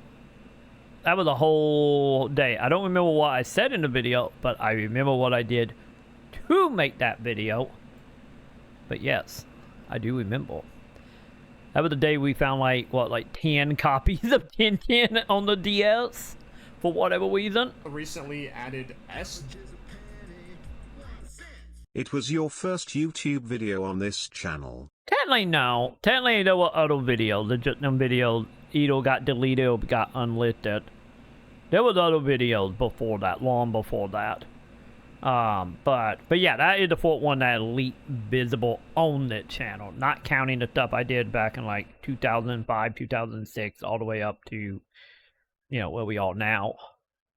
G support item select. So, like I said before, the SG But yeah, on the channel, is it a default premium at currency, length so you by can proxy. earn it in-game, but you can also pay Buy for it. it. Yep. And within this is just like the AC support that allows you to get upgrades with It'd be that fine. currency. It'd be so fine. this is Gigas Master S, I think this video gonna be no more than an hour and a half, and personally. like these triple S's, all of which are the high end of the game, the best in slot for weapons and armor for the game. So this is trying to encourage people to spend their SG or even buy more SG to be able to get these things. But this isn't even the worst part of this scratch. It's this other preset skill enhanced success rates and preset skill item protections that are a new mechanic that got added in like August. So this mechanic is a thing that you can do in the item lab that allows you to enhance your preset skills or the fixes on your weapons and armor. This takes another weapon within the same series or the same exact armor of the same fixa level, like this fixa terminal 1. If I have another fixa 1 of an Astrian, I could smash this together to try to upgrade the fixa. But with that, it's at a 10% chance by default. To show this in action, I'm just going to use this katana plus 60, and then... Yeah, what are you talking about, Hill? This is how augmenting technically worked in PSO2. Put in like a launcher here to try to upgrade it. So, like I said, the 10% chance there to add a random level 1 enhancement, because this doesn't have any, and you can add those success boosters here to increase that chance, or put the item preserver to, if it fails, then it saves this item. So we're going to try here, press yes, and it'll be insanely lucky to get it to work. Yeah, it usually fails at that 10% chance, as you can imagine. And the reason I never do anything with elite weapons, 90% plus. Just keep getting them over and over again. It's pretty easy. But for things that take quite a bit of work to do, the things that you would actually want to increase the fixa for, like for Schmells, or even like Tasa, because that's like an insanely rare weapon, it's basically not going to happen without those boosters. So basically, you're going to want to keep scratching on this to get more of these. Who watches videos, plays games, and is all fluffed up right that's now. my business, but I will say this, the clues are all there. Oh god, I don't have my cat yield in Heal Pip. I do have, because the cat yield down there from the Gundam tree. I do have my panda yields though. So we can do that. My cat yield are down there, sadly. But yes, we are very fluffy as well. But yeah, this is like a whole nother thing of like the whole 10% stuff. Like I said, the reason I don't do it, I have like 90% on stuff outside of a cult like the items. Yeah, it still counts. I'm just not a cat right now. I'm more of a like a panda bell thing. I don't know. Because this is the only way I think the panda yields these as of right now. There might be something added later, but we have no idea. This could be the only. Troy wants to finish this video, but we're too busy giving him money. This is a rough time. Like I said, they're going on YouTube. Keep giving me money, chap. Thing that could happen. And with this scratch, it's a limited time. It's only available until the 10th. It's only a few weeks until it disappears, and we don't know when it's going to come back. I know where they are. They down there net to some of my tools and stuff for Gundam. But maybe you want to spend it on other things within the game. I'm just not going down there right now. SG on material storage, build parts, the treasure shop. Yeah. You can spend it There on auto. There was way better stuff to spend your SG on. Because let's be honest, like the extra storage and material storage, I've been buying them pretty much from day one with Dodgem. Because it's like, no. Like with my inventory problem, me trying to play the game without that, it's like non-existent. So it like, yeah, I will spend my money on that personally. So if you really want to, you can spend it on the mission pass. Kind of depends on if you have premium or not, which premium costs money as well. But with all those things, earning the SG in game is kind of like all over the place. Some of it's really easy to get SG, right some now. of it's very hard, but it's all limited per week or like a per month basis. All so you can seasonal only get event. so much before you just run out if you keep spending it. And typically, what you're spending it on that's going to drain it out is the other SG scratches for cosmetics. Thankfully, there is like a daily free ticket with those usually. But, you know, if you want these bonus items, that's the only way to get them. Yeah, because they don't count login. Overjoyed 2, which is only available as a scratch count bonus and not tradable, you have to at least spin on this 30 times. And that's what usually happens with these SG cosmetic scratches. Yeah, which is that you can't get anywhere else, and you need to so scratch much on it with your Dodgem. SG to be able to get them. So, Which is as how you they can motivate you to imagine, spend with the money on support that item cheap. select, it also has things like that. Except for it's tied to that preset skill enhanced success rate, but it gives 100% versions of these, but you can't get in the scratch itself. So that guarantees the fixes to happen, and you can just save them up for weapons way later in the game for when it matters more. Once again, is they like getting into the other thing about PSO that it kind of annoying is the whole how you look at it. You have this being like the gameplay, combat, mechanic driven side of New Genesis, and then you got the etchy grapple outfit being the cosmetic side, which is once again having the game separated into two separate individual games, quote unquote. And you run into the problem of like, how do you do both? And if you do both somehow, you obviously not getting the bet up, especially with the FOMO uphill, or you spending money.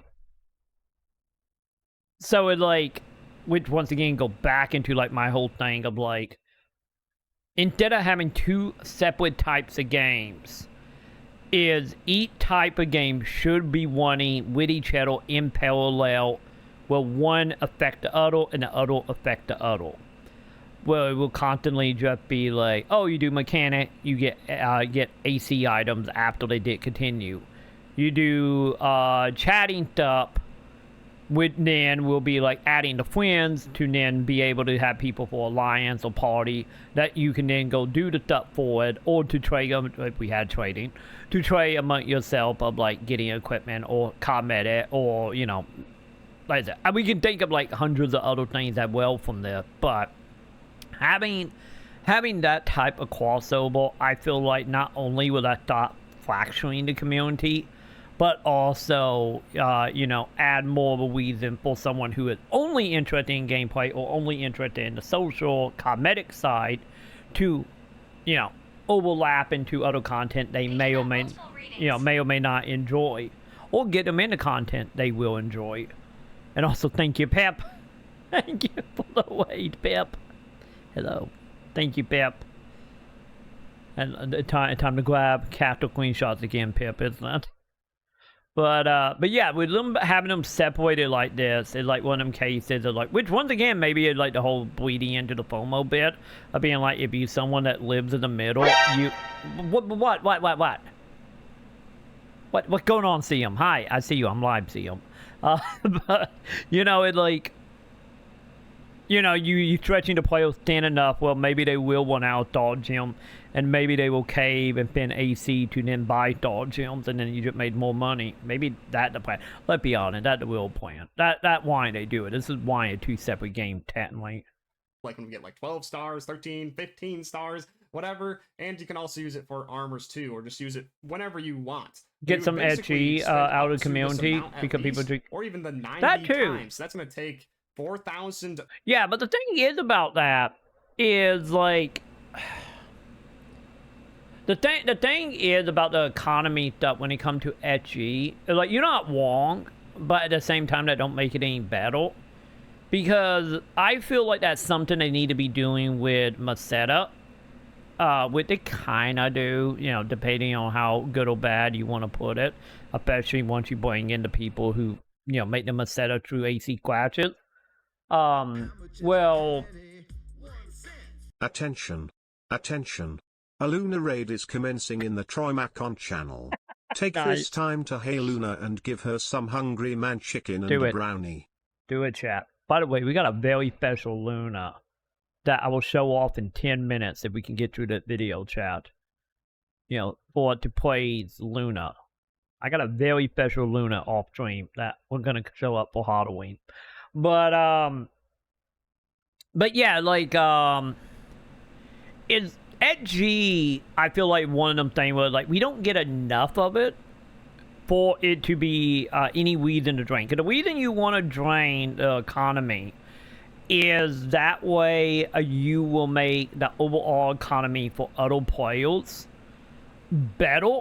So, an example, when you come in, you don't instantly be like, oh, I want to buy that Hell Peak. Oh, it's $20 billion like PSO2. you want to have the money drained and item wound enough to be like, oh, that item is, you know, 50K, 100K, 1 million, you know, depending on, but again, PSO would be like 1 to 2 million ideally. Because that is the chump chain version. That the, you know, that is the one go piece in WoW type of deal. So like you will want to drain that, but when it comes to HG item, I don't think it to drain it, mainly because none of the item can be sold you or anything. Want to drain our channel points? Exactly.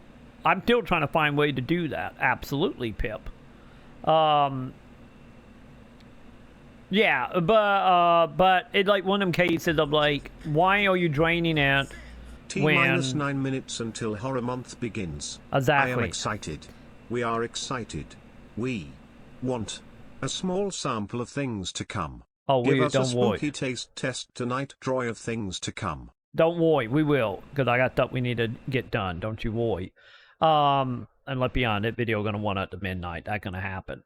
But nonetheless, but yeah, when it comes to HG though, it like, what are you getting from HG? You're getting scratch items that you can't sell.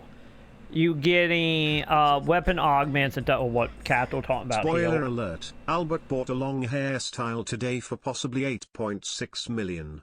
He might Why? put it on later just for Pride Troima CM. Oh, I see. I see. Make sure to send me a screenshot. Send me a screenshot, please. But yeah, when it comes to HG though, it's like everything is so like locked to your character. The only reason to drain HG, especially since you know you got your you got your mission pass, you got your storage, you got your HG item, you got what Castle talking about here with the enhanced stuff. Like all that stuff is so isolated to yourself. The only reason you would want to drain that is to make people feel the need to actually buy HG with AC. Especially if nothing available that will give a decent amount of, you know, HG in general. Because, you know, we're not getting thousands of HG anymore from doing story mission like we did in PSO2. Or, you know, more than likely everybody have always done that if, you know, if you want HG. But that's the one-time thing, though. So yeah, like trying to drain HG out of the economy. And like yes, but they are doing it for the FOMO reason, not to make the game better. Well, like draining out Maceta, or in the case of me with channel points, is for the betterment of the game / in all case, you know, the chat room. But HG no. But yeah, I have not seen Quopy HG amount. Do Quopy just like stockpile hit HG? Because I think the highest I ever got my HG was like 3K, maybe 4K. This is a screenshot. Nice. Nice, Pip. Give out quickly, decent, at least. Yeah, I have 2,000 right now. Yeah, because if you're not, any of you buying like the, you know, the season pass, or the mission pass, any of you buying your storage, like, you only out like what? Every 90 days, like maybe 1,000 HE at best. It's just the thing is, if you start getting into like this stuff, and when you can run out quick. I think it will make 3K. Oh god, I got thousands of special flat tickets. Troy is going to need a miracle to finish this video. I do. The money is pouring in like a rainy day. Now dress up in a pumpkin costume and dance for us. Don't you tempt me. Don't you tempt me. I will.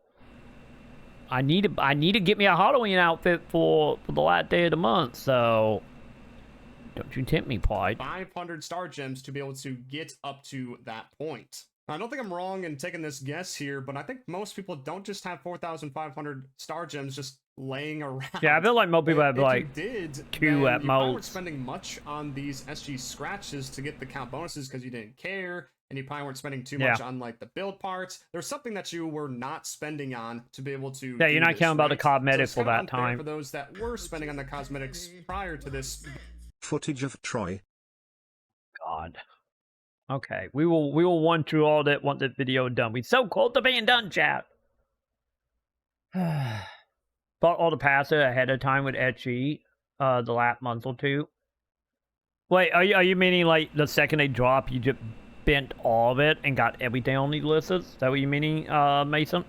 Being, you know, announced. Regardless of that, would somebody actually spend money on Star Gems? There's been quite a few people that have said buying Star Gems just really isn't worth it in comparison to AC, but they're actually wrong, because when you look at the SG purchase section, it's basically the same rates as AC, except for like the ones down below. So if you're only buying like 20 Star Gems for 100 AC, that one isn't really worth it, because each pull of a SG scratch is 50 Star Gems, and each pull of an AC scratch is 200 AC. So if you spend 200 AC on this, you get 40 Star Gems, which isn't enough for a pull on an SG scratch, but is enough for a AC scratch. Yeah, this is where they get you and have all we got you. The rates get, even where it flops. So if you have like the biggest pack here, then you actually get more value out of it than the AC scratching. So you can get like a 56 pulls or something like that. Yeah, the only thing that like dance in the heel is, of course, for the people who don't care about the cosmetics, and the cosmetics are nothing more than to make money off the player market, and you can't do that with SG items.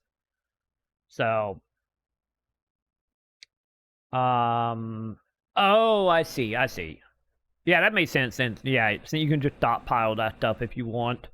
Absolutely, that makes sense, Mason. With this, and only get like 54 pulls with the AC version of it. So it's still almost like equal, but if people are willing to spend 200 AC for one pull on an AC scratch, then they would do the exact same thing for Star Gems. This just goes back to the issue. Oh god, it will like to get almost 3,000 Star Gems is almost $100, chat. I just will like that. I was talking about earlier, where the game is creating a problem to then sell you the solution. I know these video games need to make money somehow, but I think these cosmetics and everything else that's in the AC and SG shops is fine enough. There doesn't need to be more on top of it than there already is, with like the upgrading, trying to sell these XDs and addies, you know, trying to essentially skip all of the content within the game that we have with how little there is that feels worth to do. To put it into other words, they're basically saying and why it feels so bad content with those skip gameplay features to then get to that. This is the reason I still say, like, most other free-to-play games out there, like, you look at it and be like, yeah, the pay-to-win is horrible, terrible, worst thing known to man for this game. It's gonna kill the game, blah, blah, blah, blah, blah. And then you get to NGS and you just look at it and you just realize how pointless and dumb it is. Like, at least in the auto game, when you spend money, you get something in return, any if it's not, you know, great, because, you know, you're going to hurt the game in the long run. But PSO, like, hurt the game and horribly just mediocre, dumb, and pointless. Like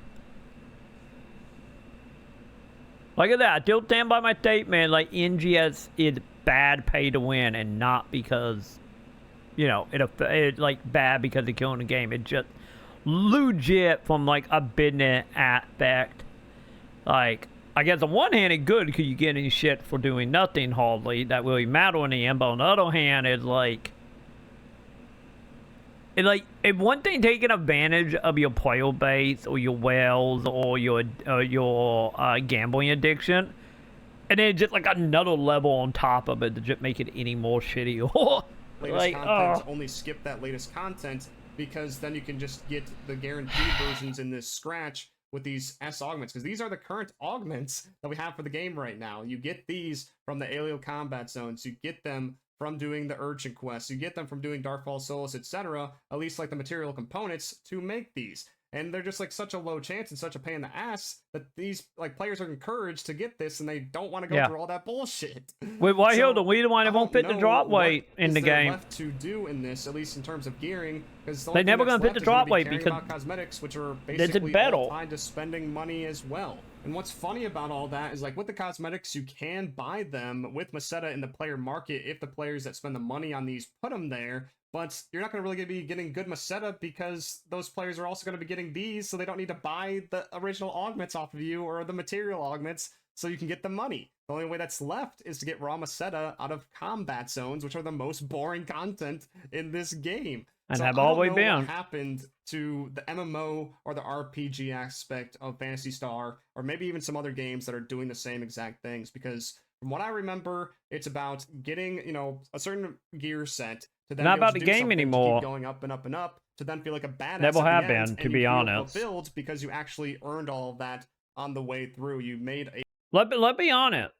The LAC game that, you know, which I know can get debatable, especially by today's standard. But the LAC game that had, like, actual, like, sense in like live server MMO stuff, that had any amount of satisfaction beyond a very specific type of dopamine hit, but like more like long term, it probably Final Fantasy 14. If you think about it, like, I know you can buy stuff in Final Fantasy 14, but like as far as like the whole playing, farming, hunting down enemies, you know, doing any amount of content, like that the last one that come to my mind. I guess let me know if you guys got any, because of like that would be it for me, I think. Yeah, 10 million into Wall Meseta, by the way. Yeah, I think I have, I think I have like maybe 1.5 million Meseta. Like, I have nothing. And like, even when we were playing this game, like literally 10+ hours a day, you know, for the full, like, you know, 6 months or whatever, I think I only ever peaked at, like, the highest peak I have ever got, period, in New Genesis is like 26,000. Oh, 26 million, I mean. Like, roughly into 20s. I believe it's 26. And at the highest I ever got as a 100% free-to-play player. Since I have never spent money on anything except for premium, Troy, like please 3 tell times. the people on YouTube your fondest PSO2 NGS memory. I'll go first. Ahem.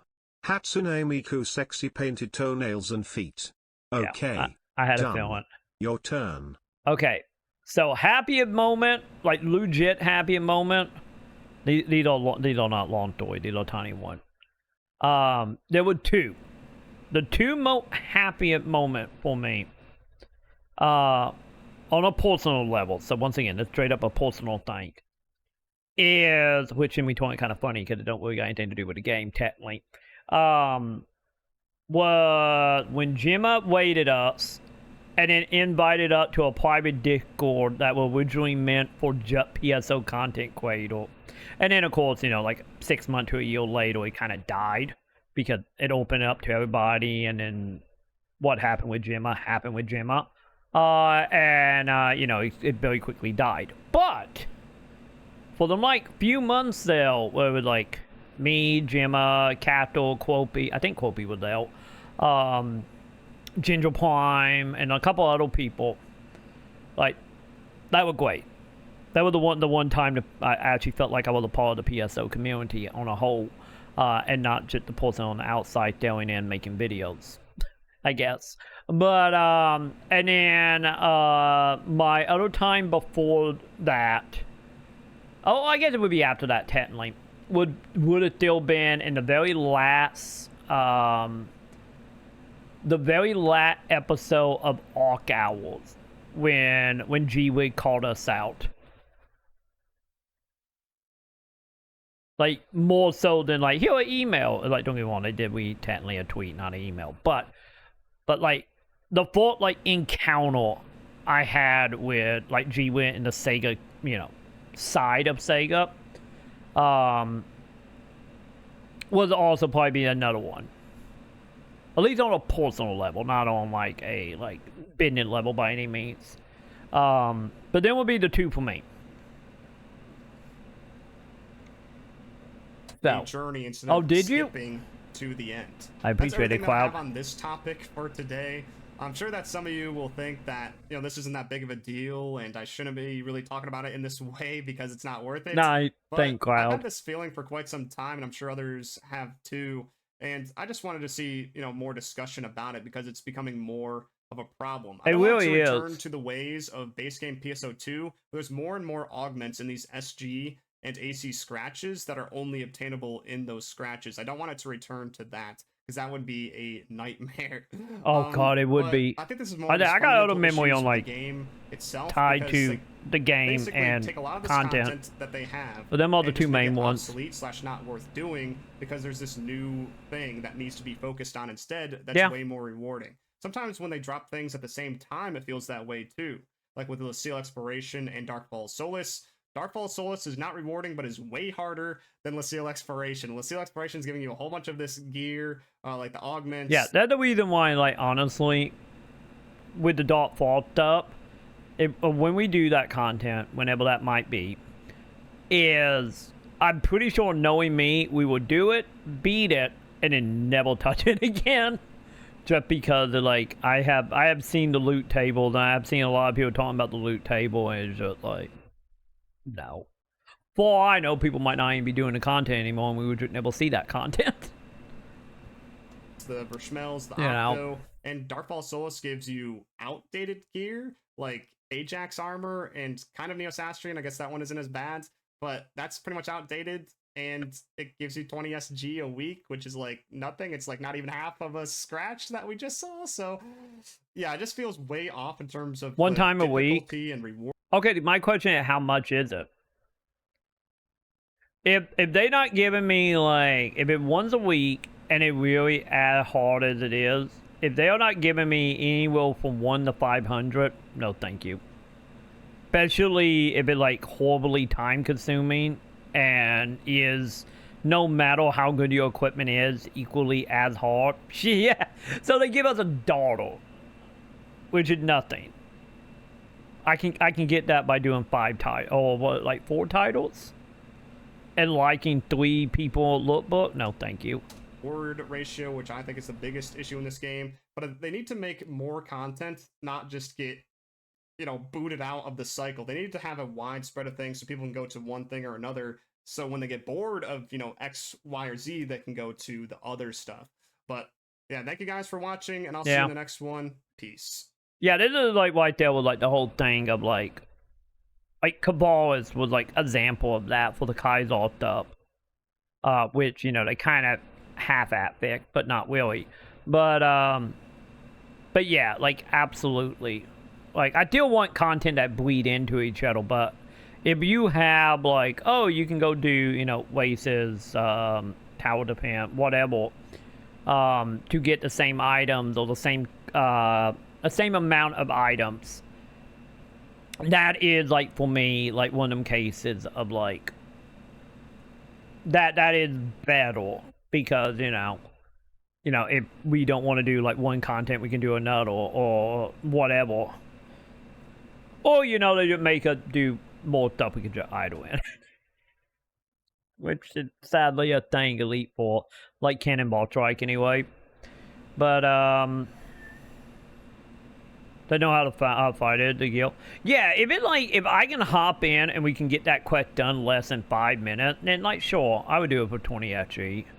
But if that, like, one of them quests is, like Lake Hopper, where, like, okay, they're gonna take, like, bare minimum, like, 8 to 10 minutes, if not more, for 20 Thor gems, like, at that point, like, I would just go like 5 people lookbook, get 5 Thor gems, and then, you know, look at my, look at my titles and be like, okay, what can I do in, like, 2 to 3 minutes? And then just do that, and then literally have the 20 in the same amount of time that actually have more checklist style to it, or have the same amount of my setup for, like, let time.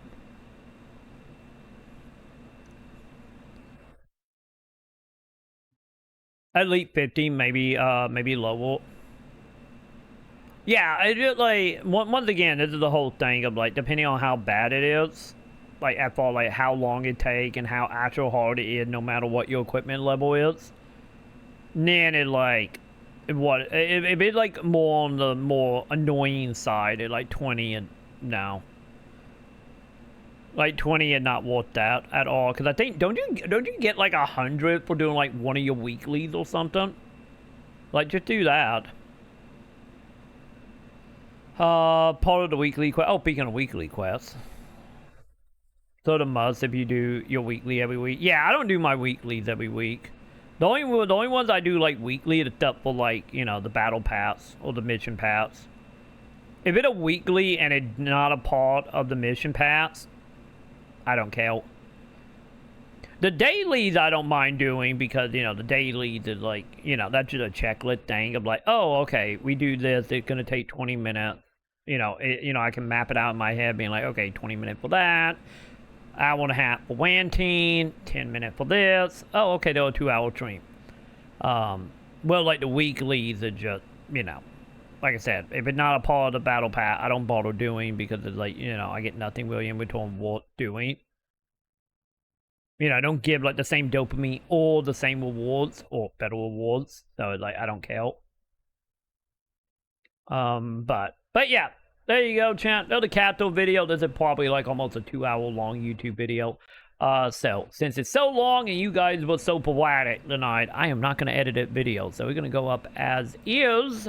So if you somehow made it this long into it, especially over on YouTube, make sure to like, do the favorite, do the subscribe, hit all the buttons over there. Come on over, twitch.tv/TroyMaconn. We do all the stuff, all the time. Also known chance for torturing me. Over here, roughly around 7:15, 7:30, give or take. Doing a whole bunch of stuff, and we do have Halloween coming up with a whole bunch of Halloween stuff. And I guess since it's after midnight, not only go give Capital some love, chat. Go like your video. Go subscribe to Capital if you haven't already. And so so everyone on YouTube don't miss out on the tease about the thing we got for Halloween, chat. I've been setting off screen for the last week, 2 weeks, something like that. After I hit my mic with it. Here you go, chat. Here you go. Are you ready for that, chat? As soon as I find my mount, there it is. Also, the 4-year update on the whole time. I forgot about them. Either way, we got to light up Luna, chat. As my camera don't know what to do because of the light. But there we go. We got to light up Luna. We're gonna hang out back here.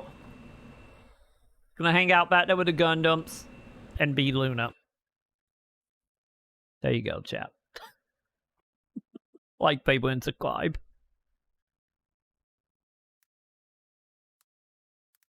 Alright, there we go. Okay, chat. Real quick, what the hell did Sam cook? Sam put food behind me like an hour ago, chat. What is it? Do you guys want to take bet? What do you think it is? I personally think she cooked free fry, didn't eat it all because her eyes are bigger than her stomach. But I have no idea. Let's figure this out, chat.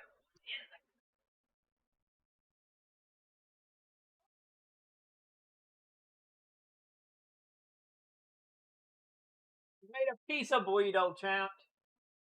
That's what it was. Troy, you are. She made a not piece of ready burrito. for long-haired Albert.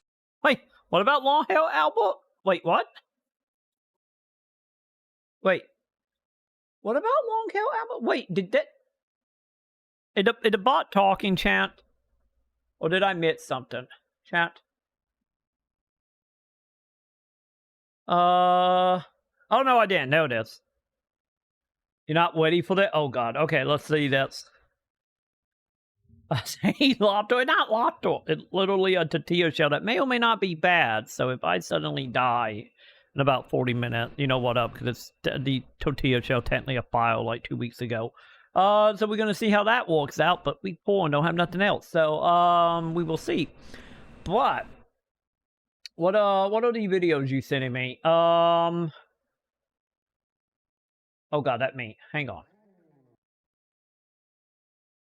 Just for the record, by the way, I'm looking at the stuff now. Just for the record, chat. They will be us. They will be up probably tomorrow, chat. Be ready, chat. Be ready. I hope you're ready for Halloween, chat, at midnight, chat.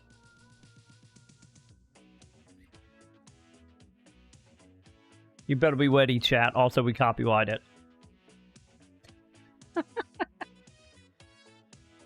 I hope you're ready for that, chat. I hope you're ready. But, okay. Oh my god.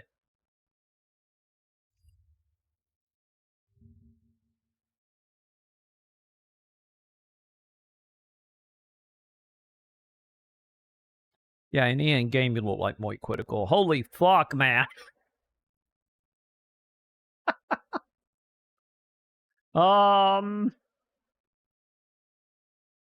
Wait, was it the one you said you spent, what, 8 point something million on this?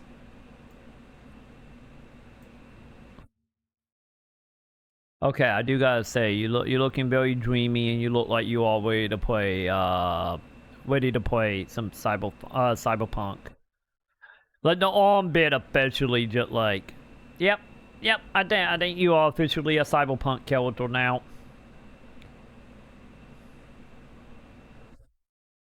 $86 or 8,000,006. Jesus. Actually, legit Jesus. You look like Jesus. What a chat. Okay, hang on, chat. I'm gonna let Sam for a moment, chat. I'm gonna send Sam a med and make sure Sam not sick from the burrito before I eat it. Because once again, it filed like 2 weeks ago.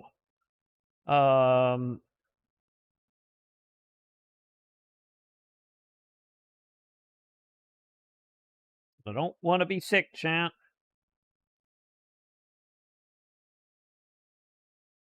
Sam probably ate this like 2 hours ago. So, we're going to figure this out, chat. We're going to figure this out. Am I going to get food poisoning again? But, there you go, chat. So, we doing jet chatting. You did put me in jet chatting. Yes, you did. Okay, good. Also, my god, chat.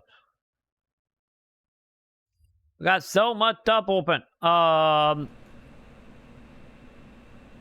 yeah, PSO do need to do more of that. I know they're never going to. Okay, Sam. Sam is saying she's not sick. Well, time to take bet, chat. Tonight gonna be a bad night, yay or nay?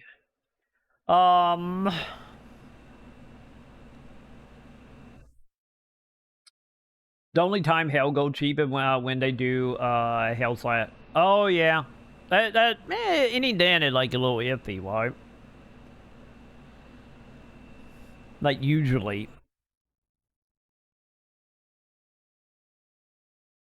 God, chat. Remember when they did this? I know this is like 100% just a like global thing. I'm meaning like iffy as in like you know, the AC cracked up actually getting cheaper. I'm so used to hell being like offensive, get a little cheaper, and then the second it gone, it just instantly back up being overpriced.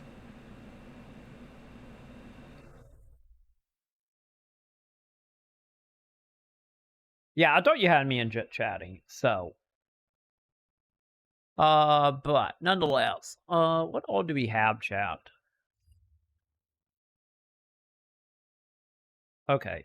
Yeah, we watch Cato video, we move on what later, we watch the E video.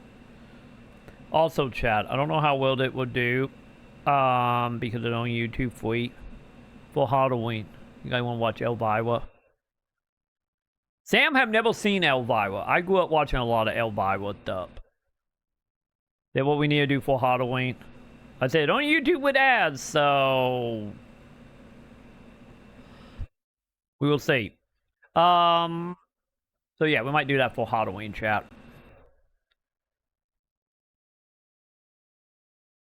Wait, you have never seen Elvira? Okay, hang on. We're just gonna get Peel. So you tell me you don't know who Elvira is? YouTube?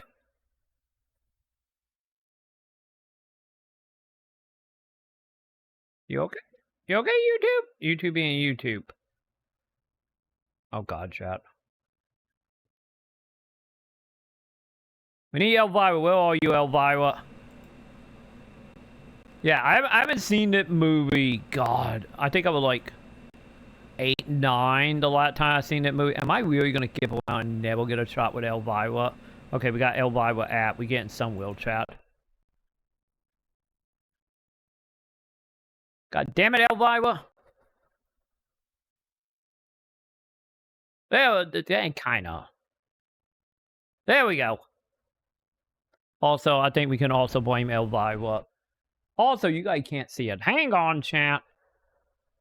Hang on. I didn't realize that. Give me 1 second here, chat. I see why YouTube was having a hard time loading now.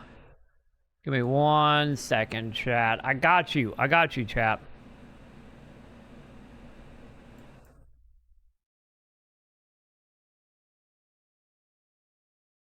Come on, get that. Thank you. Actually, hang on. We can just look up a picture of Elvira. That'd probably be easier, right? Now thinking about it, that'd probably be way easier. Than dealing with like YouTube stuff. But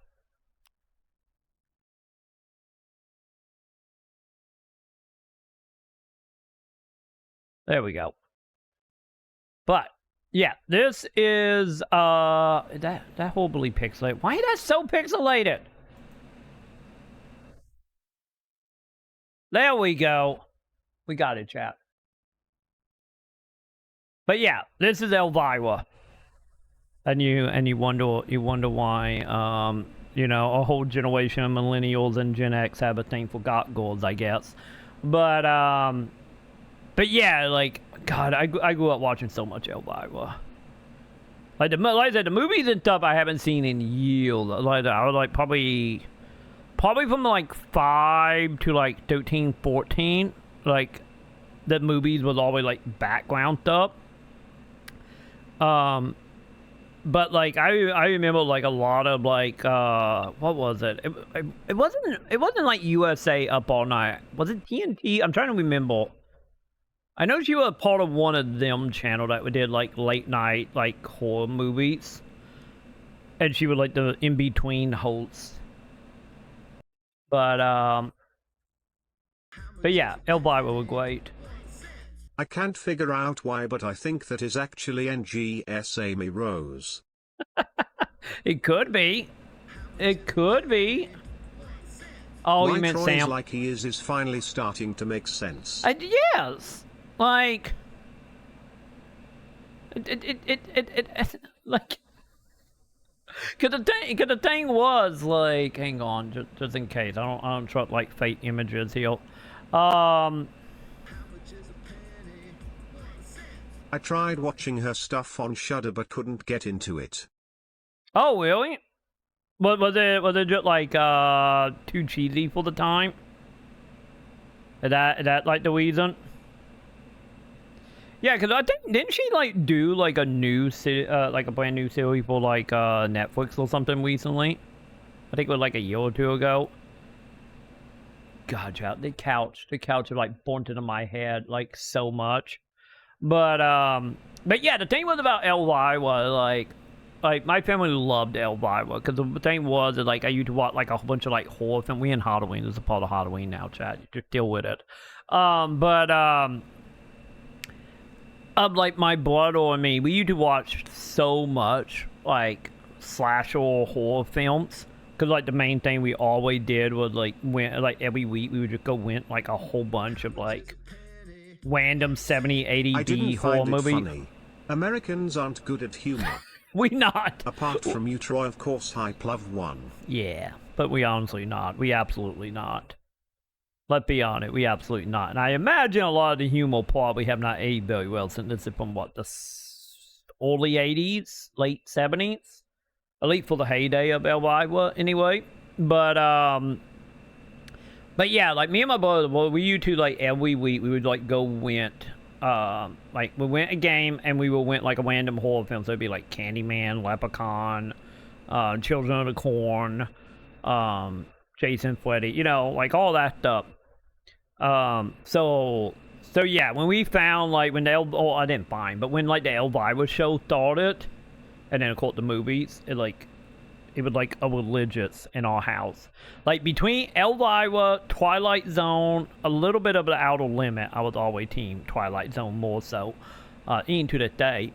What was it? Hang on. Let me start again, chat. I don't remember where I left off. So Elvira, Outer Limit, Twilight Zone, Tale from the Crypt.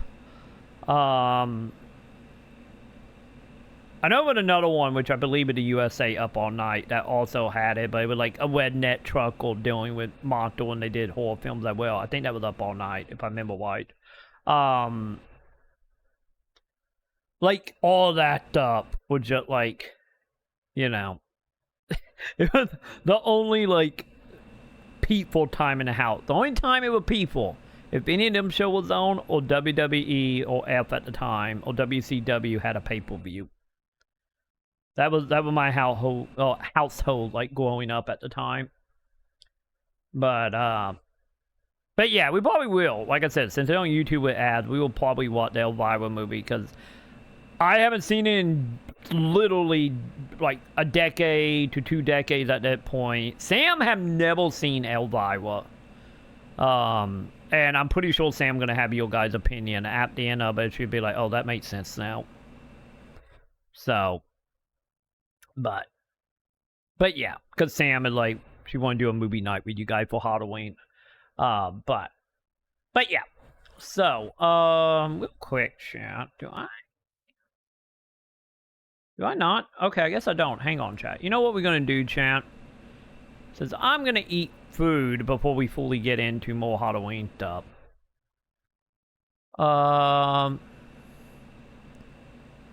put out J Cocoon chat. Do you want to see if J Cocoon still good?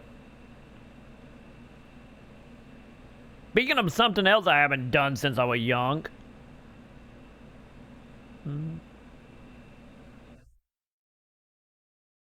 No more. Aw.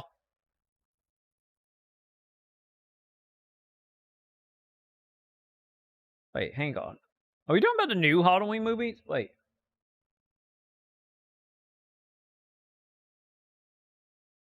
Hang on. What the context? Hang on. Sad about the Halloween because no more Wait, are they getting rid of him in the movies? Wait, what do you mean no more Michael Myers? Are they doing like another reboot? All we wanted to play. So yeah, I'm gonna eat and look what this and see what up. And also you guys can have Josh. You guys haven't had Josh in a while. No, didn't he come back in the after credits? I feel like, yeah, cause wasn't it like they did the ending with dying and then like, wasn't the after credits scene where they went back down, he was gone? So, here we go, chat. Enjoy your Josh. And give me one moment, I'm gonna eat real fast. The mid to late 90s was a great time for the creature I'm healed, chat. genre, the breakout success of Pokemon, the long Pokemon did wonders, chat. and even lesser known franchises like Monster Rancher making the cultural Oh god, Monster Rancher! spawning TV shows and video games. Every developer at the time wanted to jump on the creature catcher hype, but not every franchise or game was destined to succeed. Enter or good at a it. Japanese game company known for an eclectic mix of previous games, from the 1991 breakout imitation Devilish to the first-person PlayStation mech shooter Killik: The DNA Imperative. Genki didn't really have a defined style, so in 1998 they took on the creature-catching genre and made Jade Cocoon. I remember it being good, chap. A story-driven RPG about capturing wild creatures and then merging them together with a procedural generation algorithm allowing for almost an unlimited number of combinations within the game. It was technology way ahead of its time, effectively combining Pokemon-style battles with Final Fantasy-style storytelling. Themes of tradition, loss, and rebirth, so why didn't Jade Cocoon see the same success as either Pokemon Final Fantasy VII? To find out, I've gone back and replayed the entire game. 7, 8, and however well it might have been. I don't remember if it was well or not. Comprehensible metaphor-heavy plot, mastered the merging system, and even taken on the secret endless corridor to push my team to the limit, all to answer the simple question. Jade Cocoon, story of the Tamamayu, was it actually any good? As Chat.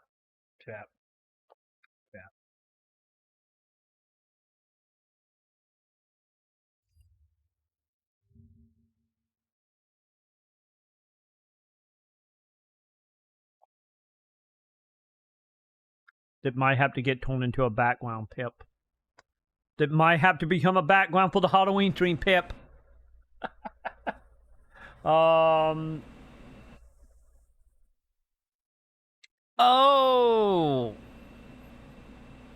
Wait, wasn't... Which one? Which Halloween movie was that? Because it wasn't the last one. I know it wasn't the last one, though. Which one was it? Wasn't that the Rob Zombie one? I don't remember. Also, let this image be in your head for the rest of the night, chat. Have fun with this image. My mind and body are very confused seeing that picture. Also, I got a knife that trying to stab me, chat. Sam give me a knife for some reason, which is a bad idea. But should let it happen. Should let it happen, Pride. It's fine. We totally not going to use it for a Lord Pip. Totally not going to do that. Or will I, chat? We may never know. Anyway, I'm going back eating. As usual, a massive thank you to all the supporters on Patreon, Twitch, and YouTube who keep this channel alive. More information on how you can support at the end. For now, let's begin. Jade Cocoon released for the Wait, was it the last one? Japan in 1998. Oh, I don't think I saw the last one. That was. Didn't have too much advertising.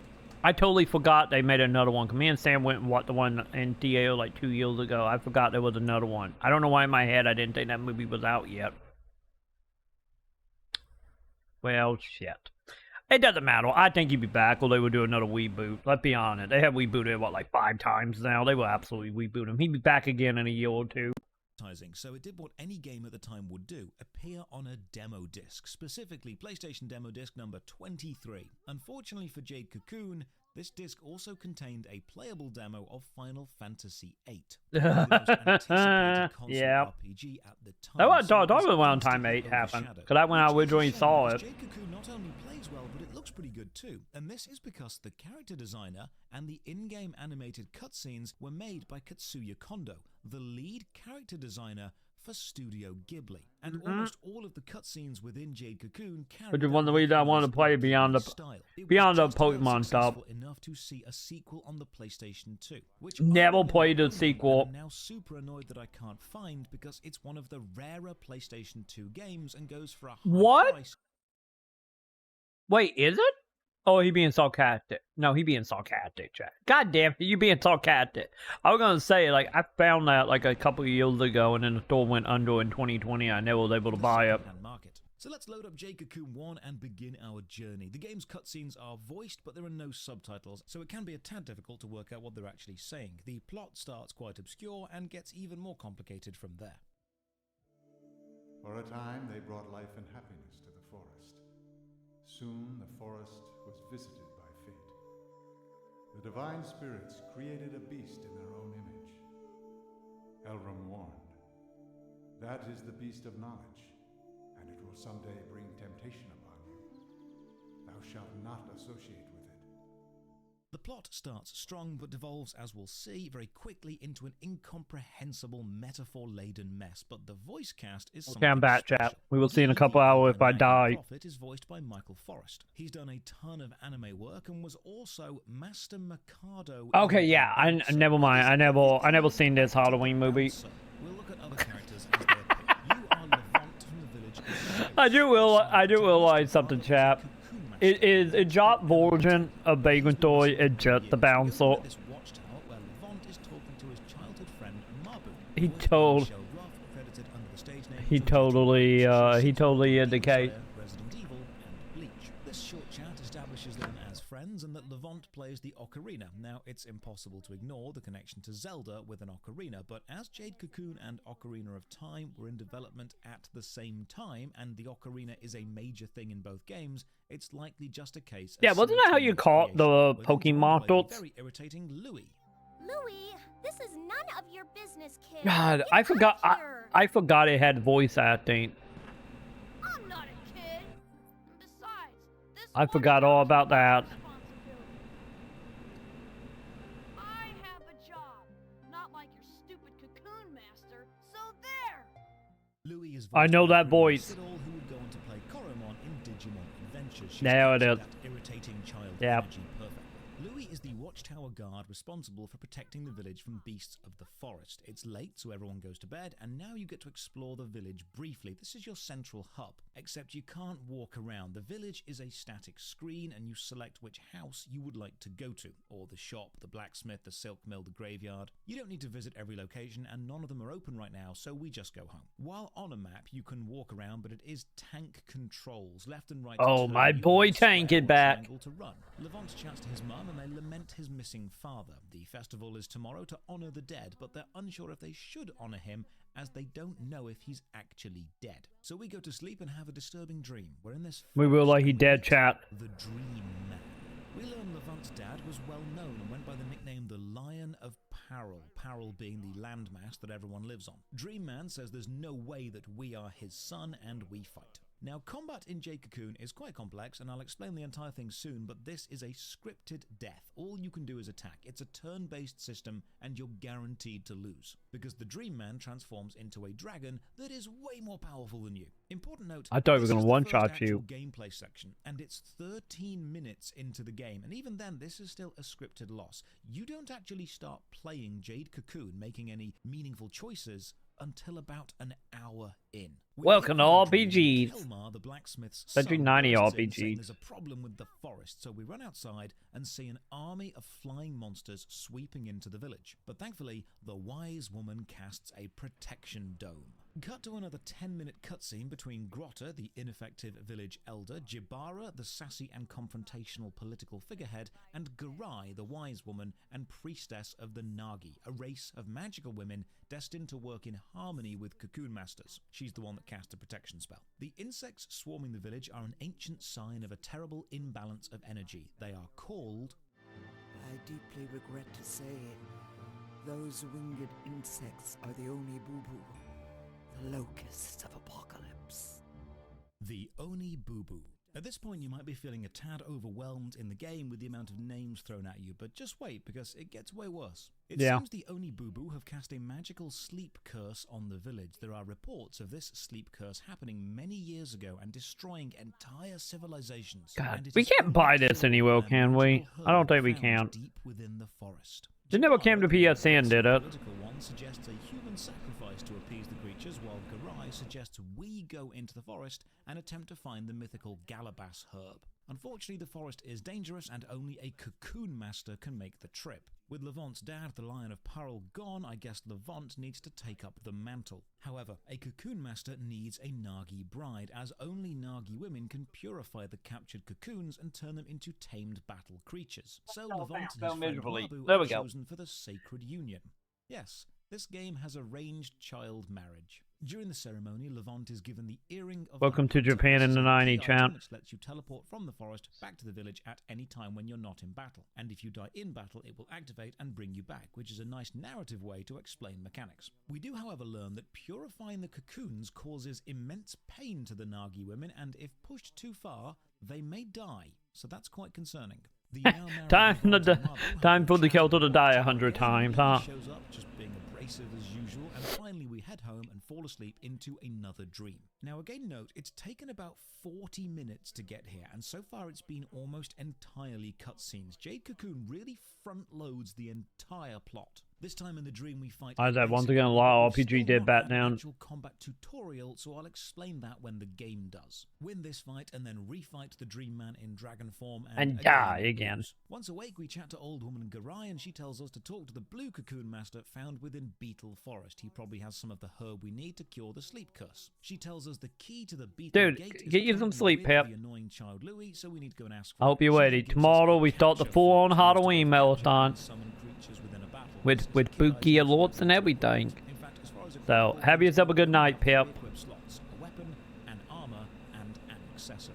We leave the hut and go to the forest, and Mabu, our wife, stops us and gives us the Ring of Reese, a symbol of her love and trust for us. We quickly swing by the blacksmith, check on the weapon stock, don't need any right now, and then check out the shop for your basic healing items, mugwort for Levant's health, and various qualities of shab liquor for your monster's health and mana. We grab the beetle key from Louis and then head to the forest gates and reach the Divine Barrier, a central hub linking all 4 forest gates with the main village. We can unlock the beetle gate with the beetle key, this is the stuff I remember. read every conversation, it will take you an hour to reach this point, and no actual non-scripted gameplay has happened yet. Once in the beetle forest, we meet Chorus, an old friend of our dad's, and they finally give us a combat tutorial, so now, after an hour, we can actually talk about combat. You can carry 3 monsters with you and summon them during combat. If you don't have any, or if your monsters are dead, you'll be left fighting the enemy on your own. Unlike Pokemon, where the creatures tend to avoid attacking humans, in Jade Cocoon you can just run up and stab whatever you're fighting, and they can also hurt, poison, or kill you. If Levant They would have thought that I thought was cool back in the day of going between the monster and the people. Combat is turn-based like Final Fantasy, using the creature's speed stat to determine the order of attacks. But sometimes the speed of one side is so high... Yeah, this is going way past Halloween at this point. We almost got out of it, Pip. We almost did. Attack list, except you can't see the list. If you're playing as Levant, you can attack, use an item to heal either yourself or one of your monsters, attempt to capture the enemy you're fighting, or run away, which isn't always guaranteed. But the core of Jade Cocoon isn't fighting as Levant, in fact that's remarkably hard to do. It's the creature capture mechanic. So let's explore that. Levant carries 12 cocoons with him, shown in the menu as empties. When you've weakened a monster, use the flute to try and capture them. A success adds the captured monster to your cocoon count as a firefly. Failing a capture still uses an empty cocoon, but doesn't generate a firefly. Capturing a creature raises Levant's capture level. This makes capturing higher level creatures easier, but it doesn't increase your actual stats. Once you have a few fireflies, return to Mabu, your wife, and she will purify the fireflies using Nagi magic, and then store the creatures, and you'll get all of your cocoons back. With a creature stored, you can choose to add them to your team and carry up to 3. When in battle, choose Summon to bring 1 creature to the field. You can only have 1 out at a time. You can then perform a basic melee attack. You can choose to defend, which reduces... Luna very wiggly tonight, I see, Pip. Regenerates some of your mana. You can choose special, which requires the creature to either have horns, fangs, claws, a tail, or feet, and sometimes has an extra elemental damage added, or you can cast magic, which is similar to special but doesn't require a specific body type. Each creature has an element, some have a mix of multiple, and it's shown with this elemental square here. Water, fire, air, and earth. The element points to the one it's good against. Going clockwise, fire burns air, air hurts earth, earth kills water, water kills fire. Some creatures have multiple elements and suffer from the weaknesses of all of them. While capturing a creature as Levant raises your capture level, killing a creature as Levant doesn't do anything. But killing a creature as another creature gives that creature experience. Now, the experience formula is extremely weird. Basically, killing another creature that's the same level as you will always award the exact amount of experience you need to level up. Killing a creature 1 level lower than you will give you half the experience you need. Killing a creature 2 levels lower than you will give a quarter of the experience you need, and then 1/8, 1/16, 1 out of 32, going down. The formula is shown on screen here. But as we'll see later, what this means is there's actually a soft spot to where you can level to through combat, because it does reach a point where killing any enemy gives you less than 1 experience. I'll explain the maths behind this later on in the video. Jade Cocoon There's a bump into 11 shit right there. creatures, but that's not necessarily the strength of the game. The strength is in the merging system, which doesn't necessarily create new creatures. Instead, it combines the strengths of two existing ones into a stronger, Persona Fusion chat. one of them, while remaining essentially the same creature. Imagine smashing a Pikachu and a Rhydon together to create a Pikachu with tougher skin and a horn, while it remains technically a Pikachu. So let's dive into the merging system, because this is complex, so I'll break it down. When you've captured a few creatures, talk to Mabu and open the merge interface. Here you can see the creatures in your party and the ones stored. God, I forgot how like Persona heavy that game was. And all the basic RPG stuff, attack. I totally forgot all about that merging stuff. Speed. You can also see this elemental grid, and then this important square box with two scales, from physical attack to magical attack vertically, and defense to speed horizontally. The red dot shows where this creature falls within this scale, and this shows what they'll gain when that creature levels up. Will it be a physical or magical creature, and then by how much, and will it focus on defense or speed, and by how much? Getting this red dot to an extreme edge or corner through merging is basically choosing to hyper-specialize the creature so every level gives the maximum stats to one specific thing. So let's talk merging. When you merge a creature, you put the primary creature in the first slot and the secondary in the second slot, and then you can see the results. Now, it's super important to remember that the result will show you its stats and whether they've increased or decreased, but the increase or decrease is based on the stats of the primary creature. So if your primary creature has 20 and your secondary has 40, and the result goes up to 23, it will show as a positive gain of 3, even though technically you're losing a load from the secondary's base stat. Because of this, always put your strongest creature as the primary, so the stat gains are actually gains and not hidden losses. Merging also combines or enhances the Makes elements sense. and the little stat square values of both, and sometimes combines attacks and magic too. You can press square to see how the abilities and stats and skills of both creatures' inputs will affect the outcome. Combining creatures with similar magical traits can sometimes cause the new creature to know the more powerful version of that magic, and there are only two versions: single target and AoE. Merging a creature will keep the level of the primary creature and give experience to it equal to what it would have received if it defeated the secondary in battle. So merging is also a way to level up and not feel like you've lost the experience from capturing the creature instead of killing it. But the mechanical merging isn't the most interesting thing about Jade Cocoon. Now we need to look at the visuals, and very little of this is explained in game, so we need to look at the game's programming. Jade Cocoon has 171 specific creatures, and each of those base unchanged creatures is programmed into the game. But each of those creatures has 48 unique identifying characteristics called merge slots associated Wait, with what? it. These govern the creature's physical appearance, from head shape, horn size, wingspan, leg and joint orientation, idle animation, claw curve, tail shape, amount of toes, length of arm. Everything is governed by a value within one of those 48 merge slots. For That's a example, if lot. slot 7 governs feet and has a value of 2, the creature may have small feet. When you merge two creatures together, 32 merge slot values are taken from the primary creature, and 16 are then taken from the secondary, but they are not taken on a direct one-to-one swapped position basis. Instead, they are swapped relative to the table on screen now. So the new creature will have 48 merge slot values. The first value will be whatever the first value for the primary creature is, but the second value of the new creature will be the third value of the primary creature, and the third value of the new creature will be the fifth value of the primary creature. The values This of is the merge slots this is a lot. Like, creature will be found from the values within the secondary creature, the table on screen now. this actually made Jade Cocoon more impressive. Bet you quote PS1 game. To calculate the appearance. Finally, the new creature will keep the main posture of the primary creature and inherit the skin texture of the secondary, with a potential skin highlight being added if the new creature is changing elements. The new creature will keep the name of the primary, as merging doesn't create a brand new creature except for the very secret hidden creature we'll find later. What this means is, because you can merge as many times as you want, Jade Cocoon has a virtually unlimited amount of creature appearances. And as you keep merging creatures multiple times, they change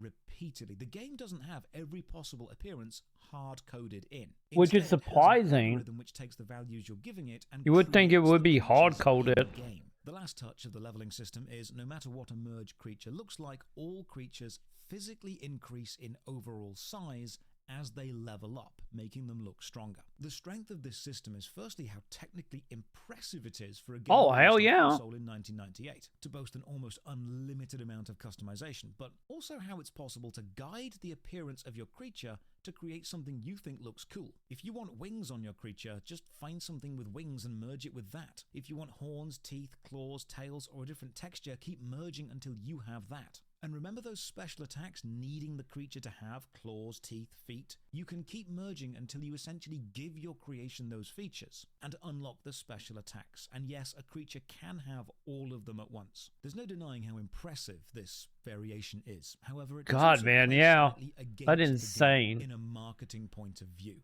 Pokemon has a mascot because a Pikachu looks like a Pikachu and always will. Each Pokemon or each Digimon looks like any other of the same. They are immediately identifiable as what they are. Jade Cocoon doesn't have that. One creature in Jade Cocoon Yeah, this is more like totally different to built another out to be of more its techno same impressive, not creature design because of detective. the endless merging. And this means you don't Or get impressive, I mean. recognizable things because variation is the focus. Having a cool looking creature in Jade Cocoon is fun, but it makes marketing pretty difficult because you can't show your friend the cool looking creature and have them understand what it is. You have to explain every single one. Creature catching games need mascots, unchanging and identifiable, and Jade Cocoon simply didn't have that. Other creature capture games don't normally have the protagonist run up and stab the creatures in the face either, but that's fine here. So back to battle. We weaken the creature. Yeah, think of it like that. Like we're wanting the persona, or we have one default persona for each character Single time. You that don't cannot skip change. this. Back in the Beetle Forest, you'll actually see the enemies walking around on screen before a battle. There are no random encounters, and if you're agile enough, you can just run past these enemies. The screens themselves are static images with fixed camera angles, lovely background art, and gorgeous use of foreground coverings like leaves and vines, and often 2 or more exits from any screen, turning each forest into a maze, and the game does look beautiful. However, there's no local map. And the camera angles often break the filmmaking 180 rule, meaning if you leave a screen heading to the right, on the next screen you may enter from the right and now be heading to the left. This makes navigation of the game's 4 forests much more complex as you cannot rely on screen direction to remain consistent. I capture some creatures and have Mabu purify the fireflies and then equip them to summon them, and while in a battle I do notice a strange glitch. My health and mana bars, in both combat and the post-combat level screen, and the experience bar there as well, seem to be overflowing the visual limits of their box. So I did a quick Google search and it turns out this is an emulation problem that's been known about for the past 12 years and just isn't worth the effort to fix because the PlayStation 1 architecture is a complete mess. It seems that every bar is showing as twice as long as it should be, but it still drains at the correct scale and rate, so ignore the bars.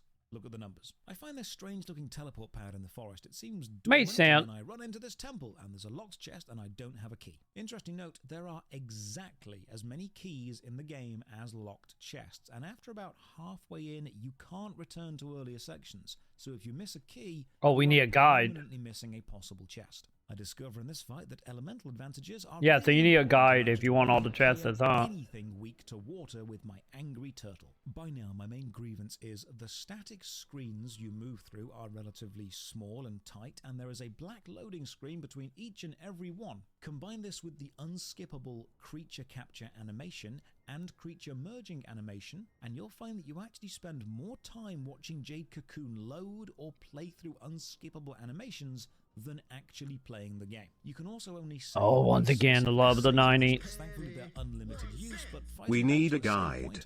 Quick, Troy. Hop on it. Can take a good 20 minutes. Don't worry, that's what Game Fat for. I got you, Pride. You better believe we, because I will play it one day when I find a way. But you know, I'm gonna have a wiki guide or Game Fat guide up at all points. Nothing essential, so it's more of a reward for exploring. Later on, we'll even find tablets which hint at how to merge into one of the game's 2 secret monsters. In battle, sometimes even the enemy defend, which is a lovely touch because it shows that the enemy also uses mana and has to replenish it between attacks. And here's something great, switching monsters mid-battle doesn't always count as your turn like it does in Pokemon. As long as the creature you are switching from and to have higher speed stats than the opponent, you can both switch and then attack with your new creature. If you That's such a nice little quality life thing. that you don't have a little arrow pointing to whichever enemy you're targeting. Instead, the whole camera swings to focus in on them. In fact, in fights, you'll see that the camera only ever shows the traditional sideways view during attack animations. When you're selecting an attack, the camera is behind your own creature. This enemy can poison you, but not just your monsters. They're also nice, like little touch out. Imagine a Beedrill just stabbing Ash in the face. That's Levant's reality. Poison thankfully only takes over when you are active and in the battle, and once a battle is over, it drops off. Status effects do not carry over. I even get a ring of poison from this battle, which is not an equipable item. It is a one-time use inventory item which inflicts poison on the enemy in a fight. By the time I finished this game, this was still in my inventory, because like any good RPG player, I always assumed there would be a harder fight, and so every consumable is saved until the game is actually finished. Use my magical earring to return to my wife, And then you remember to use it next time you play it, but you still do the same thing. Together, my Mushab and Skawasp combined to create this thing. You may have noticed that fights don't reward money. Now, to get money, you must purify the fireflies into creatures and then spin those creatures into silk. Higher quality creatures, or more merged ones, spin into better silk, and then you sell the silk at the shop. Return to the forest and discover that enemies respawn quite slowly. They actually have a very small chance to respawn every time you move from screen to screen. Now, some screens have longer loading times because they're effectively loading new collections of screens, and these transitions always respawn everything. Run into this masked kid in the forest, then have to fight him. Seems the forest are filled with poachers and bandits and people who just generally doubt you're a cocoon master and want to fight. They effectively serve as both damage and health checks. If you've been winning every fight up to now, you will be on the right level to beat. It's like the gym. 11 hours it took me to beat J Cocoon. I only had to grind for one specific. Only 11? Find a cool spear in this hut, and the description mentions it has a Oh. moist blue glow. And I discovered that equipping a weapon also shows up on the model of I Levant. feel like it was on that, but then again, I don't think I ever beat it because I went to this. Structure, and inside is Chorus, the blue cocoon master. He does have the herb we need, some calabash, but not enough to actually reverse the Oni Boo Boo's curse. He says he gets it in a powdered form from someone called Kikinak within the Dragonfly Forest. So he gives us the Dragonfly Gate key and tells us to go and find Kikinak. Head back to the village, purify, merge, and you know, this obscure system reminds me quite a lot of the ring merging mechanic in Eternal Ring. I guess old games really loved their combine stuff to get new results mechanic. While here, we have a word with Hell, Persona designed around that, for God's sake. And talk to the gravedigger and ask about Kikinak. So we pop over and find an old man sitting under the shade of a tree. We ask about the forest, and he gives us a long animated exposition story all about Kikinak. It turns out that many years ago, a legendary woodcutter wanted to cut down the biggest tree in the forest, but Kikinak effectively stopped him. Also, Kikinak is weak to fire. Speaking of Miyazaki top chat. Optional lore dump between any individual forest and boss. So after the Dragonfly Gate we go, unlock the gate from the barrier room and into a new forest where I discover elemental enemies are mostly palette-swapped versions of other enemies. Find my first treasure chest key. Consider running all the way back to the first forest just to open the chest, and then do it, and nothing special. Merge a bird and an armored dog into an armored Welcome to RPGs. and an insect into a slightly armored bird insect thing. This battle starts with the enemy getting 2 preemptive hits in, which is a little bit unfair. It also encourages you to keep Levant's health at maximum at all times, because you can, and will, be killed by powerful enemies getting a preemptive hit in. The temple is locked, so we search around for a key or a button. You know, it's a shame, but I'm not really invested in my creatures on an emotional level. And I think it's because merging is the most efficient way to gain stats. Yeah, but just also changes how the stats and money. looks Oh. and acts. And for me, visual identity is a major part of connecting. They are tool, not I think it is for a a lot of people. skeletal. That's why Pokemon evolving and permanently changing their appearance was such a big point in Pokemon. But it's also nice to know what the Pokemon is going to look like when it has evolved. Like how Digimon can change their look briefly and then revert to a base form. But with J Cocoon switching how they look so often, I don't recognize a creature by its name. I only recognize it by its function. I think, oh, that's my blocker. That's my fire magic attacker. That's my water group sweeper. It becomes more about the use within battle and less about the creatures having any lasting personality, because they just don't. I do like how this map crisscrosses itself with the Temple Arch Bridge leading over the previous path from below. Looping map design is something I really enjoy. Find the new creature, Omar the I think we all Defensive enjoyed that, to be Turtle. honest. Is the best creature in the game. So I Google it, and not really. The best tactic, however, does seem to be merge early until the red dot on the level up stat matrix is maxed in a certain direction, and then just keep leveling that creature entirely through combat. And since merging gives experience, it is possible to get a super high level creature without it ever seeing combat. And I say super high and not maxed because I finished the game with a squad of level 25 creatures. And while the game essentially has no max level, it's physically impossible to reach higher than level 52 through combat alone. And this is because of the super strange way the game gives experience. So let's explain this. Instead of the whole level thing, right? Or monsters, it instead decreases the experience given based on a formula, taking into account your creature's level and the level of the creature you defeated. It works like this. Levant and any creature will always require exactly 67,108,864 experience to reach the next level from wherever they are. And defeating God, that's so much. enemy of equal level will always give exactly that amount. But that is such an odd number for it. The experience given is halved from the previous. What this means is you only need to halve 67,108,864 26 times to reach a number smaller than 1. And when the game gives experience, it rounds down. This means if you fight an enemy 26 levels lower than you, you will receive 0 experience. And with the highest level enemy in the game being level 26, once you're 26 levels above them, which will be level 52, you'd receive no experience from beating them. So that's like the soft level cap down. From 51, you would need to defeat 67,108,864 level 26 enemies, which with the average battle taking about 20 to 30 seconds, would take just under 373,000 hours or 42 and a half years of solid gameplay. So we can all just agree that level 26 is effectively the soft cap, 30 if you want to be a show off. So we get into the whole like we get into like the whole thing of like because I have seen some people doing it recently. The people that like reaching mat level in Kingdom Hearts before leaving Destiny Island type of shit, or the South Park level 1 boar in WoW, and what they get into. Level 26 creatures would make a level 27 creature. Then combine 2. Hey, you made it in with Bixie? Hey, be sure to tell Bixie hi for me. I haven't seen Bixie in a while. Combined with the fact you can only capture 12 at a time, and then there is an unskippable merge. Tell her I say hi. It would still take years of constant play. So I capture a load of And keep posting hentai. Hey, great. all together through several steps and create the Mega Turtle, a solid defensive turtle block.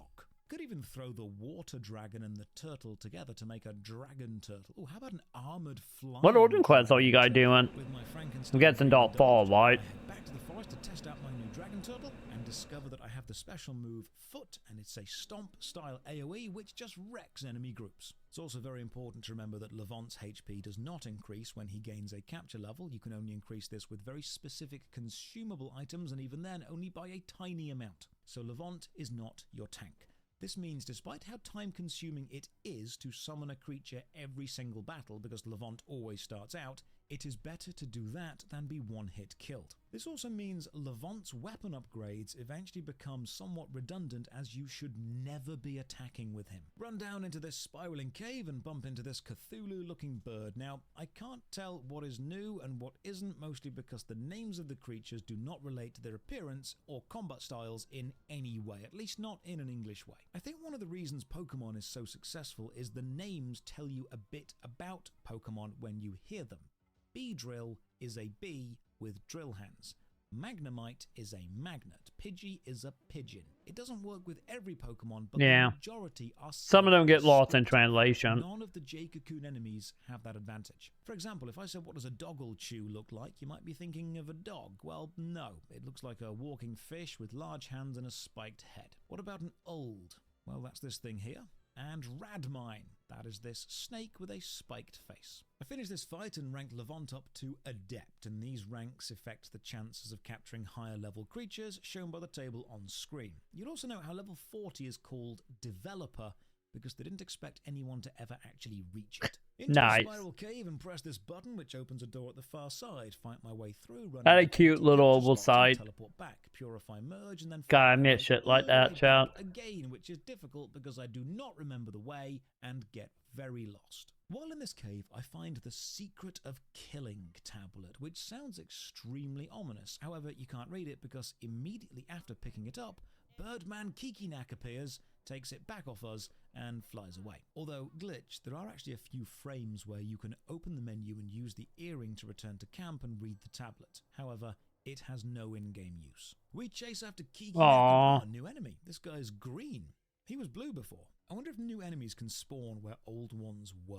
The menu also tells me so far I've caught 12 out of 171 creatures. Now, be careful, because you can permanently miss creatures as you advance through the game. So if you want to be a completionist, capture everything as you go. Meet oh my god. Speaking of another thing that you need like a walkthrough for. And they give me the lava key. Maybe this works on the locked door from earlier. Now to just remember how to get back there. Open the door into the temple and it's a snowy field. Or are the flowers just all brilliant white? Well, inside the temple... Or they ashes. Kikinak. Nothing too special here. And Kalaba. Grave Digger's advice of weak to fire, you can kill Kikinak just as easily with any element. Defeat Kikinak and... Hang on, I know this voice. That's Darren Norris. He voiced Cosmo in The Fairly Odd Parents. Wow, you are so powerful. Calabash? Oh, you mean this powder? My friend Yamu from the Spider Forest gave it to me. We asked Kikinak about the calabash powder. Well, that unsettling. He doesn't have much. He usually gets it from Yamu in the Spider Forest, but he gives us what he has and the key to the Spider Forest, and then an ocarina, which is a more powerful capture flute. Back in the village, we learn that Yamu is a fallen forest spirit, and the plot begins to get extremely metaphysical with dimensions and spirit worlds and oh god, well god, chat. Here. But more importantly, well the god. I'm smashing my defense turtle with my illithid bird to make a turtle dactyl, but don't. With this, we set off to the Spider Forest in search of Yamu and more calabash herb, but first, our wife wants to talk, and that is never a good sign. So, Jade Cocoon feels like two very different games mashed together running simultaneously. The mechanics-focused creature capture and battler, which is great, and the very personal and emotional story of the people who live in the world suffering, mostly through the binding constraints of tradition, and unfortunately, these two never really entwine together. Mabu explains that every time she purifies our captured fireflies into usable creatures or merges them, it causes her immense physical and emotional pain, and she's beginning to resent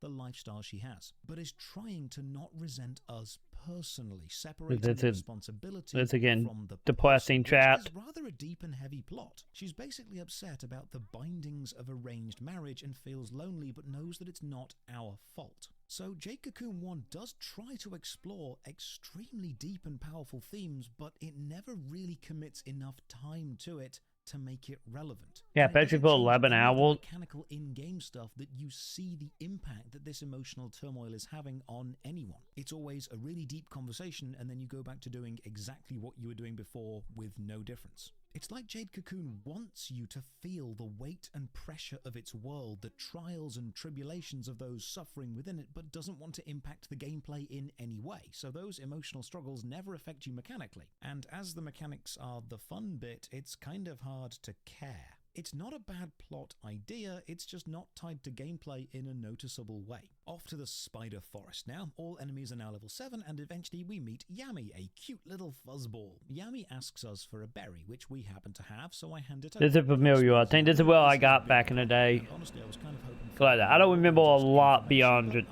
We remember in the game itself. Which explains petrification, which will be relevant very quickly. After a stone effect is a which obviously a lot of stuff went over my head when they came out. In like what, 97, 98? More until they just die. They'll also lose speed and attack power while this is happening. I then kill this little dragon dude and it drops a sword, the Dragon Crest sword. I wonder if this is rare. So I look it up and yeah, turns out this is the most powerful weapon in the game. Okay, speedrun strats right here. Just get the drop. It's easy. So I equip Levant and I try it out, and this sword I don't know how that worked there, Josh.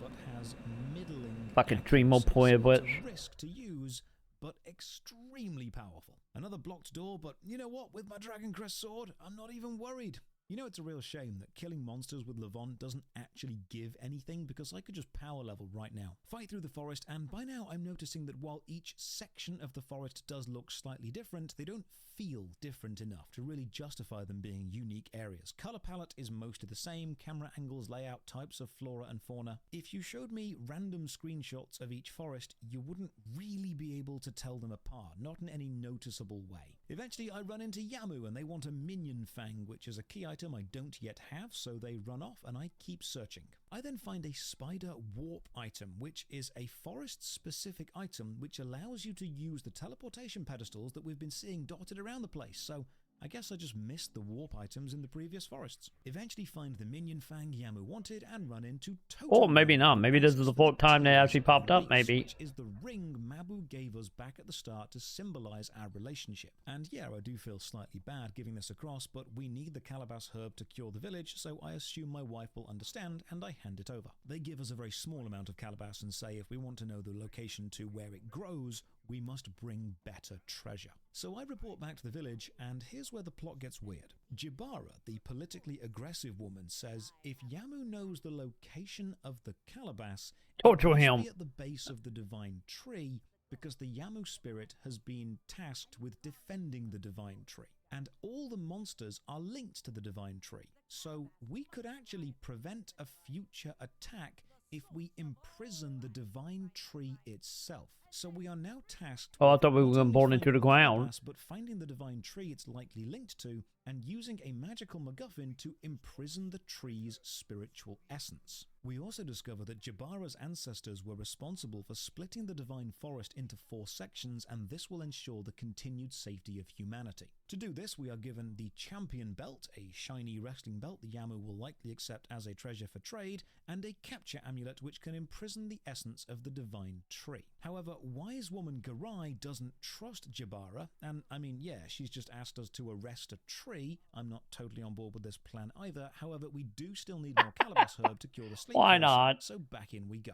That one way to put it. That we traded her gifted ring, but understands that we did do it to save the village. I make a quick detour to the blacksmiths to pick up some better armor, and then journey back to Spider Forest to seek out Yamu again. And why does Radmole look like a beetle and not a radioactive mole? It was right there in the name. You really dropped the ball with that one. Eventually we hunt down Yamu again, hand over the belt, and he gives us the ring back, saying it glows when we wear it, but it didn't glow for him, so he's clearly not super special magic awesome like we are.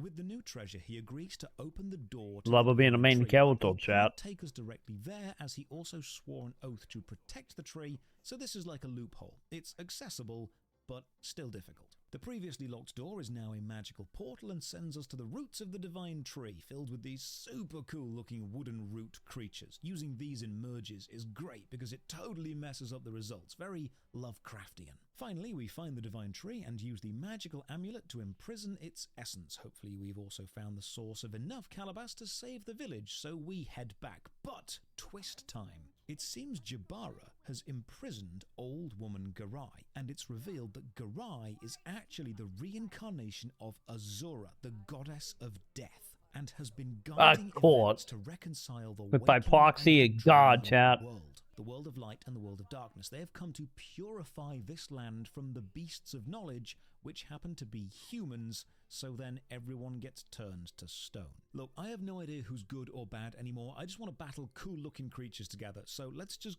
go together on this. With everyone turned to stone, we head back to Garai's hut and find the Moth Key, the key to the final forest, and now our wife, Mabu, has been turned into a magical fairy, and her soul has returned to Elrim, the spiritual one, and Garai appears as a spirit and explains Mabu's cocoon will soon hatch, and she will ascend. Also, we are the chosen one of light and are destined to battle the chosen one of darkness to reunite the two Wait, worlds we got an and bring balance RPG? to existence, because we are the ray of hope. To do this, we must find the Nagi chieftain within the dark dimension. It's So we secretly the bad guy, right? and then we get given our dad's old jacket and sent off. Look, if you're having a hard time following the game, I can promise you it gets even more complicated. Into the moth forest and Nice, through the okay. traditional tentacle floating snails, then encounter a rattlechew, which is one creature I do remember from Jade Cocoon 2. With the village turned into stone and our wife a fairy, we currently have no shop and no purification place. Also, if you die, your fairy wife revives you outside the moth gate.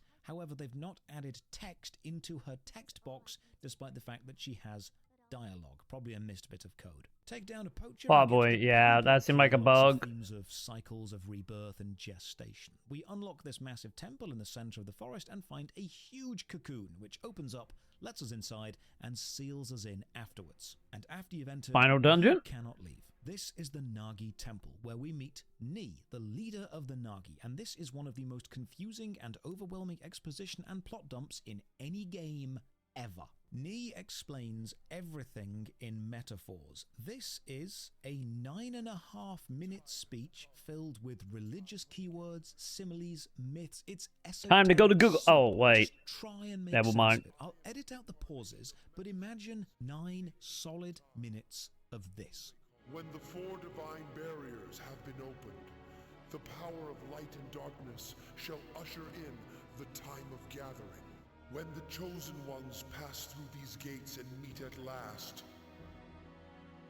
the beasts of divine power shall be freed from their curse and achieve tranquility.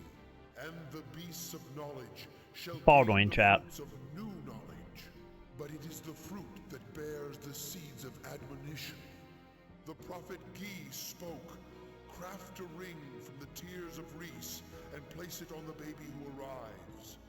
Our souls have already experienced 2 ordeals. Lust was the first, the forbidden love of the divine spirit and the beast of knowledge. And then, the birth of the twins who possess divine power. Good and evil? We gained love from the ordeal of lust, but at the same time, we came to know doubt. Greed was the second ordeal. It began with the love between Alcana, the beast of divine power, and Menik, the beast of knowledge. Divine silk was used in an attempt to conquer doubt and save love. We named the child the Ray of Hope. Of course, it is Mabu of whom I speak. The birth of Mabu signifies the reincarnation of Menik and Karis, the light and the darkness. As foretold by the prophecy, I sent Garai out on her journey with Mabu. You indeed are the chosen one of light, who was led here by the Ray of Hope. You shall use the keys of the 4 divine barriers to summon the crystal for your first ordeal.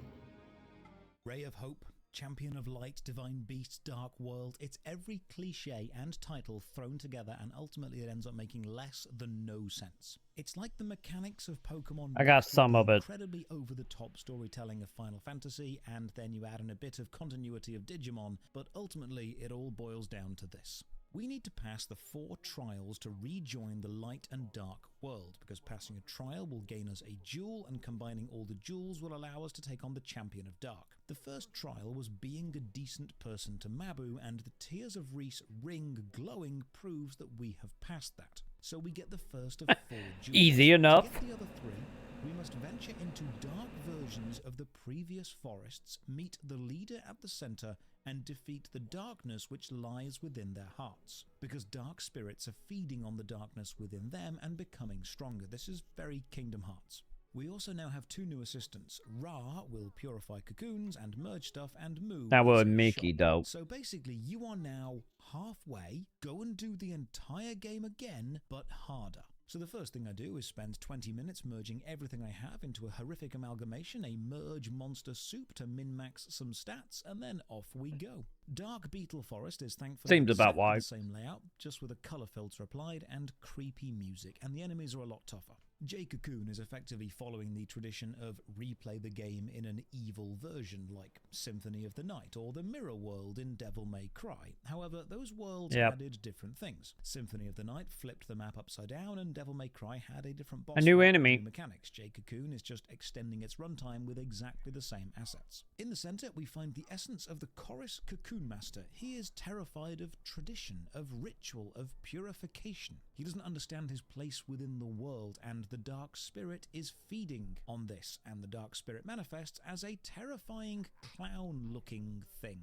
So we fight, and the four's on fire. Kill it. I would say with fire, but probably halfway down. We're getting into some awesome creature design. These boss fights are way tougher than anything you've fought before, and they drain your MP quickly. And once the dragon is down, you have to fight the clown itself, or the Earth Spirit. Thankfully, they are way easier than the creatures they summon. And with them defeated, Chorus overcomes his fear, and we receive the Fire Jewel. So we go back to the temple, and the corridor, which previously just took us to the dark version of the Beetle Forest, now leads to the dark version of the Dragonfly Forest. So if you missed any creatures in Dark Beetle Forest, tough, they're gone forever. No completionists for you. The Dark Dragonfly Forest introduces us to the basilisks. Yeah, we would need a list of the monsters if we wanted, you know. Every monster I have to stone effects and then Levant, because when stone you attack slower and weaker, so I really need some protection against this. Thankfully there is we want to do like completion and stuff, we might. If you capture one of the basilisks and merge it with anything else,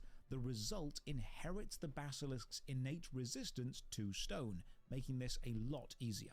Grind through the forest and raise to the rank of Hero Cocoon Master, and eventually reach the Foggy Center, and it's Kikinak again. Except Kikinak is Kelmar, the blacksmith's son. They are jealous of our relationship with Mabu and our hero status, saying that they've always loved Mabu from afar and felt resentment that they were destined to only ever be a blacksmith and not a cocoon master, meaning they had no chance with a Nagi woman. The wind boss spirit feeding on this negative emotion. Well, that probably going to be any more deep, huh? Summons a skeletal slug with 4 arms, and this is quite nightmarish. And unfortunately, this fight is super difficult. I'd say this is probably the hardest fight in the game because I get absolutely wrecked. This is the first moment in the game I've needed to grind levels and merge to a min-max status to really focus on attackers and blockers and elemental damage. And until now, the plot may have been an incomprehensible mess, but the pacing has been decent. But now it needs about 2 hours of grinding.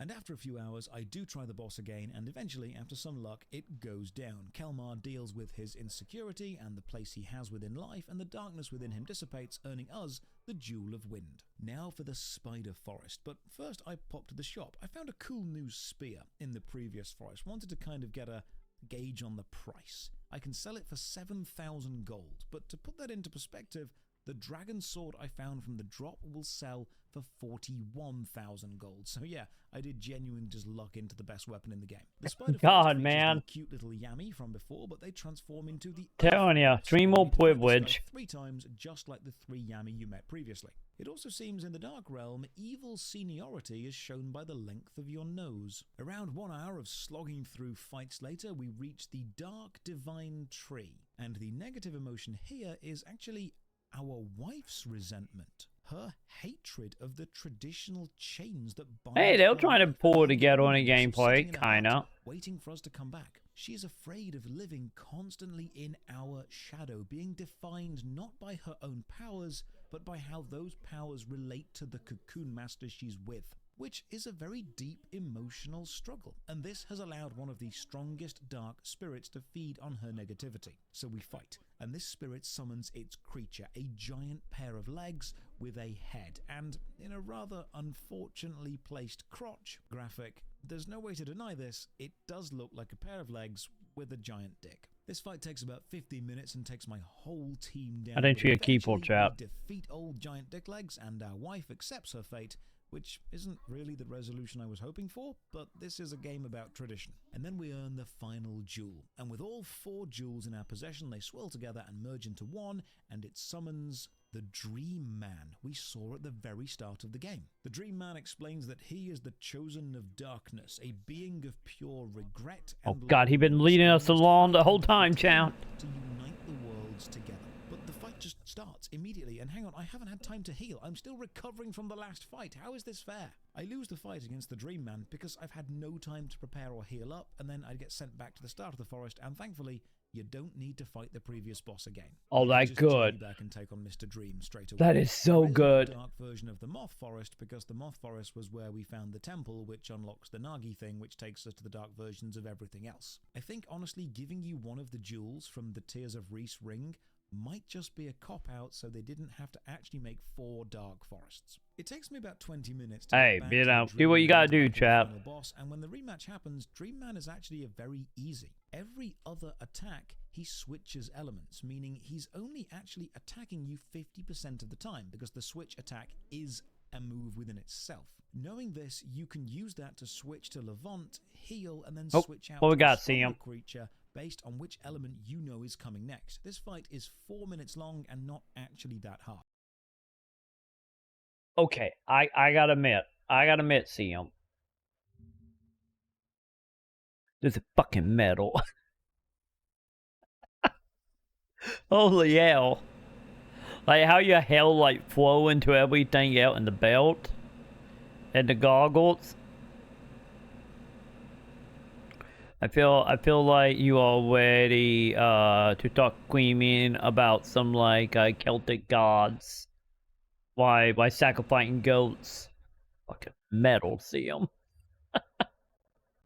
So we beat the Dream Man, and it turns out that the Dream Man And just like that, party gone for the rest of the night. Oh, plot twist! Knew the light and dark I knew worlds it. would need reconciliation, and he knew that you would be able to rise to become the warrior of light. So he set off on Yeah, an the hell is actually really good. path to become the Like, holy warrior of hell. darkness himself, so the world could be reconciled through father-son bonding. And then we're shown a cutscene where you play a duet together, you on your ocarina and him on his guitar thing. This duet summons the twin dragons of light and dark, and now the world is saved. Or is The it? village returns from stone to normal, and the sleep curse is broken. Credits roll, but the game is not over yet. Finishing the game unlocks the infinite corridor, but you need to save your game, then reset the console, and then reload the now finished game, and you will start in the Nagi Temple. Traveling down the left corridor. I do realize leads this is to some a mantra forest. shit, It's only a isn't few it? screens long, but if you With the beat it, twin. you'll go back to the temple and unlock the next forest. And this is essentially an endless battler mode, with each forest increasing in difficulty to a max level 26, and a rare spawn appearing as a boss of every 8th forest. The first boss, Pajula, has a chance to drop the secret tablet, which explains how to merge one of the game's 2 secret monsters, the birds. I can live both fantasies going between sexy as sin, shiny baldness and long, lushly divine locks. Cool cat. Yeah, just put it on like your little hotkey switch, or, and then like yes, you living the best of both life, 100%. Theo, you come to look great both ways. Monsters with very specific traits. The irony being, the endless battler mode doesn't actually contain every monster. So if you missed stuff back in World 1 or 2, you can never capture all 171. And that is Jade Cocoon. You would think they would put all the monsters in the final area at least. Impressive merge system. So now we've finished it, we can answer the simple question, was it actually any good? No denying it has strengths. The merge system, having unlimited combinations, is Yeah, that is undeniably awesome impressive. for the time. Any now, that awesome. Voice acted actually quite well, and filling a monster collector role on the PlayStation when that style of gameplay was all the rage. But it feels like 2 very different games. The mechanical gameplay is undeniably fun, but it also takes an hour to get through the on-rails opening, effectively front-loading the emotional experience. I said, I feel like every RPG from the time. And then the unskippable cutscenes every time you try to summon a creature, try to capture a creature, purify or merge a creature. Combined with the small size of the screens you travel through and the loading screens between each one means a good chunk of Jade Cocoon is just watching and waiting for unskippable stuff to happen. The plot starts off understandable enough and becomes so mystical and so cosmic so quickly, it eventually becomes too complex to even try and decide. Yeah, Pedro's into the hour, what was it, 11 hours, I think what he said. Complexity trap. Reaching the infinite corridor took me 11 hours and 18 minutes, but you can easily spend way more capturing and merging for a specific look. It's a great technical achievement, and I'll remember my playtime fondly, but I don't have too much desire to replay it anytime soon. So yes, it was good for the time and it still holds up as a relatively short RPG, but its overly metaphysical plot bogs it down, and the merging system actually prevents it having any recognizable creatures or mascots, because of the fact it has unlimited potential aesthetics. It's a strong RPG, no doubt, but it doesn't leave you crying out for a sequel. But a sequel it got with Jade Cocoon 2, where you play as a new Cocoon Master. I'm so curious about the second game. I never played the second game. Nagi Temple. It's got a completely revamped combat system. I didn't even know they made a second game to like maybe 7-8 years ago. Which personally I actually enjoyed more, and I'll probably review that pretty soon. So to end the review, I will award Jade Cocoon, Pokemon in the primary slot, Final Fantasy in the secondary, and merging into an unrecognizable mesh of the two. Out of 10. Nice. For watching. Another massive thank you to all the supporters on Patreon, Twitch, and YouTube who keep. I am happy Jade Cocoon do still like hold up. I didn't remember it being fully voice acting at all. Now is the time.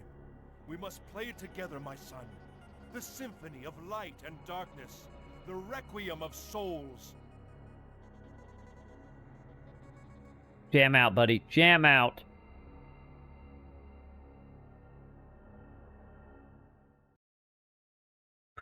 Okay, that was a caught T though, Josh. You could at least play like one note of the song, but yeah, like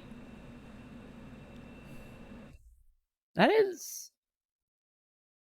honestly like very happy, because like I said, one day I do want to play Jade Cocoon again, because I never beat it back in the day because one of them games at the time.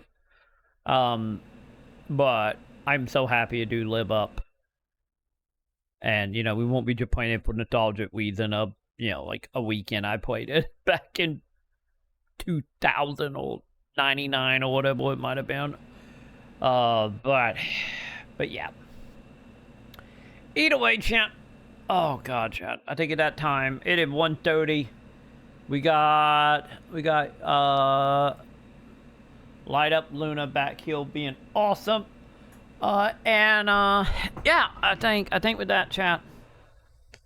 Oh God, I think I'm gonna get some stuff done, probably pass out, and prepare for the Halloween marathon starting tomorrow. So when we come back, or when we back live anyway, since VOD be up in a moment. Time for Vagrant Story. Okay. Time for Vagrant Story. I got you. I got you, Pride. There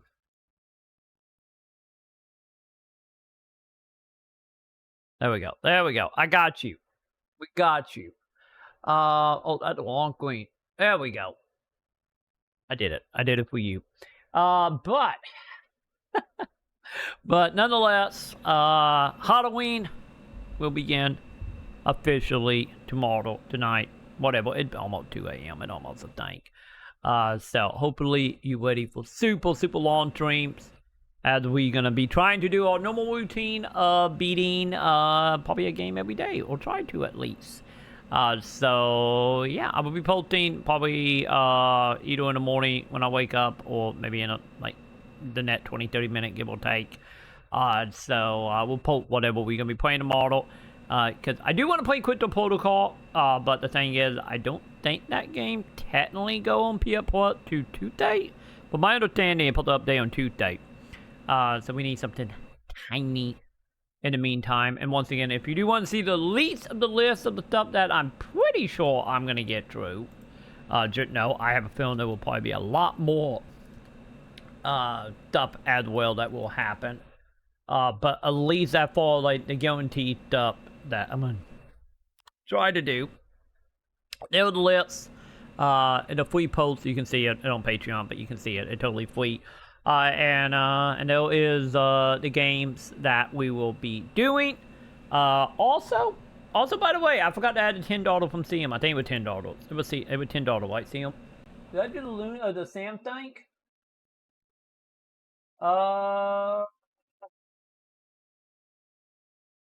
No, that is 30. Wait, so that actually I think that $2.50 short from the Sam Gold.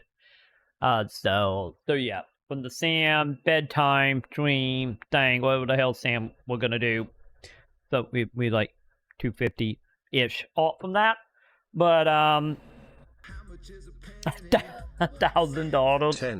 $10,000. There we go. Now Sam lay in bed with a table and do a stream or whatever the hell she's gonna do with that. I have no idea. This is literally Sam's dream. But if we did hit it. But either way, on the Pookie thing, I had the game we're gonna be playing as well, or what Pookie game gonna be on the Luna Pass as well. And games and other stuff, since there was some IOL stuff in there as well. And yeah, so I'll let you guys know in a little bit, / in the morning, what we are starting with tomorrow. So yeah, I was hoping to talk with Quintal Protocol, but obviously, you know, I don't think that happened until Elite Tuesday. But nonetheless, that would do it for me. Give me probably like 5 minutes or so. I will get some VODs up for you guys for the night. Till I wake up. So either way, have yourself a good night. CM, Pride, Pip, Mason, Cloud, who else was here, chat? I guess for future Endeavor Castle, if you see this at any point, obviously probably not this part, but still hi, and everyone else. So catch you tomorrow for the beginning of our Halloween marathon with alerts and Gilly Luna Pass and many other surprises. So to then, have a good night, chat. Enjoy whatever VOD I put up, and I will see you tomorrow. So to then, have a good one. Bye.